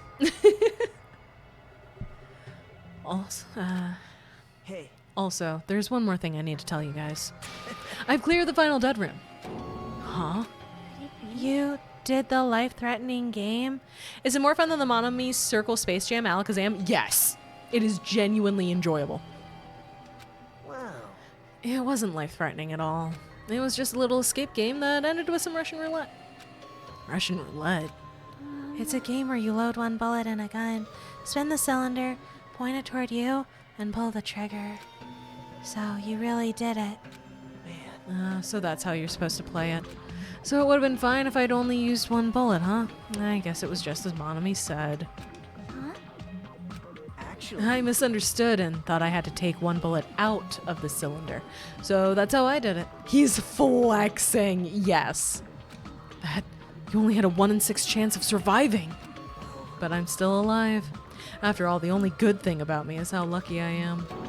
What's wrong with him? A lot of things, as we discussed. I knew he was strange from the start, but for him to casually do something so suicidal. He's crazy, that's all there is to it. Anyway, because I was able to clear the final dead room, I was able to obtain several rights. And one of those rights was the freedom to move between Grape House and Strawberry House. Not only that, but whenever I move back and forth, I don't even need to play the game again. Move back and forth, where would you even be able to do that? And how? Hey, Hajime. you stay quiet. You've been repeating yourself over and over, and it's bugging me. Can you let me speak freely for a change? That's a little more hostile than he usually is. Huh? Anyway, I'm definitely lucky. Thanks to that, I was able to clear the roulette on the highest difficulty. And I obtained quite an amazing prize as my reward. That's the Future Foundation file. Yo, Hajime, shut the fuck up. You don't have the talking stick. Mm-hmm. He's unlucky to the point that he's lucky. Yep. Yeah, it's a continuation of the file we received at the roller coaster. Continuation? There's even more detailed information about the killing school life that was in the earlier file. The killing school life? You mean the killings that took place at Hope's Peak Academy, right? Did anyone ever do the talking stick in school? Yes. We had something similar. I think we had like a ball that we passed around. As I recall, Byakuya was one of the students who participated in it. But even when we learn more about the killing school life, it has no relevance to us whatsoever. There was information about the order of the killings and who the killer was for each incident. I find it extremely boring to read about the deaths of people that I don't even know. Right? Besides Byakuya, of course. And it's just as I thought. That Byakuya was the Byakuya we know, right? However, I can't say the information was completely useless. In truth, there are similarities between the killing school life and this killing school trip. Similarities? For example, the first murder involved someone important getting stabbed to death in an unexpected place. You've reached your limit on talking, Hajime. I now require you to please shut the fuck up. Mm-hmm. Hey. The second murder revealed the presence of a serial killer among the group. There would be 2 lucky Byakuya ultimate affluent prodigy. Yep. And the third murder was actually 2 killings that happened in succession. Hey. What do you guys think about these strange similarities? It's definitely strange. I can't think of these as coincidences, especially if Monokuma is behind the motives and driving the murders. Hajime using the solid snake method of communication? Yeah. What are you trying to say? Hey. By the way, the 4th murder of the killing school life was apparently ruled a suicide. Huh? It's the Danganronpa danger diagram! Yeah! Whether that means something or not is something each person should think about on their own. I just wanted to tell you guys the truth. The truth? Are you sure you're not just trying to confuse us? Jeez, your complaints just never end, do they? If you're gonna talk like that, I won't want to tell you anymore. And I even learned what your talent is, too. Well, that file wasn't the only one I received from Monokuma. This is another one. That seal. Yep. Indeed. Is the Hope's Peak Academy school crest. Does that have information about our stolen memories? Unfortunately, I couldn't find any clues about that. This file doesn't contain our information, just Hajime's information. Just mine? Why? Isn't that weird? Why only Hajime's information? Jeez. It's quite troubling that you would ask me that. I must say, it was always interesting that Hajime was the only one who couldn't remember his talent. Right? But that ends now. Are you serious? Did you really find out why I was chosen by Hope's Peak Academy? In a way, it's just as Chiaki said. Hajime's existence is special. Because you were just some reserve course student from the reserve department. Well, Unlike the primary department for main course students who possess ultimate talents, the reserve department is for reserve course students who enter the school through a basic entrance exam. Essentially, you're like a substitute, or the second string. Well, even then, that's just in name only. The reserve department pretty much only exists to increase Hope's Peak Academy's revenue stream. Reserve department? Substitute? Second string. Revenue stream? What is he saying? Like I said, to be a reserve course student, you don't need to possess an ultimate talent. You just have to pay a rather costly entrance fee and tuition. With the funds obtained from these exams, the Academy can focus on bolstering and researching talent. Through this, the symbols of hope can be raised, isn't that which means you're just a stepladder, but you should feel honored. An average, talentless human can be put to good use for those who are known as mankind's hope. What the hell does that mean? Perhaps you simply weren't determined enough. Did you admire Hope? Were you willing to sacrifice your body and soul to attend Hope's Peak Academy? Or maybe you were just obsessed with Hope's Peak Academy, like a fangirl following the latest trends. It's not like that. I wanted to become Hope. If that's what you're thinking, just stop it. Listen carefully. The only humans worthy of becoming Hope possess amazing talents and a strong will. And the moment you're born into this world, you either have that or you don't. There's no mistake. It has nothing to do with effort. You must be chosen by Hope to become Hope. You don't even That's know? why it's not even worth admiring. Or were you so blinded by your admiration for Hope's Peak Academy that you couldn't even see that? You're just some nobody from the reserve course who never had a talent to begin with.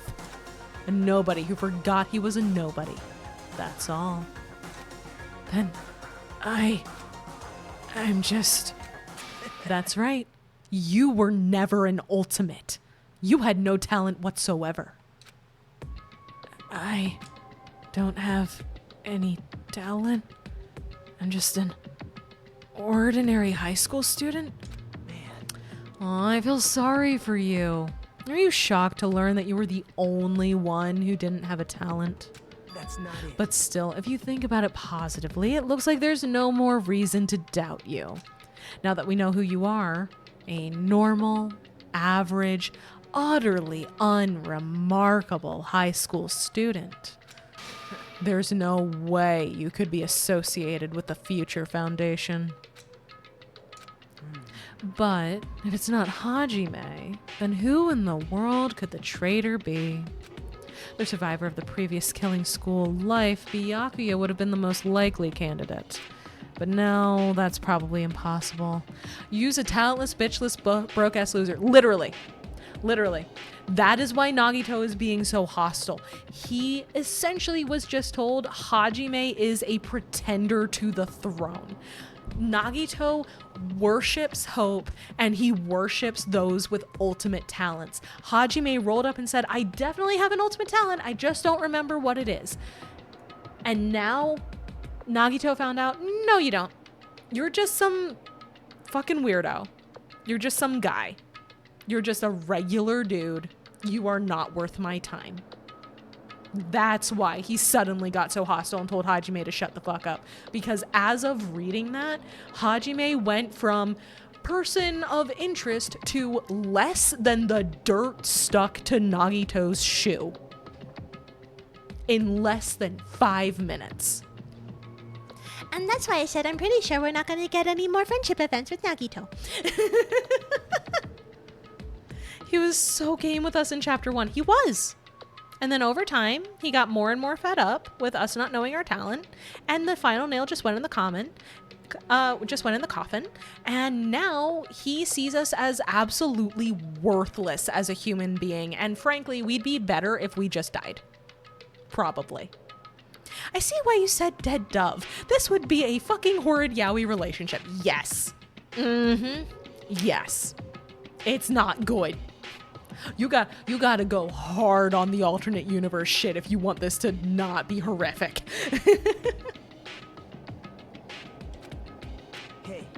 Hey, are you listening? Hold it. There's no need for you to listen to this. What? Huh? Well, it may be important to talk about who the traitor is, but we need to focus on Mekamaru's murder first. Because if we can't survive the class trial, everyone is going to die together anyway. In that case, would the traitor be among those killed as well? That's something I truly wonder about. Yep. Oh well, it's fine. I'll stop. For now. Hey. You said you cleared the final dead room and obtained those files. That means you must have gone to the Octagon, right? Hey. Are you curious about the ultimate weapon? Did you find out what it was? Maybe I did, maybe I didn't. Is there any reason I should answer that? Huh? What the hell? I'm the one who cleared the room, and I'm free to divulge any clues I obtained there as I see fit, right? Are you planning to keep it a secret? Are you planning to side with the killer again? Man, like I said, I'm not on the killer's side. That hasn't changed since this began. How many times must I repeat myself? I just want hope to shine even brighter. What you're saying doesn't make any sense at all. Just tell us already. Tell us about the ultimate weapon. Jeez. I guess I have no choice. I suppose I can tell you one little tidbit.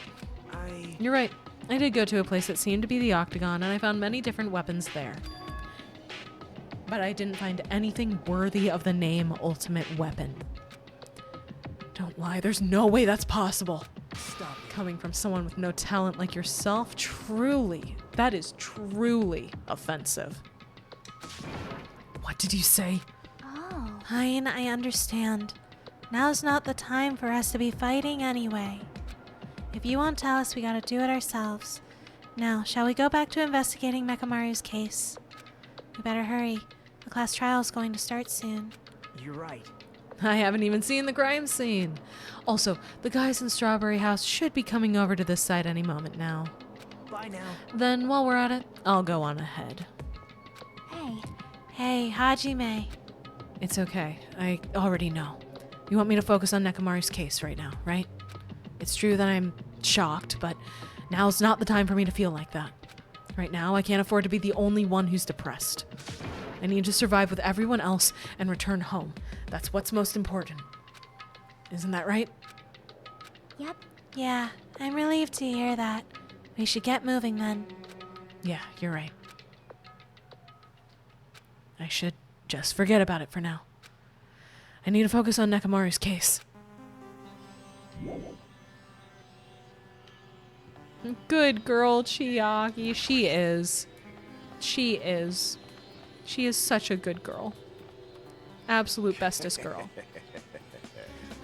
I have returned from the depths of hell. Gundam. Yo, sorry we're late. Just so you all know, it's all thanks to me. I'm the one who fixed the elevator. See, it's just as I said, right? Hey, are you even listening to me? I'm trying to stand out here. Hey. More importantly, Kazuichi, did you look into that matter I asked you about? Huh? Oh, that thing about the compass. I looked into it while I was coming here, but I think this compass might be broken. You stay quiet. I didn't ask for your opinion. Just tell me the results. Nagito being hostile to Hajime makes sense. Why is he being mean to Kazuichi? Wish someone called me a good girl, boy. Kawaii, what is your preferred pronouns? And I will call you a good one. What is your preferred pronouns in this moment? Don't care, didn't ask, literally. Well, the compass needle rotated 180 degrees while we were riding the elevator. The needle rotated 180 degrees? She, he, they? Do you care which one? to be called a good one of? Do you have a preference? If not, I can work with that. But if you have a preference, I'd rather do what you prefer. No, I don't care. Okay. Kawaii. Kawaii. You're such a good girl, Kawaii. You're such a good girl. You're such a good boy. You work so hard. You're such a good boy. You're such a good Kawaii. How was that? Was that good? Finally, yay! Glad I could help. I pop in and I come back to this. Oh, do you also want to be called a good boy duck? Is this what we're doing now? It's late enough. I'm tired and delirious. We can do this. The needle rotated 180 degrees. Hey, Mama, you should do it to Teeny. Hey, Teeny.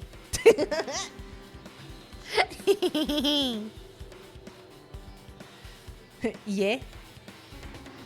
Teeny, you're a good girl. You're a good girl, Teeny.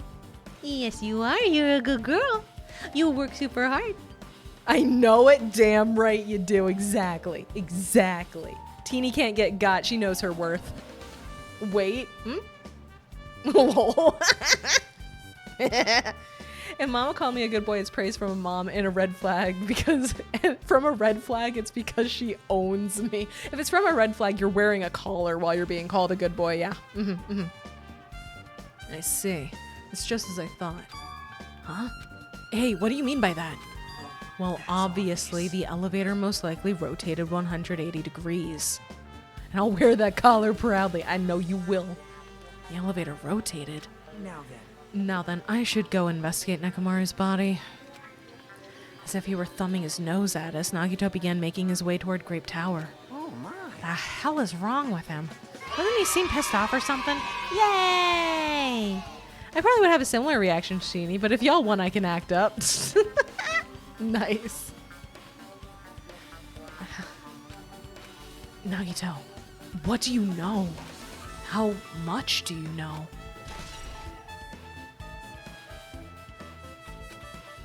Is anybody piecing together the puzzle pieces?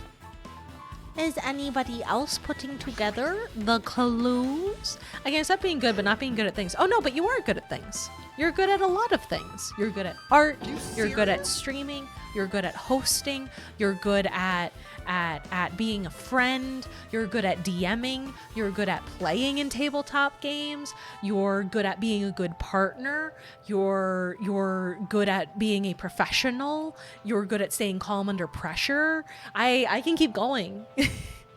Waposa, hello and welcome. Yep, got it all figured out. You're so smart. Waposa's so smart.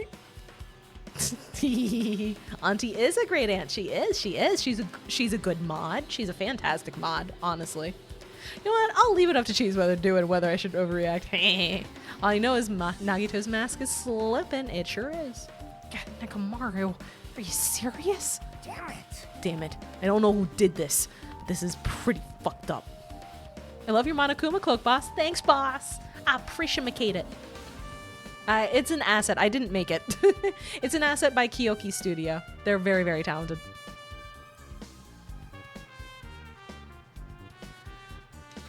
Hey. Now it's not the time to get sentimental. Come on, we need to hurry up and investigate. But we've already investigated everything we can here. Wow. No, you haven't. There's still something you should be able to investigate more thoroughly.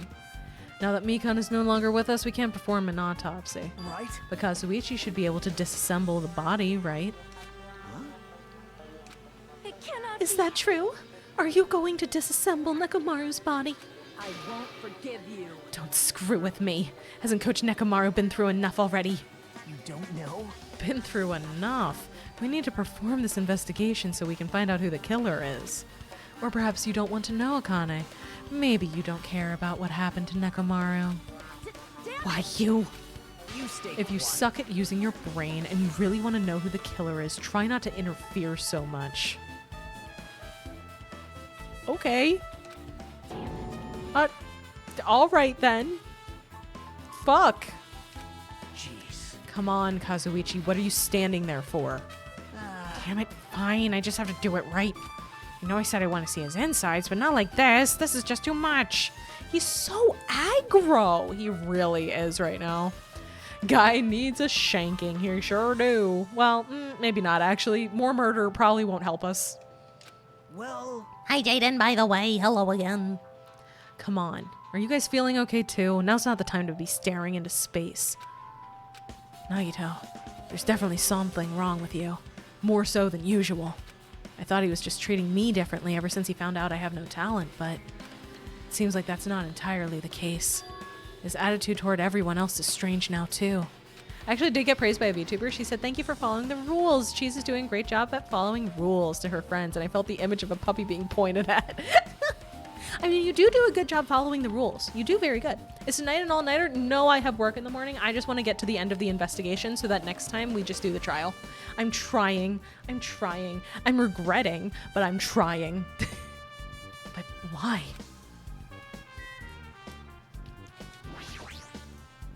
Now's not the time to look away. I need Kazuichi to disassemble Nekomaru's body. You kill all the other people, that means you kill the killer too! Granted, you also become the killer, but that doesn't matter after you get out. I mean, that's literally what happens if the killer gets away with it at the class trial. Thoughts, prayers, hugs, and kisses. Thank you, Moonlight. Mama, I was right. Right about what? You better not have looked ahead, mister. You better not have looked ahead, mister. What are you right about?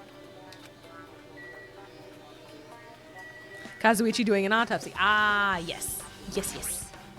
damn it. We've come so far. There's no way I can get sentimental at a time like this. I feel awful for Nekomaru, but this is necessary if we're gonna find out the truth behind this case. As he forced out his voice through his clenched teeth, Kazuichi faced Nekomaru, his eyes full of determination, and began stabbing his tool knife into Nekomaru's body. Huh? Wait, where did you get that tool knife? Nagito gave it to me. He said he had it ready before we even went to the amusement park. So Nagito did that too. It's like Nagito has full control over the situation.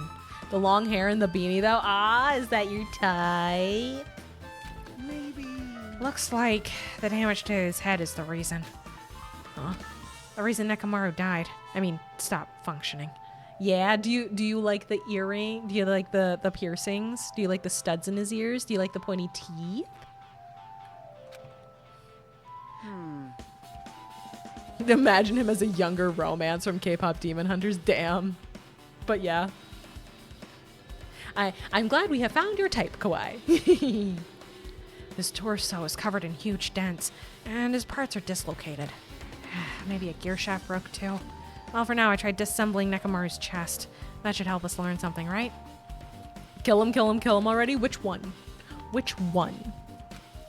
If that's the case, I need to look at Nekomaru's body one more time. Ooh.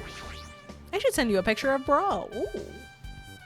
Apparently, Nagito. Oh, yeah. Yeah, he's acting weird as shit.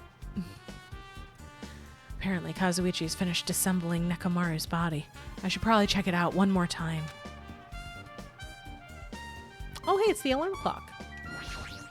Nagito is a good boy. Yeah, totally. Nekomaru's chest panel is open. The clock inside is completely exposed. He has been being a bit of an asshole in the last 5 minutes, though, Waposa, to be fair. To be fair. All he did was open the chest. I mean, that's the main thing we needed.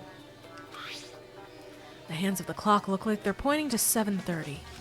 Also, it looks like the clock's alarm was set for 7:30 a.m. So it wasn't 7:30, it was 7 o'clock, and I can't fucking read. Which means... Oh, no, it was 7:30. It was 7:30. Never mind. I can read. I just doubted myself. Should I? That is up to you, Kawaii. That is up to you.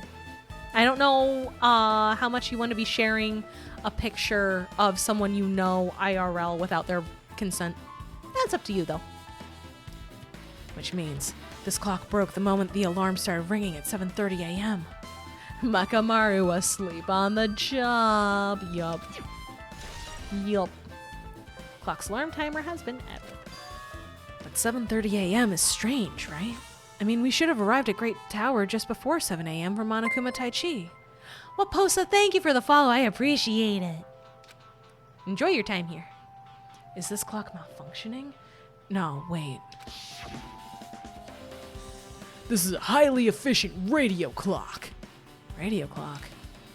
It's a type of clock that receives radio signals, so I can automatically update the time at fixed intervals. I am enjoying my time here. Yay! Oh, I'm glad to hear it. Simply put, it's an extremely accurate clock. That's right, it's a clock that'll never slow down. It's even designed so that it cannot be adjusted. I've become a Time Lord. Well, even if it's an accurate clock, they didn't need to install it inside your body. What are you saying? I don't need to wear a wristwatch ever again. There's nothing more useful than this. An accurate radio clock that never slows down, huh?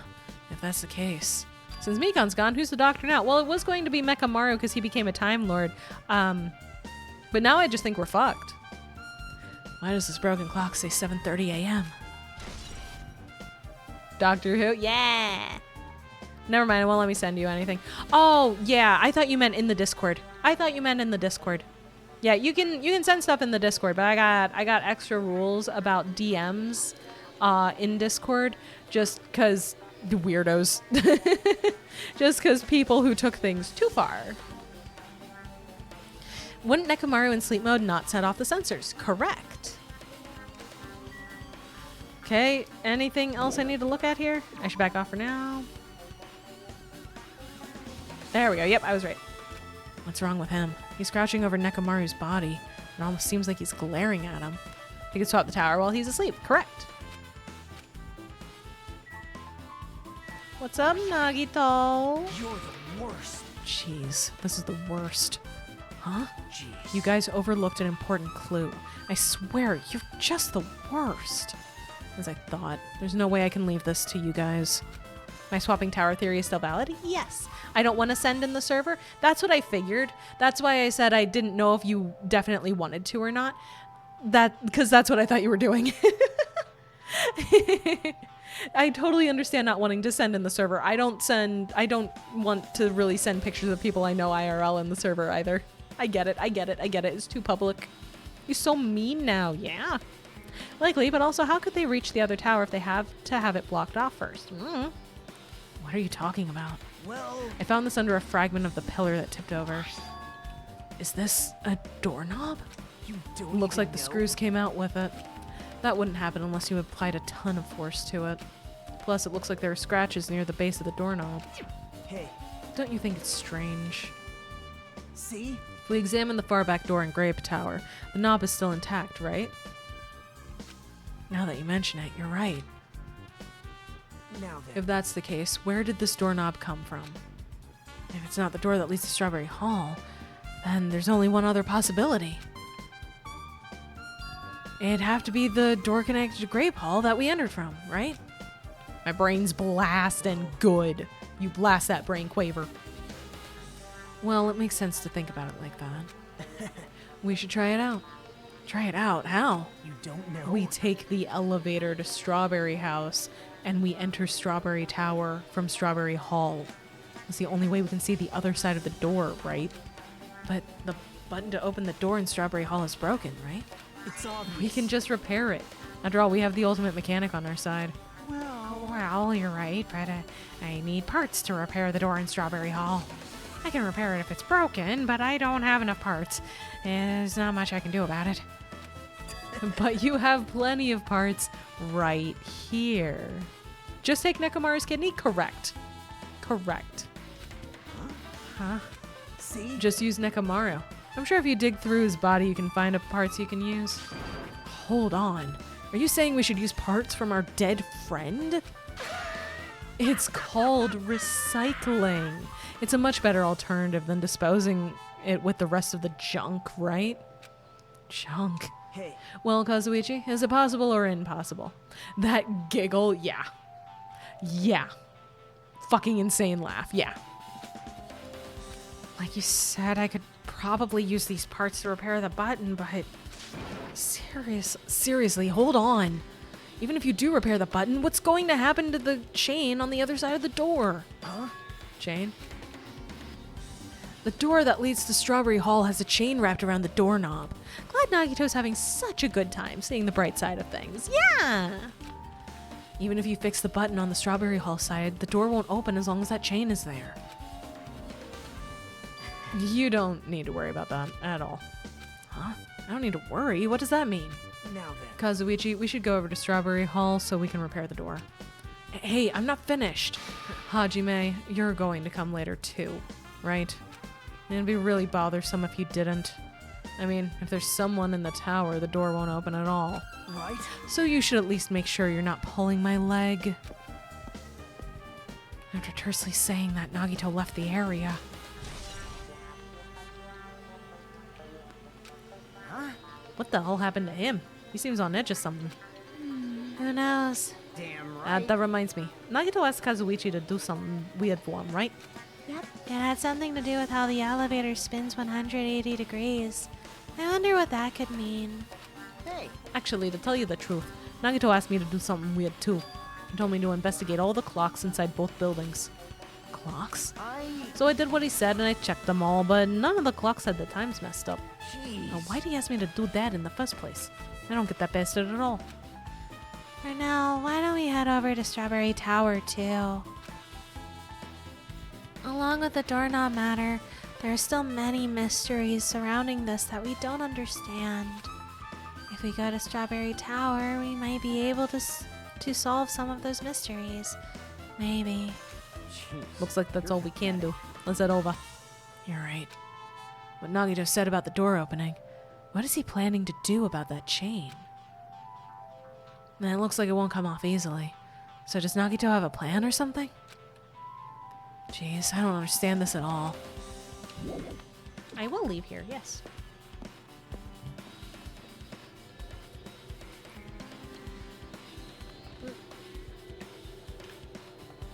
At most, I could see it being a valid fake alibi for a killer from Strawberry House, and so I guess it was the boys after they were locked out.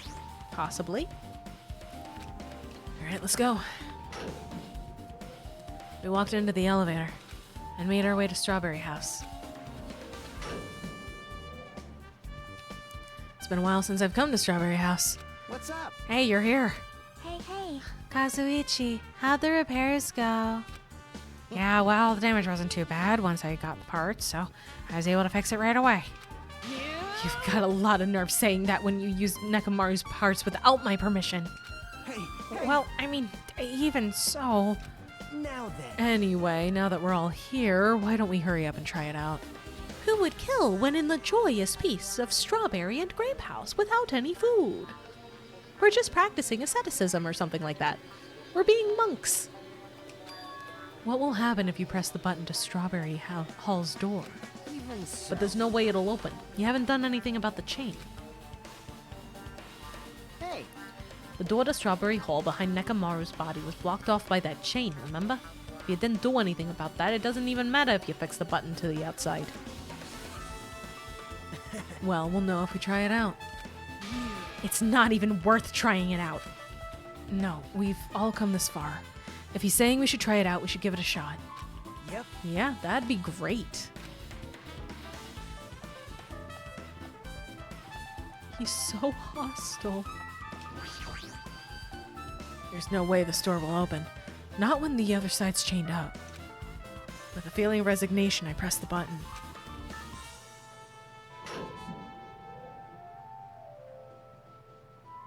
Do you guys notice... Oh, bumped it.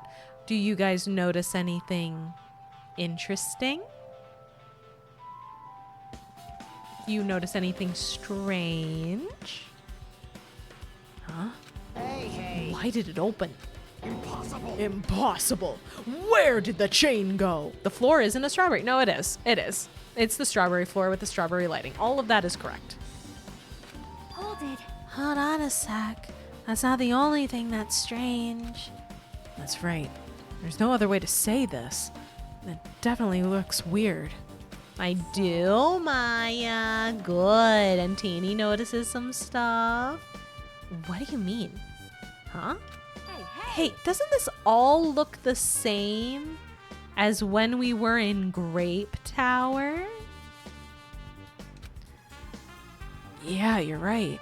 When we were inside Grape Tower, Nekomaru's body was in front of the far back door. Which means his body should be in front of the door to Strawberry Hall. So if we entered from Strawberry Hall, his body should be right in front of the door as we walk in. Why isn't it like that? Why is Nekomaru's body in front of the door to Grape Hall? Hey, hey! Not just that, the parts that I carefully arranged when I disassembled the body all moved too. The body isn't the only thing that moved. Even the tipped over pillar and the spilled oil. They've all moved the exact same way. The crime scene looks identical to how we saw it when we entered Grape Hall. Everything that was at the crime scene inside Grape Tower shifted to the opposite side. As if it all rotated 180 degrees, right? I can't imagine that the floor actually rotated 180 degrees, but Thank you for the hydrate, Moonlight. is that really what this means?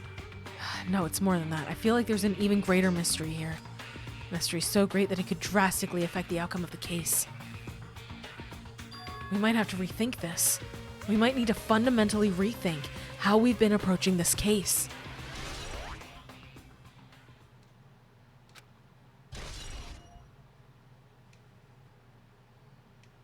So wait, is Nekomaru actually dead? Yes, he is dead for realsies. He is 100% dead as hell. I see. The chain disappeared. The strange feeling I felt when I went back and forth between the two towers. Yep, just as I thought. It was definitely the right choice to confirm this. Just as you thought. Then you already knew about this mystery? You have a bad habit of relying on others when you don't understand. Why don't you try investigating first? See? That door at the far back with the picture of a grape on it. Maybe there's a clue hidden there? There's a clue on that door? It's the door with the picture of grapes on it. That should lead to Grape Hall. Wait, huh? One of the doorknobs is gone. It's like the screws came out with it. Now then. It's the same as that doorknob that was on the floor. See? See, the screws came out with it, right? And the doorknob next to Nekomaru's body came off the door to Grape Hall. Well, that's what it looks like. And you said clue. Were you talking about this? But what is it a clue to? Is this quantum entanglement mechanics? No. No. These children are too stupid for that. What? Huh? Did you get even more confused? No need to worry. Just one clue will change everything. Huh? All the mysteries will be solved as if everything were linked together if you can reach it. Just like I did. What does that mean? Even if I ask him that, Nagito probably won't give me an answer. So it'd just be a waste of time to ask.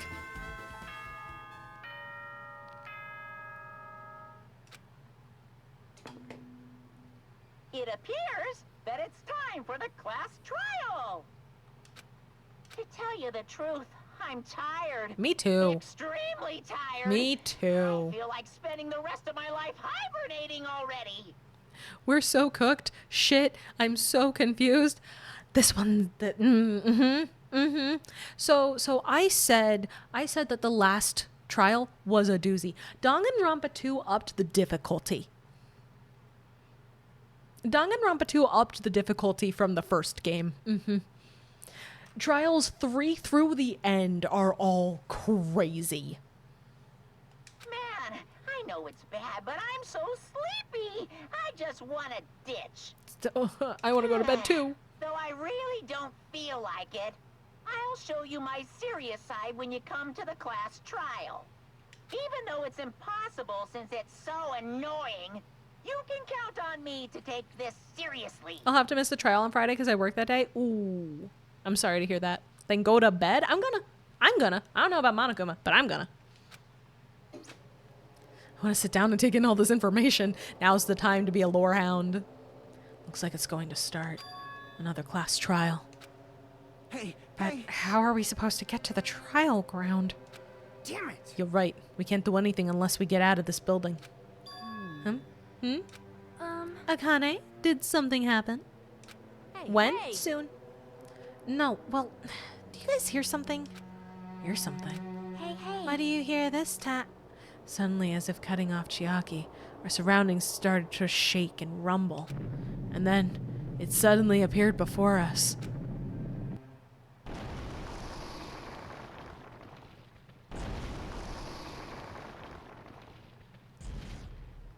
Okay. All right.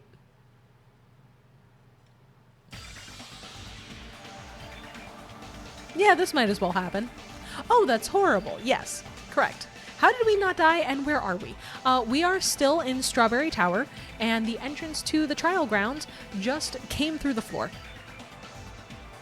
Is he telling us to go inside from here? Seems that way. All right, I'm gonna go. Just hold on, Nekomaru. I'll make sure I avenge you. I meant on the moving scene. Jeez, at least be a little cautious. It's obviously a trap. I agree. I detect the scent of danger. Even my familiars are saying do not go inside. How interesting. If you can kill me, you're welcome to try. Try stabbing your sword through my very heart.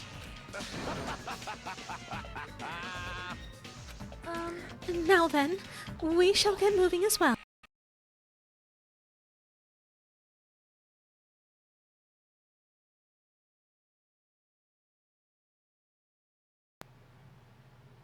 What the fuck?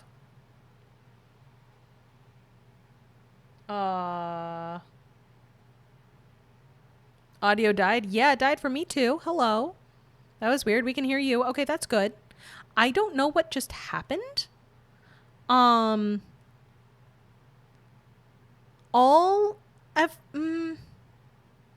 Like my keyboard died for a second. The game audio died and everything started skipping. What the fuck is going on? Hang on just a second. I'm going to try the unplug, replug. I heard an audio trip. Yeah, I don't know what happened. Check cord. No, it was more than just the headphones. It was more than just my headphones. Hang on a second. I'm going to try unplugging and replugging.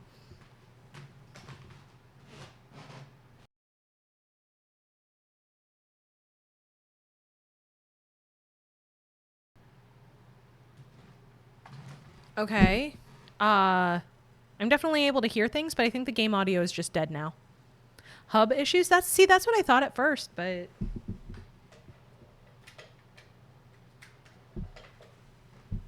Yeah, I don't know what happened. Genuinely, I have no idea what just happened.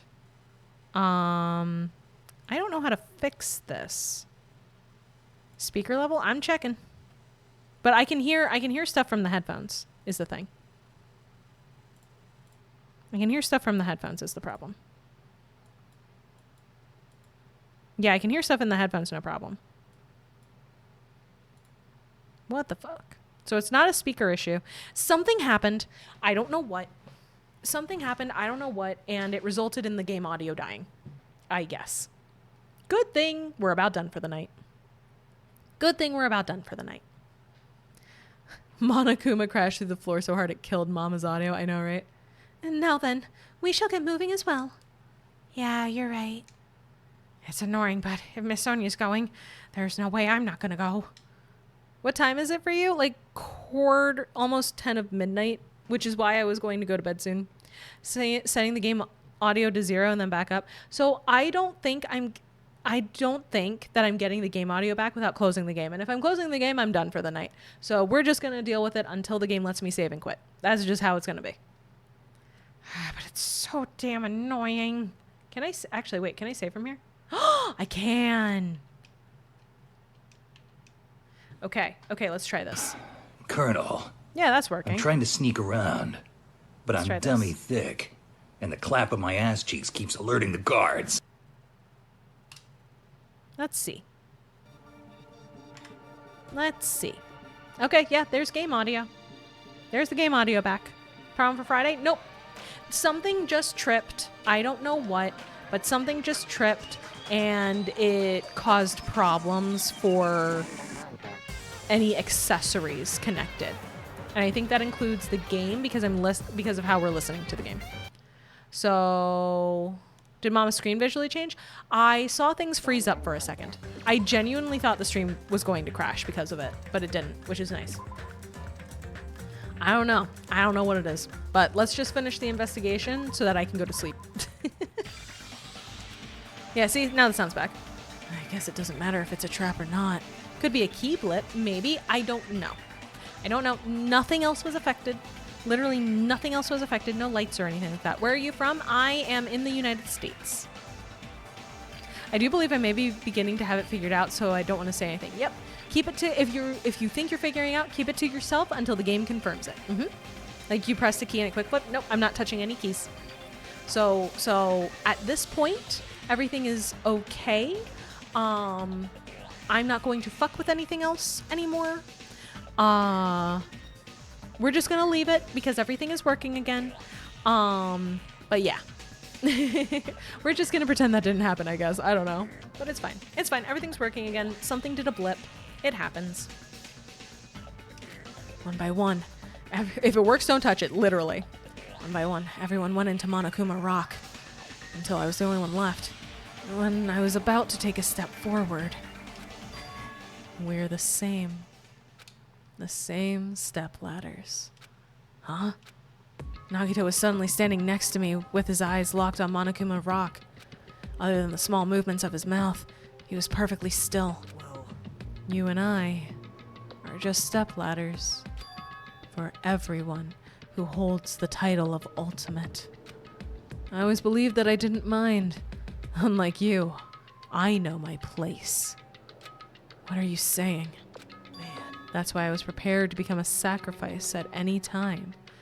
And from that, true hope would be born. I always believed that the talent that survived would be true hope. damn it. But it wasn't. There was no hope amongst all this killing. Of course there isn't. What kind of hope comes from killing people? What? Huh? Really? Are you suggesting that sacrificing others for hope isn't real hope? But you're wrong. It's only natural and extremely obvious that strong hope Can I offer you a devours weak nice hope. egg in this trying time? I don't think an egg will fix him, but thank you for trying, Quaver. Isn't that right? After all, that's what it means to live, right? Finally, something that makes sense? Never mind. Too early, Teeny. Too early. You keep forgetting he's insane. There's no way I'm going to accept that. Well, Oh well. It's not like that's what I wanted to say to you anyway. Hi, Kage. Kinda hot though. What, him being insane? Kawaii, are you okay? hey, There's this one novel I like. It's a peculiar mystery story. Huh?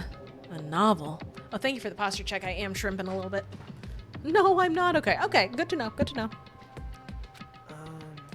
The story is told from the point of view of a high school girl involved in a serial killer mystery. But when you get to the end, surprise, surprise, the girl was actually the killer. Of course, the story is written carefully, so the reader doesn't learn the ending in the middle of the story. Drawing all these sad couple poses has me forgetting he's crazy somehow. The protagonist is just a projection of the reader, and this projection turns out to be the killer. I don't think any of us are okay. You know what? Fair. Which means the killer you were looking for the whole time was inside you all along. How do you feel about novels like that? Almost all the characters in this game are hot. You know what? Valid. Valid. What the heck are you talking about? You're just jumping from one topic to another. And I can't comment on a book that I've never read before. Such a normal answer. I should have expected that from a talentless reserve course student like you. But I know that you don't matter at all. So why do I care about you? You admire hope. I love hope. right? In some ways we're similar, but maybe that difference is what's making me so emotional. Hi, Dak. When you have an opportunity, check the score. Oh, no, I don't like that you're cheering. Ah, son of a bitch. We flubbed it again. Damn it. Dak, why you gotta hurt me like this?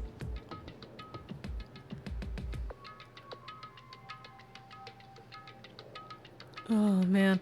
For me, Kazuichi because he's a mechanic, but Chiaki's suspicious because she has a weirdly good intuition of the building. Ooh. Good point, good point. Curveball guesses Gundam. Oh, why? Enough already. I don't have time to argue with you. Let's go. Everyone is waiting. Man, everyone, huh?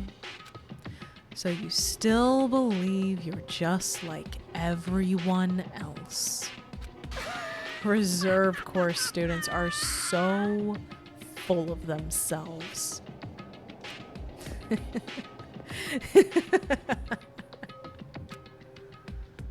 Nagito's chilling laugh continued as he disappeared into Monokuma Rock. Calm down. That's right. I need to calm down. I took several deep breaths, and once my nerves had settled, I stepped into Monokuma Rock. Bro, I know. The elevator shook violently as it descended at an ever-increasing speed. Hey. When we're in a normal elevator that shakes this bad, it reminds me how efficient that elevator in the Funhouse was. Well, yeah. Yeah, that's probably true. The elevator continued to shake and descended deeper and deeper, and suddenly it stopped like it always does. And the door opened. Oh, that's eye strain. I understand your desire to applaud this wonderfully vulgar trial ground. But it's so exhausting to discuss useless things, so let's just get on with it already. So sad. My chest hurts. Forcing everyone to do this is so sad. Hey, come on now. Hey, don't go talking without permission after I said my catchphrase. Otherwise, I'll roll a dice, and based on the result, I'll give you a sex change operation that many times. What? That's an option? Okay. Good to know. Free from Monokuma. Yeah. Apparently Monokuma can, I mean, if he's giving them out. Yeah, literally. You just want to make sure you don't land on an even number, because then you'll just get changed back to how you were before. And then at that point, what's the point? What an extreme punishment. How is he allowed to say that? The way he's allowed to say that is... hang on. The way he's allowed to say that is because this game came out in 2012. The reason he's allowed to say that is that this game came out in 2012. That's why. That's why. Oh, damn. Yeah. I say the year and it all makes sense. I feel like some people all of a sudden with Monokuma. Yeah. The way things change. I mean, if he's offered, literally. I don't know. This pop culture changes rapidly over the course of a decade. Now then. That's a very low standard to love Monokuma over. True. And now then, let's get on with it once again. Well, let's get a move on, boys and girls. So it begins. I hope this would never happen again. Now it's happening for the 4th time. The curtain to the 4th class trial was about to open. Nekomaru Nidai, the ultimate team manager.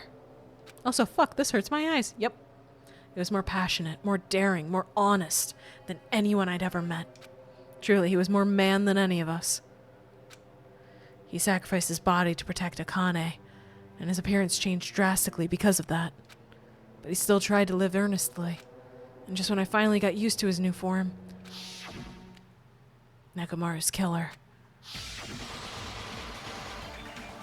is one of us. Did you play this on the Vita when it came out? No. I found out about DanganRonpa in 2012, actually, when I went to college. And I found out about it because of Tumblr. I actually read the Something Awful forums to get the first game and the first half of this game. So I didn't play the original version. Hang on.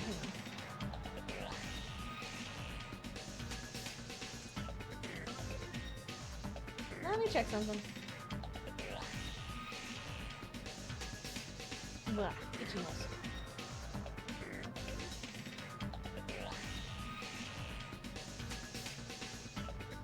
Okay, so the English version, the original game was released in 2012. The English localized version was released in 2014. 2014. So not that much time between. I have them downloaded on my Vita, but I haven't touched them. Understandable. Understandable. This chat is unhinged. Correct, Kawaii. Killing someone because it's the only way to survive is no excuse. I won't let this be excused. I won't forgive this. The person who betrayed Nekomaru, who betrayed their friends, I will never, ever forgive them.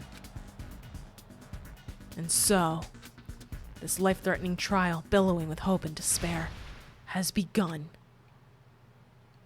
I would like to save my current progress, in fact. And that is where we are going to end for the night.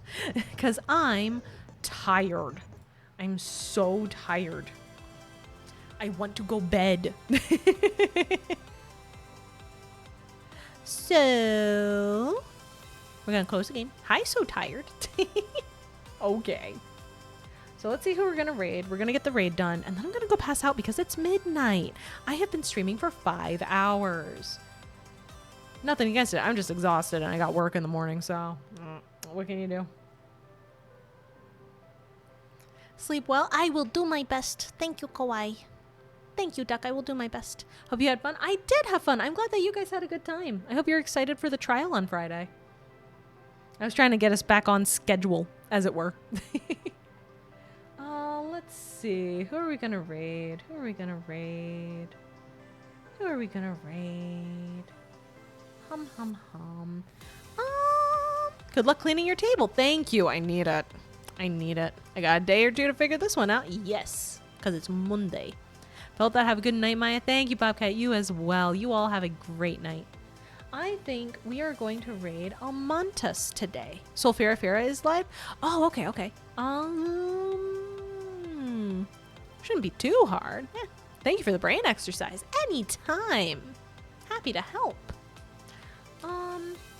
Ooh, crunchy finkies. Thank you for the head pats. I appreciate it.